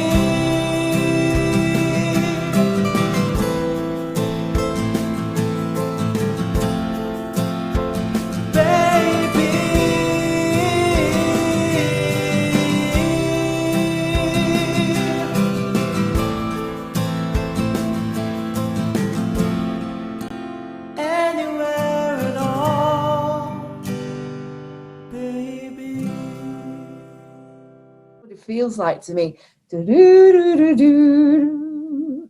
You know, as I say, I also choreograph in my head. I orchestrate in my head, somehow. It's that one. So let's have a look at another one. Yeah. I have waited. Now again. Oh, you've got that. Do-do-do-do-do-do-do-do. Now, the beauty of the piano is when you start singing is teardrops on my window pane. Can you hear me? It's like you can hear the raindrops. Do-do-do-do. Did you know that while you were writing that? Or is it just me that's picked it up? Raindrops on my window pane. Possibly, because I know sometimes in sort of composition you do things, the music sort of mimics the space or that kind of thing. So if something's happening really fast, the music will be fast, but it probably wasn't sort of intentional, but whether it's sort of subliminally knew that or, but not sure. Again, it's such a brilliant song, and you know the way the progression, da da da da da da da da da. That hook is just—it's very classical, isn't it? It's a yeah. You write a pop song by the games people play, and can get you out of my mind. But waited, that you want a symphony with that. It's like, you know, you want to hear violins in it, and do you know what I mean? Why don't you come when I call? It's just absolutely beautiful piece of music, and it's interesting that you managed to create a song when I hear a symphony.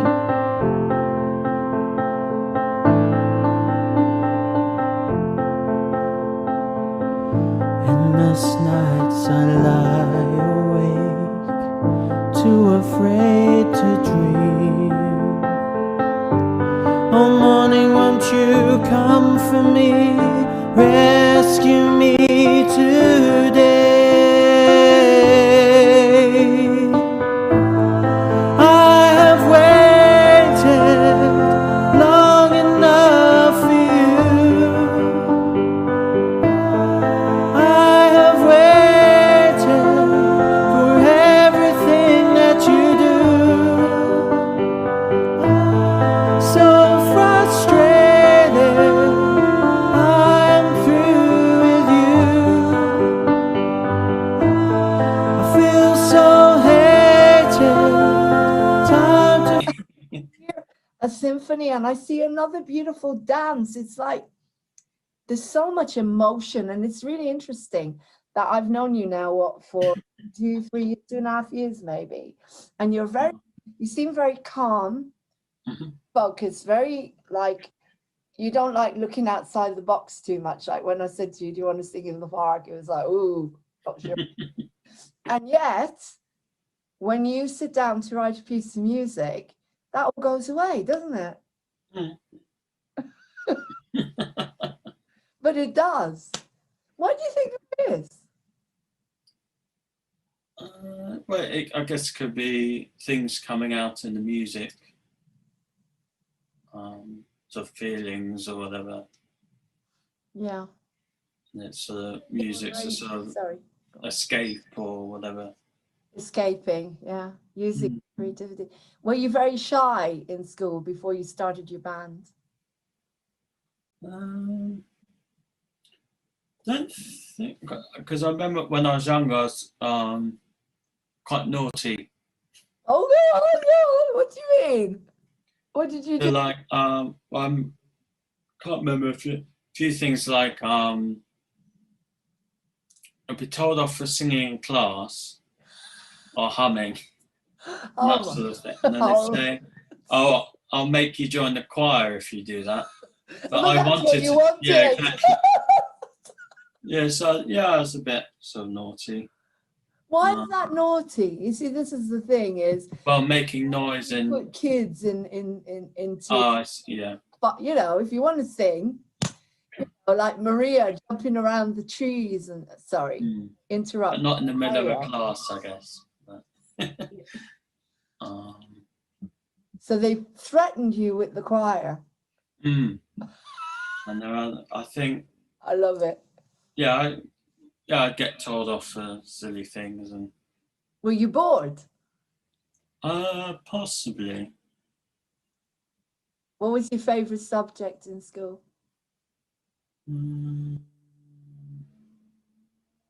Definitely not languages. I guess probably music, but that's the obvious one to say. But.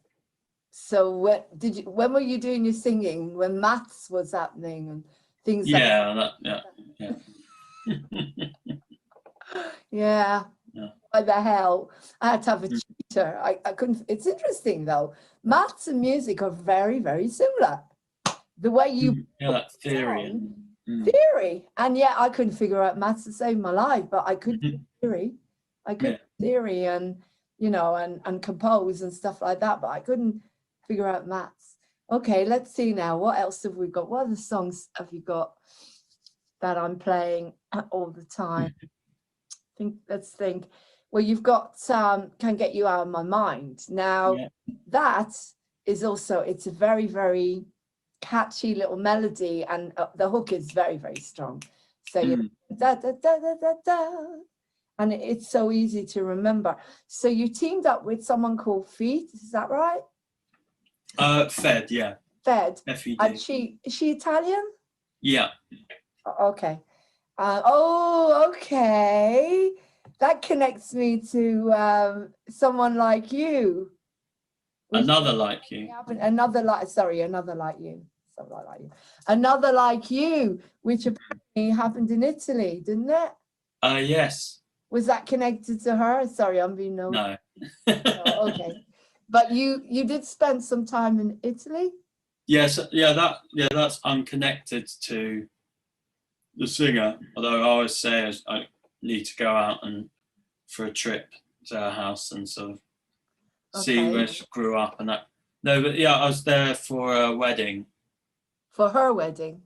A wedding. Oh, a wedding. Yeah, so no, she wasn't there. And you saw you met someone, is that right? You told me. I can't remember if I knew Fed at that point. Possibly not. But. Okay. And because she sings it so well. And then another one, Feeling, which I found, where you come in, one more day, one more. You come in with a harmony, one more.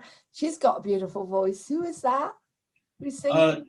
Yeah, so that's for a musical actually. I started writing at university. And I'm feeling alone,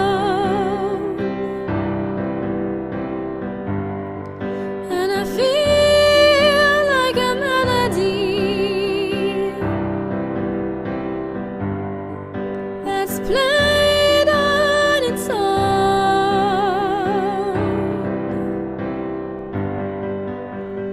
One more day.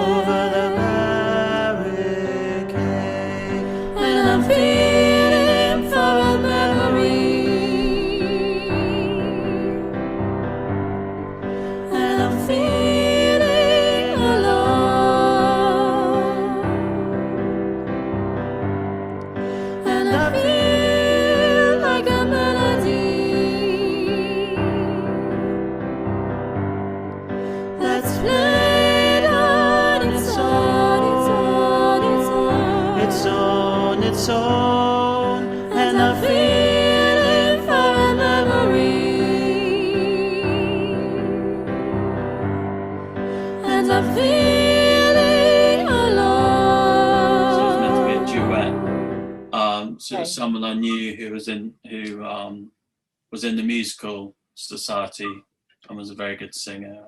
It's beautiful. And it feels like a memory. Yeah. And you did that beautiful harmony, as I say. But she's got a beautiful voice, and it, you know, she really puts it across, which is really nice. Yeah. And I remember when we first met, and I was listening to your music, and I listened to Coming Out. Oh yeah. It's coming out, and I thought you were. I remember saying, "Oh, I thought it was you. I thought you were gay. No. I thought it was you that you'd written about yourself."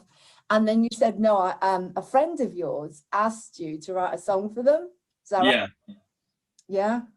So it was kind of for their birthday, but they'd also come out as gay, and were quite. You know, they weren't shy about it or anything. It was sometimes big thing. It's like I'm kind of like it was a big thing, and sometimes a little bit too much. You put it. Yeah, it's brilliant. It's meant to be sort of funny as well. You've described him. It's like people can see the kind of person he is. And did he write any of the lyrics, or was that all you? I mean, the whole beginning where everybody deserves a voice, everybody, it doesn't matter who you are, it doesn't matter what gender you are, whatever. It's so powerful the way you do that. So was that all you, or did you sit down with him and he told you what you wanted? Yeah, I don't think he gave any actual sort of suggestions. So yeah, it was all my lyrics and stuff. Correct. It was meant to be sort of just almost like a big musical number in a way. It is easy and fun. The way it develops, it's interesting because it develops a bit like the Praises of Your Love. The progression, it goes into, you know, that big chorus. Coming out so damn strong.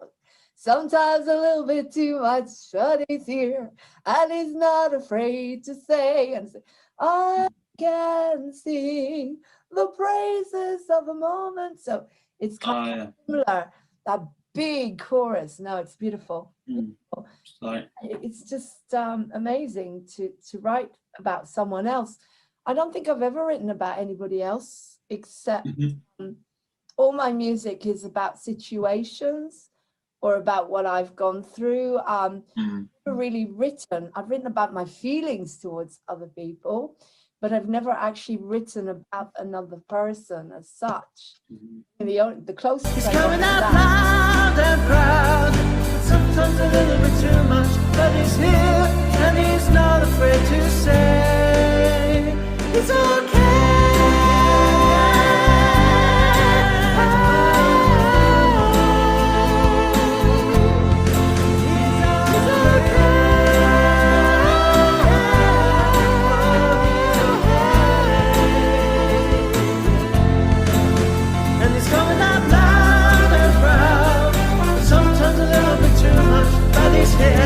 And he's not afraid to say he's coming out loud and proud, sometimes a little bit too much. The closest I got to that is when my sister was 7, my aunt, who was an amazing poet, wrote a little poem called Hobbity Bobbity for her birthday, and I put music to it, and it went, oh nice, Hobbity Bobbity all the way, I've got a message to bring. Sweetie Iris is 7 today. What a lovely day in spring. And that was it. I wrote the music to it when I was about 10, I think. So, okay, and then you've got the games we play. And that is a very kind of like cheeky little number. So what happened? Did you fall for this girl who just happened to be gay? Basically, yeah. Must have come from there. Cause the girl I love's in love with another girl. It's a funny game we played, I think it's over now. Though I was holding out hope for so long,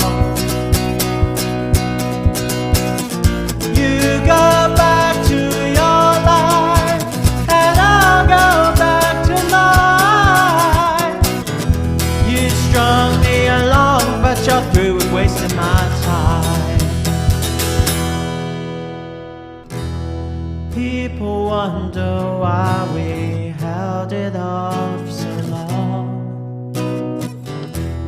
Now I realize what's really going on. Always fall for the wrong girl. The girl I love is love with another. Yeah. Love it. I just love it. The guitar. Also country. Yeah. Feel. Right. Okay. Okay. So you, like me, you've never written a rap. Why have you never? I think I have written, but when I have, it's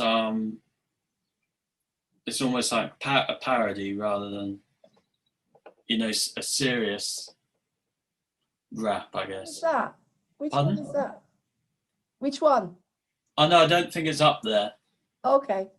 not What's for it about? anyone to hear. What's it about? Oh, you don't want anybody to hear it. No, I think there was. Yeah, I can't remember. I think the song was called "I'm a Doer." Okay. But there was a sort of, almost comedy song rather than, and the verses. So the verses were rap, and then the chorus Send was. it to me. People would love it, especially the younger generation that are starting to watch. Starting to get young people, really young kids, like this guy called Liam came on. He was. I did this thing about under 35 suicide, Papyrus. Oh. He's a writer. Apparently, he writes music. Well, I think I'm still waiting to hear it, but he raps. And of course, you got Emmanuel's rap, which is very good, actually. Yeah. Secretary Secretary's got a very good hook to it.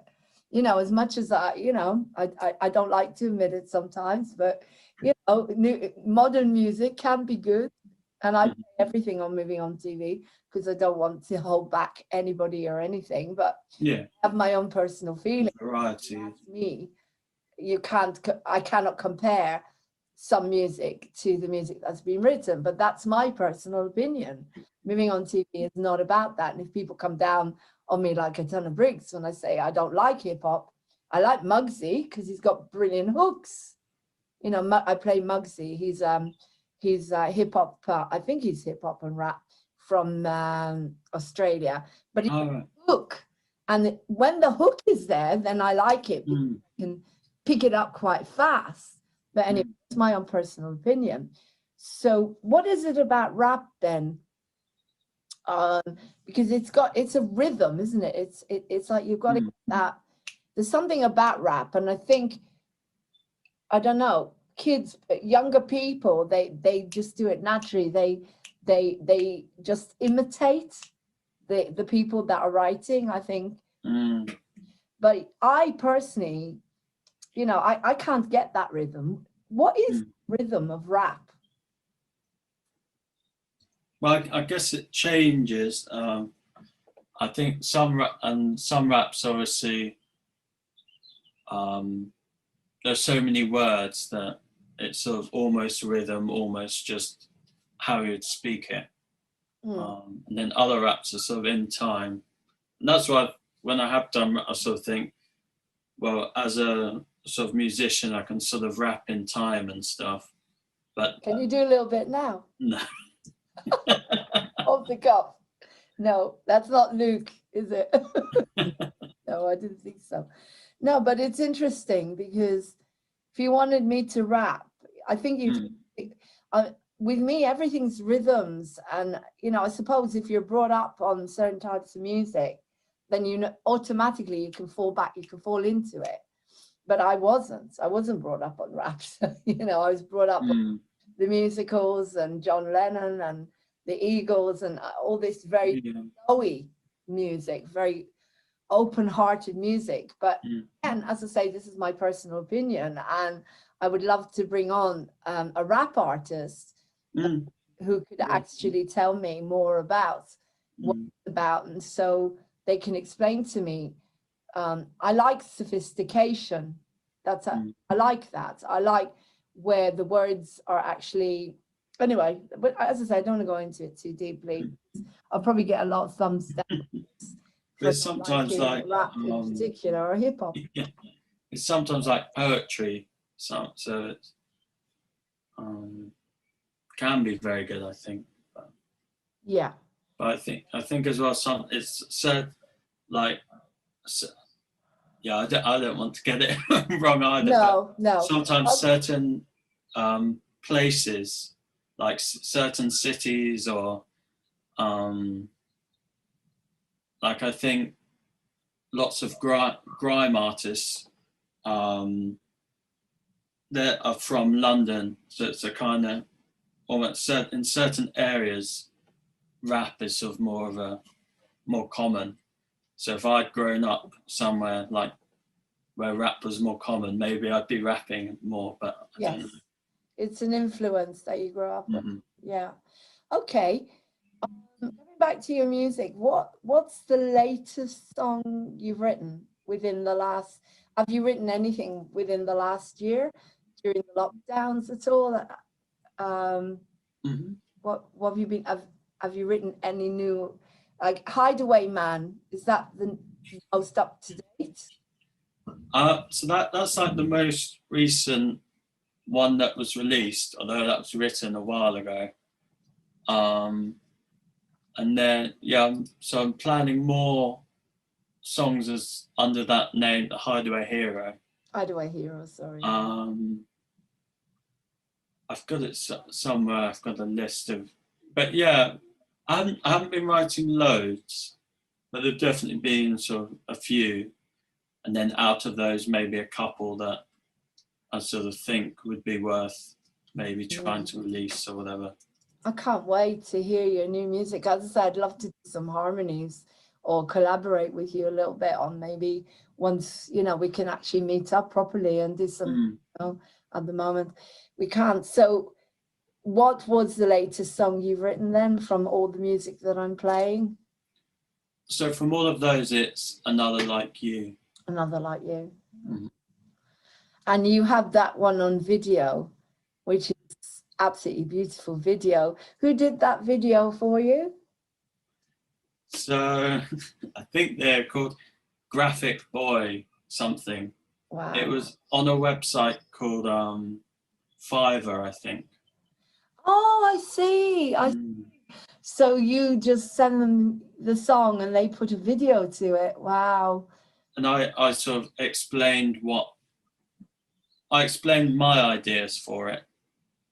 I said it potentially incorporate travel, and then I said maybe a couple meeting, and yeah, it came out really well in the end because I think it was in Italy as well that the video was from. So because I'm really grateful that you have got some the occasional video, because what I do, I always take your music, everyone's music, because I was playing them through speakers and it wasn't respectful because it lowered the quality. So what I started doing is I make like a really quick little video. It takes me about 2 minutes, where I put your name and photograph and the name of the song or a few songs together.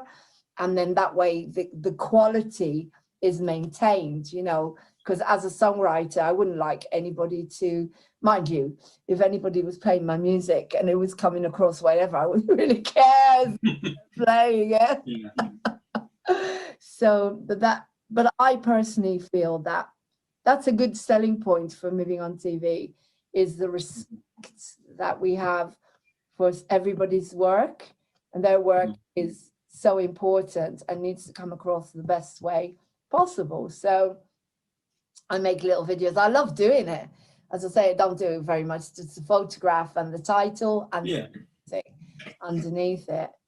So wow, Luke, what an interview. As I said, I'm really looking forward to hearing some of your new material. Can you give us a clue, or even just about what it's going to be about, or what sort of songs you're writing? I think they vary. Let me have a look. Can you play anything? Just a little bit, quickly. Have a look. But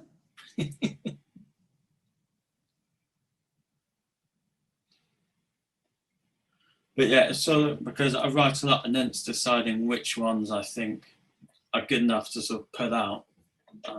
Yeah, they're probably all very good, but different.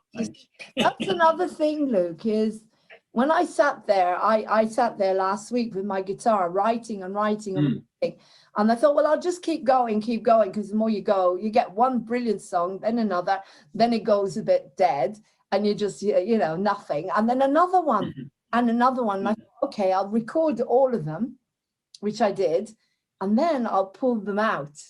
And I'm going to send a couple of them to you, because some of them would be just good with acoustic guitar. I mean, yeah.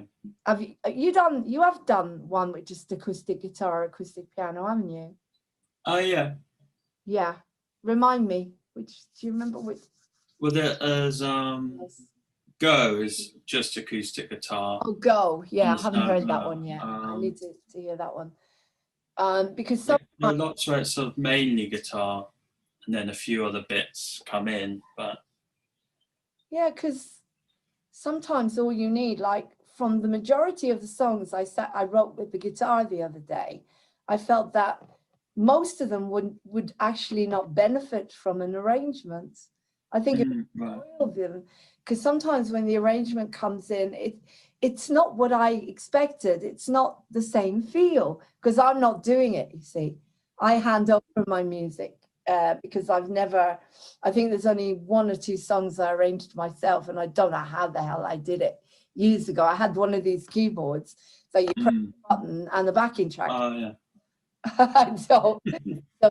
But the new raw songs, and I expect what you're writing as well, it's raw stuff. How have you been affected, would you say, by the way we're living, by the lockdowns? Well, I guess there's I guess if you're going to less places and doing less, then I guess in a way there's less to be inspired by.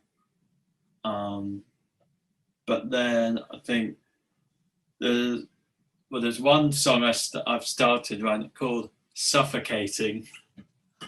Okay, I really want to hear this one. It is a bit extreme, but that's sort of about being stuck inside and that kind of thing. It's the best way to deal with whatever you're going through, isn't it? I mean, the big song I wrote is called This is the War. This is a war like no other kind of war. And, you know, and it's just like angst, like 60s, you know, when they used to go to before Vietnam, or because they didn't want to go. This is like everything. Like, it's just, you know, got to get it out of you. And that's what I'm saying is we are very lucky that we can just get it all out. It's like primal screaming, singing comes from here, from the heart and the guts. But I'm looking forward to hearing that. No, but what I mean is, so like everybody else, you weren't able to go and visit your friends. You're stuck in a house, you know. And do you go out in nature at all? I mean, do you enjoy nature? Do you have any animals? Yeah. Do you have animals? Pardon? Animals. Do I like animals? Do you have animals? Yeah, we had a cat, and sadly he passed away last summer. But before that, it was like sort of spending more time with him around. And then I guess it's just sort of sad, but one positive from that is we now get lots of birds, because obviously they wouldn't come because they knew there was someone going to try and get them. So nice, like lots of robins and that kind of thing. Oh, that's nice to see. So you have a garden that you can sit in and relax. That's good. It's good. And you live with your dad, is that right? Yeah. How does he feel about your music? I mean, do you have your own studio so that you can't hear? I mean, you know, so when it gets really loud and stuff like that, how do you feel about it? I tend not to be or easy for me to say, but I tend not to be too loud, I don't think. I used to be like, when I was in a band and stuff, and I guess when I play electric guitar through the amp there, that can be, can be loud. He doesn't join in or anything? No. So your dad doesn't have any kind of musical aspirations to be part of? Well, he does, but does he? Yeah, well, he plays in the local orchestra. Oh, you're kidding me! What does he play? French horn. Oh, well done. Okay, so there's music, as you're saying, there's music in the house. Mm-hmm. Probably appreciates. What does he like you to sing then?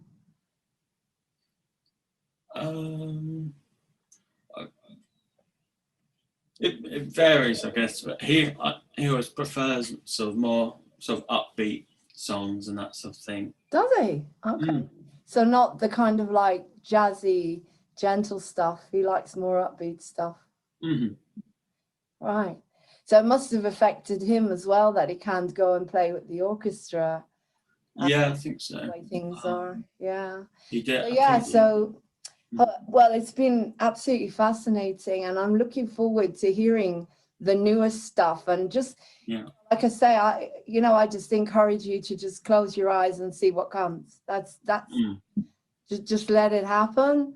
And I always, when I put on Moving On TV and I sit there with the guitar and think, oh, people are going to think, this is rubbish, Lauren. This is totally crap. What are you doing? I don't care. I'm not a really good guitar player. I never was. I need practice. I've got very small hands and I find it hard to do. But it was just like, let it just happen. Because that way you encourage other people, to let go more, to let go. And the more people let go, the happier they're going to be. It's just a sense of, that's why I did Born Free. And I put that on a lot of Moving On TV. There's me running around, and I've got all the zebras and lions and I'm in the hammock and I go into the lion's mouth. And it happened with the video. And I've got me doing all these silly things and different characters. And I don't know about you, Luke. You see, I live on my own. At 2 a.m. in the morning, I think, wow, I feel like recording a new video. I'm going to set up the camera, get a microphone and blast the house. And that's what I do. And they don't seem to care. Nobody seems to be bothered. They're not there. I don't think anyone's around. That's it. I film it. And that's one of the best things about not just being on my own, but expressing what we have, our talents, is and then you feel wow, and then you make your little video, which I do, and then put it on, and it's like, it's not perfect, it's never going to be perfect, but I just get on with it and I feel good. And I think, as I say, if we come back to, I wanted to say about Leonardo da Vinci and how grateful I am that we are not as bad as him. I'm watching his life story and it makes me laugh because as a perfectionist, a lot of the time with the voice, I'm never happy with my singing voice. I don't know about you, but I'm always, I hate listening to it. It always sounds wrong, or probably because I grew up with the father. It's like, oh, Lauren, you never hit that note. So, they were very paid for my lessons, and it was always like, it had to be as best. Perfect, oh, why are you not this, why are you not that? And you tend to grow up with this streak of perfectionism with your singing and accordion as well. And I make a terrible mess sometimes because that's life. But when you watch Leonardo da Vinci, it's an amazing series about his life story. He was such a perfectionist that when he created The Last Supper, it took about 6 months and he had all these people helping him. He had a whole crew.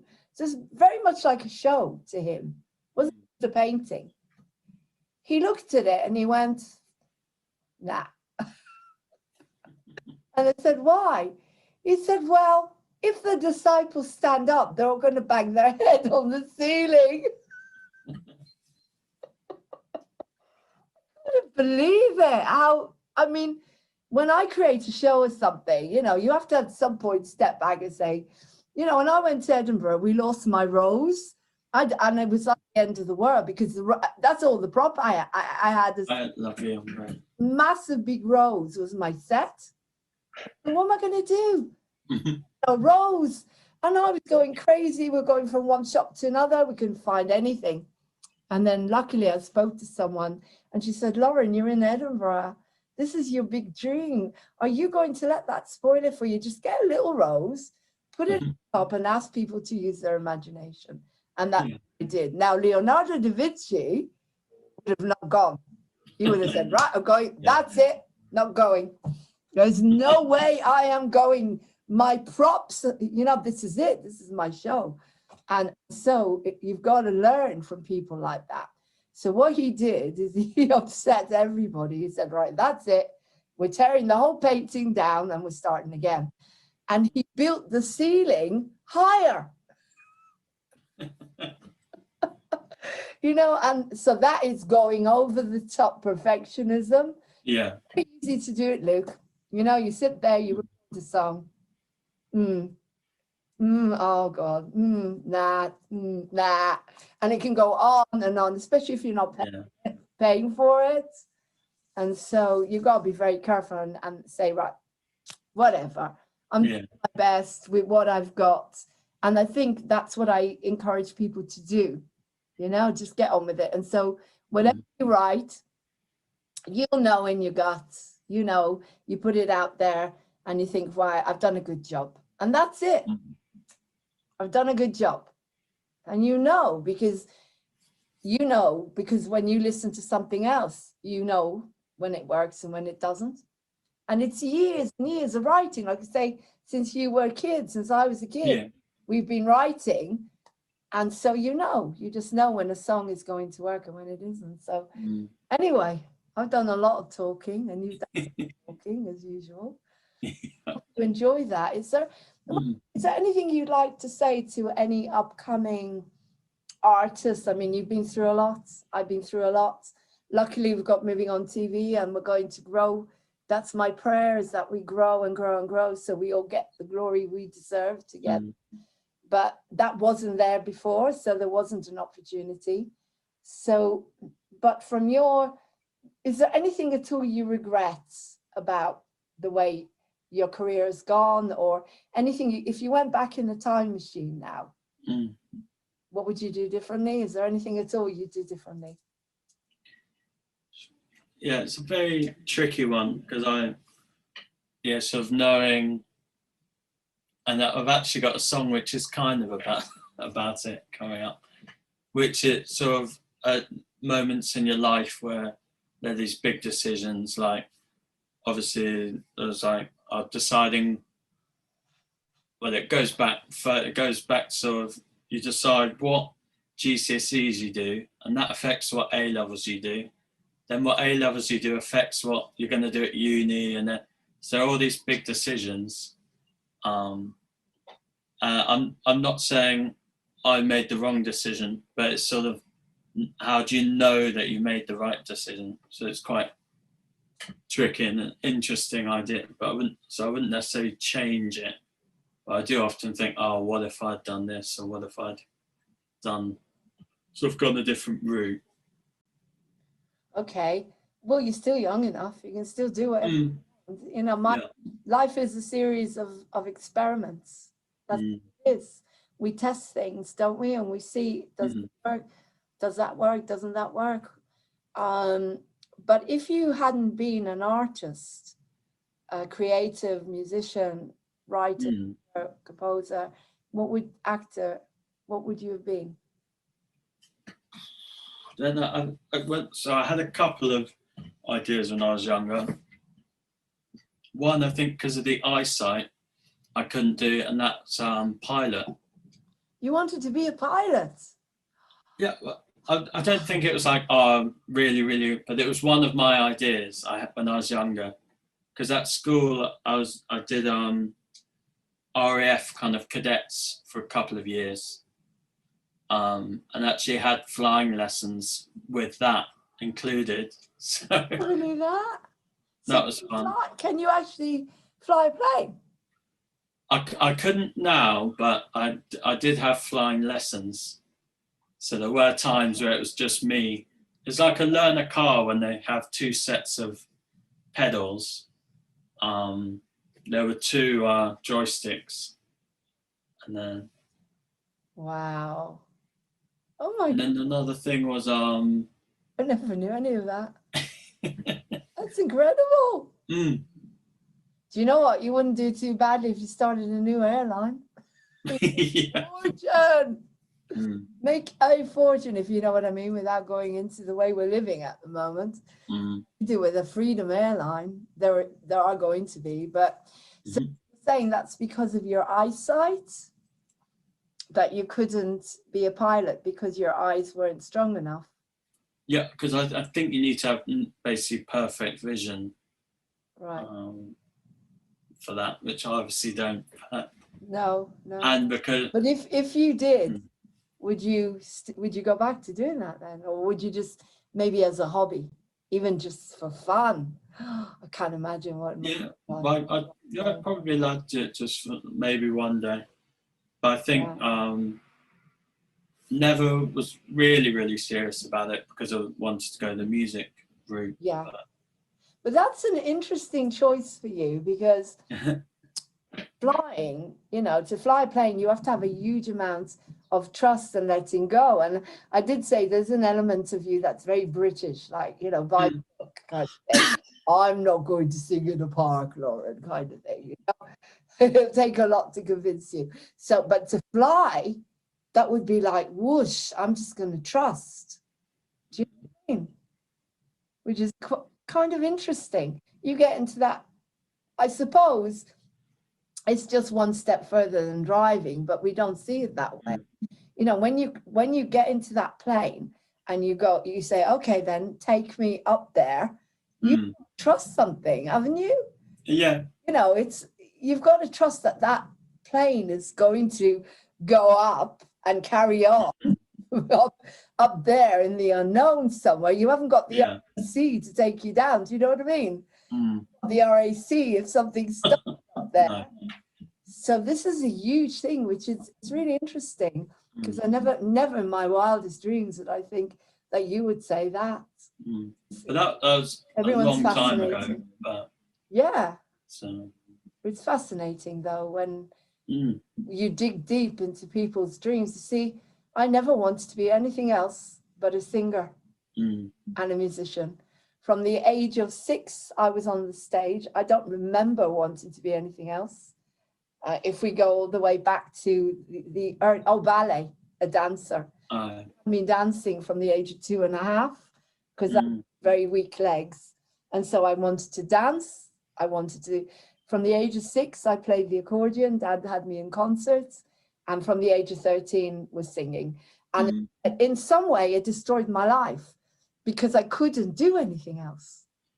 Whenever I tried to do anything else, it just got depressing. Yeah. So it was like my dad said, oh, you got to learn how to type. You got to learn. Oh, yeah. Bored. You go in the army. And I wanted to be in an entertainment group. In a way, what we're providing with Moving on TV is this is war. And so we are the ENSA, the entertainment troops of we are the entertainment troops of World War III, 4, 5, whatever. We're providing entertainment like they did in the Second World War, and I've gone back to what I really am. And that makes me so happy. If I can get on here and do a few songs, and I'm starting to build a little bit of an audience, people are coming on, they're enjoying it, slowly we're growing. I figured I've got at least 12 followers, and who started with 12? I mean, serious followers that follow me everywhere. And who started with 12, if you know what I mean? Oh. Anyway, Luke, it's been incredible. I've got to get back to Moving on TV to do the holistic show now, and more or less we've had a beautiful interview. So thank you so much, and I really look forward to hearing your new music. So it's been a pleasure, and it's always a pleasure. And your loyalty astounds me and amazes me. All we need is another few like you and Vlad and Martin, the people that are really helping us, and we will be mind-blowing. I told you about buying an audience. Oh, yeah. I have to go there. And I'd love to see Dad play the French Hornet sometime if you want to go. Yeah. So anyway, you take care, Luke. It's been a pleasure. Lots of love. And send you back to the waiting room now so I can close. Take care. All right, you too. Bye. Bye. I haven't sent you back. Oh, there you go. Right. Thank you guys for tuning in. This is the Lauren Hope Glory Show, and I've just interviewed Luke Barrett about his music and his music work. If you want to come on Moving On TV, it's movingontv1@gmail.com. There must be loads of you out there that have dreams and passions like Luke, and I am here in order to put that across. So take care. Have a beautiful, beautiful day or evening wherever you are. Lots of love, and be the star you are. Love you lots. Thank you. Bye-bye. A flower in blue, with she's all around, she lights up the room with colors. Her colors are strong. Love inside goes on and on.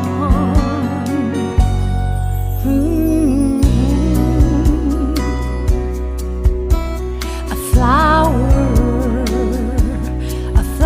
so bright, with just one smile, dark turns to light. Her heart opens like a rose, and deep inside, her love it shows. This is your day now, your day to shine. Take back the gifts you have and make the world your shrine. Make it the best you can. Make it about you. This is your day now, baby. Go out there, make your dreams come true.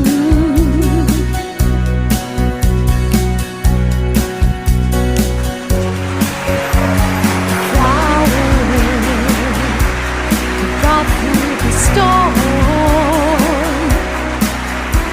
She weathers every cloud that comes along.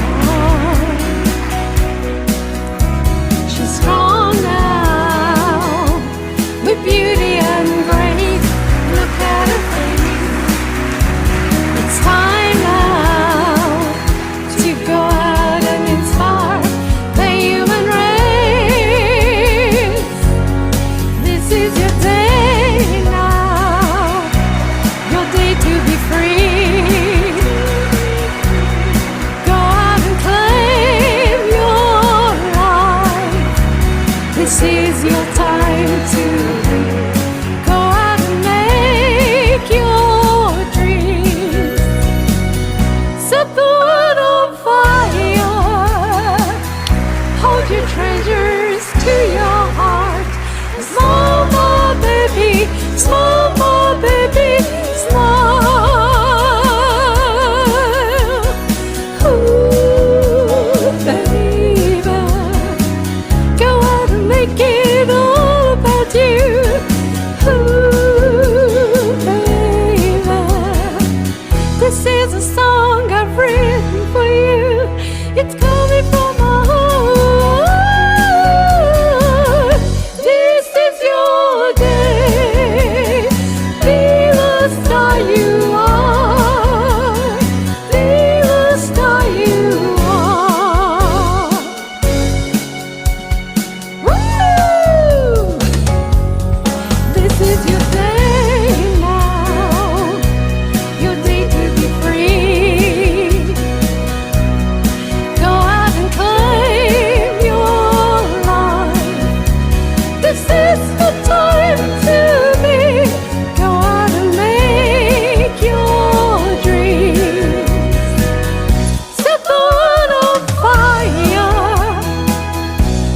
your treasures to your heart. Smile, my baby, smile. This is your day. Be the star you are. Be the star you are. Be the star you are.